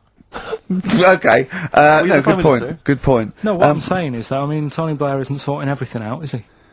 No, but he has a say in most things. Does he? Well, go on then. What are the problems at the moment? That need sorting out. Well, generally, what's the best way to combat? Would you bolster up the prison system? Would you introduce more community service? Would you put more bodies on the beat? would you go harsher for say I don't know drugs? Would you go harsher or less harsh? There's pros and cons to Higher both, or isn't lower? it? Because of course you can't see to condone it, but some people, you don't want to go through the court system and cost taxpayers thousands of pounds of money for someone, I don't know, the difference between smoking a spliff and dealing crack. Do you know what I mean? You have to all these things. Have I lost you? Yeah, I'd just think about it for a bit. Do you know what I mean? Brilliant. You think about it for a bit. Yeah. Yeah. Probably ask Suzanne. Do you know what I mean? This is amazing. Get her help on it. Yeah. And what about the foreign situation? Would you have supported Bush in his war on terrorism? You're aware of this war that we had recently? Yeah. I mean, if I was new, though, couldn't I just say, look, new slate, do you know what I mean? Let's start again. Yeah, Right. of course you can. I'm in charge now, let's see if we can sort this out. What would you do then? Then see what happens. Just leave Brilliant. it. Just leave it. Suck it and see. Brilliant. Brilliant. This is excellent. Now, So this is not really your jurisdiction. This is not really your area, but I imagine you'd have some powerful friends who might have a say in it. Go on. Yeah. Would you? What would you do about single-sex marriages, same-sex marriages? See, Would this you- got this Cameron. I thought Cameron had blown it on Big Brother because they said, what do you think about gay fellas getting married?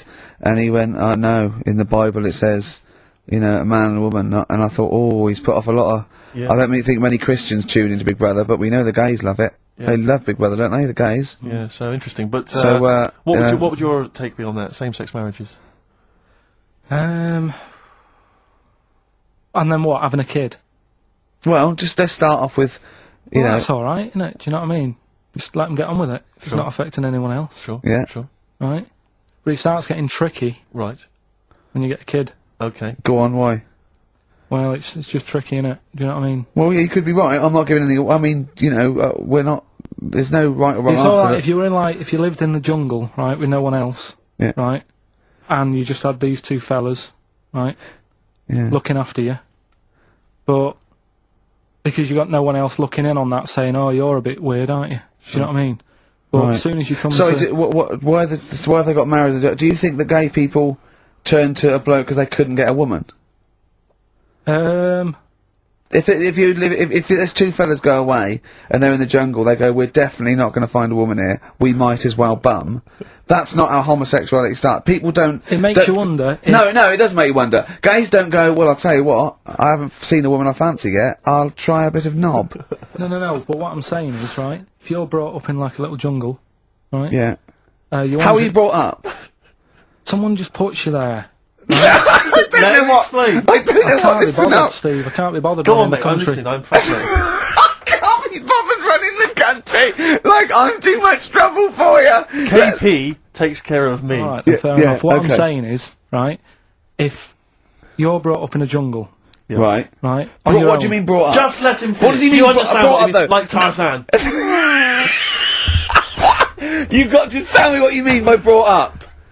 Wolves, chimps. What? Right, well, there's a good example of what I'm saying to you. Right. Right, what I'm saying is, there's a fella, right, he's brought up in the jungle. Shut up. Just let him finish. Let him finish. There's no women about, he doesn't know about women, he doesn't understand what women are, Right. right? But another fella walks in the scene, Yeah. and he gets pally with him. What does he talk about? Then they've both got needs. This scenario is ridiculous. How has he lived? Or do you know what's his reference I points? can't be bothered with this. Honestly, Saturday should have been, day off and that, not worrying me about problems. So, that's it. Well, maybe, I'll tell you what. A good idea, Carl. Just beg. Just ask for other things. What do you want? What do you want for Christmas? You must have a big fan base out there willing to make you things. Maybe like a little, I don't know, gloves, pair of gloves. Just like Little what woolly you- hat. If you want to send a necklace in for Suzanne, that'd be handy. Oh yeah. That's what she wants. Is Suzanne listening today? No, she's out. Right, okay, this is the dilemma. Me and Steve, yesterday, were trying to convince Carl that it would be a good idea to buy Suzanne a Christmas present. Okay? Now, why aren't you going to buy her a Christmas present? Explain, Carl, why you don't think you should buy her a Christmas present. No, well, I've told her I'll get her one, but in the new year. We're going away on holiday and that, so Yeah. there's no point taking stuff away. Yeah. Going to Lanzarote next week. Just get something in the sales after Christmas, for the, yeah. Yeah. Right. And me and Steve were trying to explain to Carl that she would love it if you bought her something on Christmas Day. Yeah, but she knows now. But, Knows yeah. what? I've told her. So No, she's well, getting I'm going out. to tell you, do you know, right, this, dear listener, this was Carl's worry. I said, I bet she's got you something. And Carl was worried in case he got her something and she hadn't got him something. Yeah. He'd be livid. He didn't want to be down. He didn't want to be a present down. Yeah. Look at his face! So buy her a nice necklace. Don't spend, just spend £100, you know, just a little token. We're going away. We're taking her away on holiday. No, you're not taking her away, are you? What, you're paying for it, are you? Yeah. Are you really? Well, half and half and that. Right. So you're paying for you to go on holiday? That's good of you. So the gift is your company, really? She's done alright. She's done alright! Why do you talk like you're 60 years old? And you've been working down the mines. I love that she's done alright. Do you go home to her and say, Suzanne, you're bloody lucky. I mean, You've fallen on your feet. to Look be who fair, you've Rick, got. What? I'm not sure she has done alright. I don't want to be critical, but... Oh, dear. So what are you going to get in the sales? What are you going to get Oh, her? it depends. I'm thinking... I mean, I'll give her the choice. She can have Kingsley and old Bob Marley. Right, I'll let her decide there. Oh, dear. I I can't wait to see you. Where are you going, Lanzarote? yeah, Where's that? don't know. Suzanne sorted it out. I said, Lanzarote, I said, is that Africa or is it Spain or Portugal? Just thought you don't know. I went, what do you mean don't know? I goes, well, what's the currency? I went, don't know. I said, Suzanne booked this one, did she? Yeah. I thought, where is it? Is Lanzarote African or? Foreign. Somewhere foreign.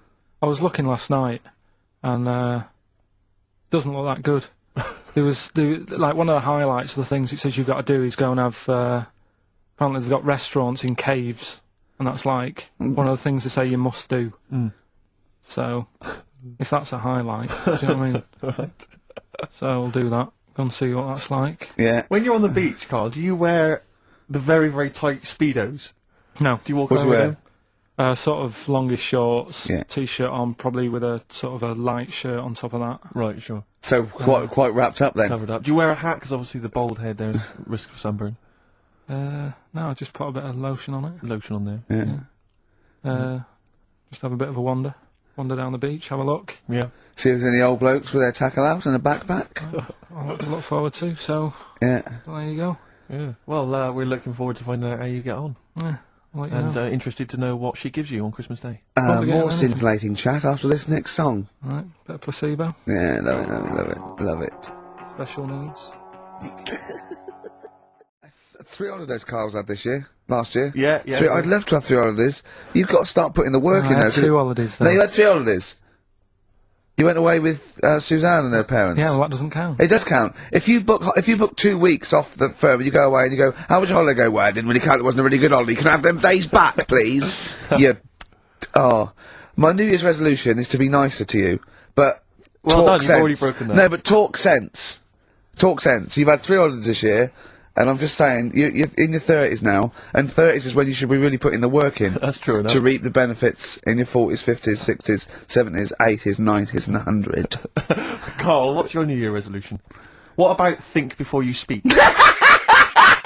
It's worth. I mean, See, I'm consider it. allowed to laugh. I'm allowed to laugh at things other people say, Carl. That one, that is a good suggestion. How was your holiday, Carl? It was alright.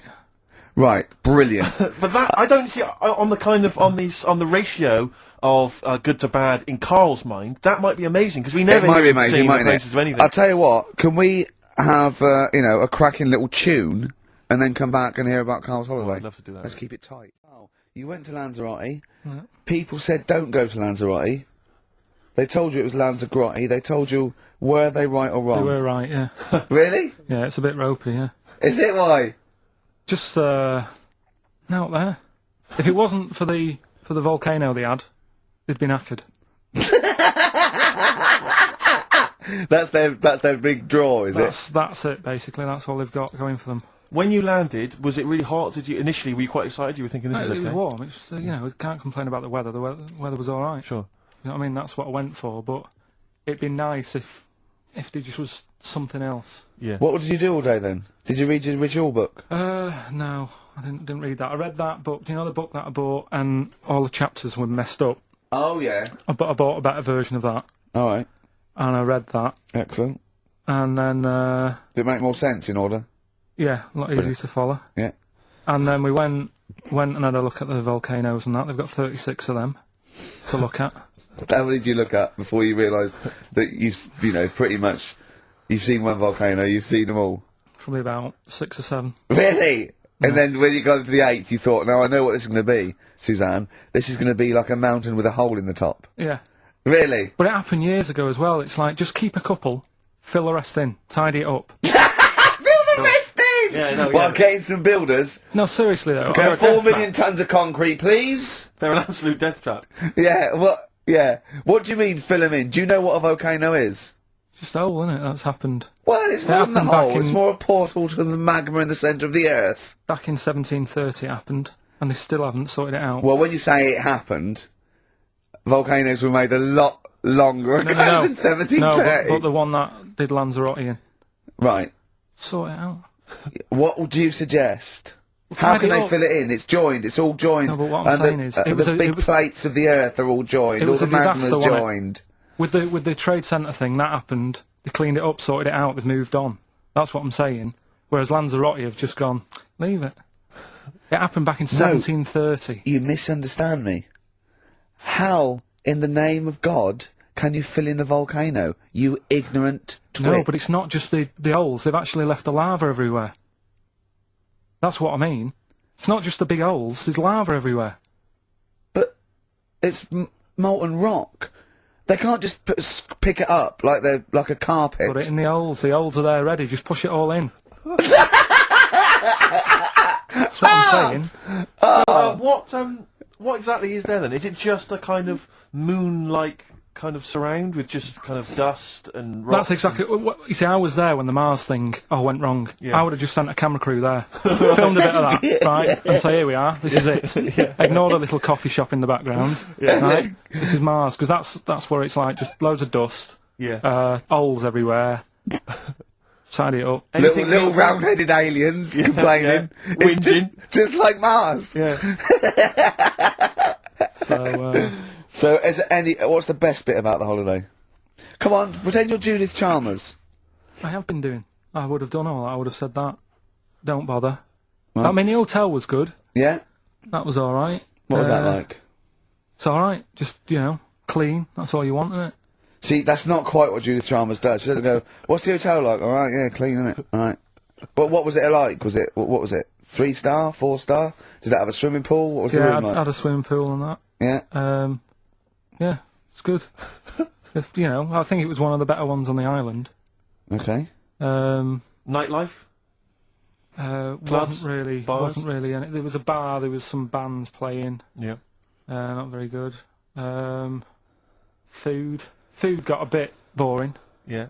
It was always the same food every night, but they sort of themed it and made out as if it was different. So, like, on Mexican night, it'd be chicken with a nacho on it. Right. Right. And Chinese night, sort of chicken with a little prawn cracker on it and stuff. Sure. But that got a bit boring. That's me just turning on my phone, 'cause I want to read to you a text Right. that I got from Karl. I think you sort of sum up the holiday in this text, don't you? Do you remember I it? can't remember. Let's have a look. Let's have a little look. Let's go Instantly, through what it. did Suzanne, your girlfriend, make of it? Similar view to you? That they should fill in the holes? Yeah, it's just that thing, you see, I went on a coach trip, right? And you go and see the volcanoes. Like I say, there's 36 of them. Yeah. Which, you know, how many do you need? And when we're on the coach going round all these volcanoes, the fella on the front's going and look out your left window at the moment, and there's a volcano. And if you quickly look out of the right-hand side there, there's another one. Right. And on the left, it's just like, all right, we've seen it. Sure. Do you know what I mean? Yeah. And that trip, I mean, we'll talk about that trip in a bit. Right, this is the text I got from Karl, right? Alright. Been up to a volcano. Been in some dead artist's house who built his house in the lava. They said they would show me science with volcanoes, but all they did was chuck some water in a hole and it shot up in the air. No dwarves in the canteen, no scousers here, but there is a Swede woman with a big head. She looks effing gormless with a cap on. Alright? So a little reference there to... A Swede woman? What's that mean? Do you mean Swedish? Yeah. Or she looked like a vegetable? A Swedish woman. But they've all got sort of quite big built, aren't they? And I sent him a text. Oh well, it's just good to be on holiday because you know I'm working. He sent back. So am I. Just been watching Sky News. There is a school for monkeys who want to get a band together. Is that monkey news for later?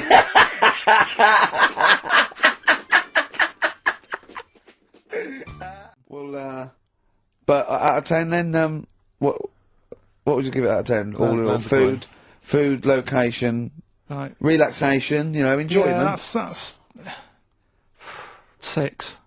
Okay, brilliant. 6, yeah. Next week, where are you going next week? You're not on holiday next week? Going Cool. away with Suzanne's mum and dad again. 5 holidays. Gonna rope Play a into that. record. You've got to put some work in. You're in your 30s now. You've got to knuckle down.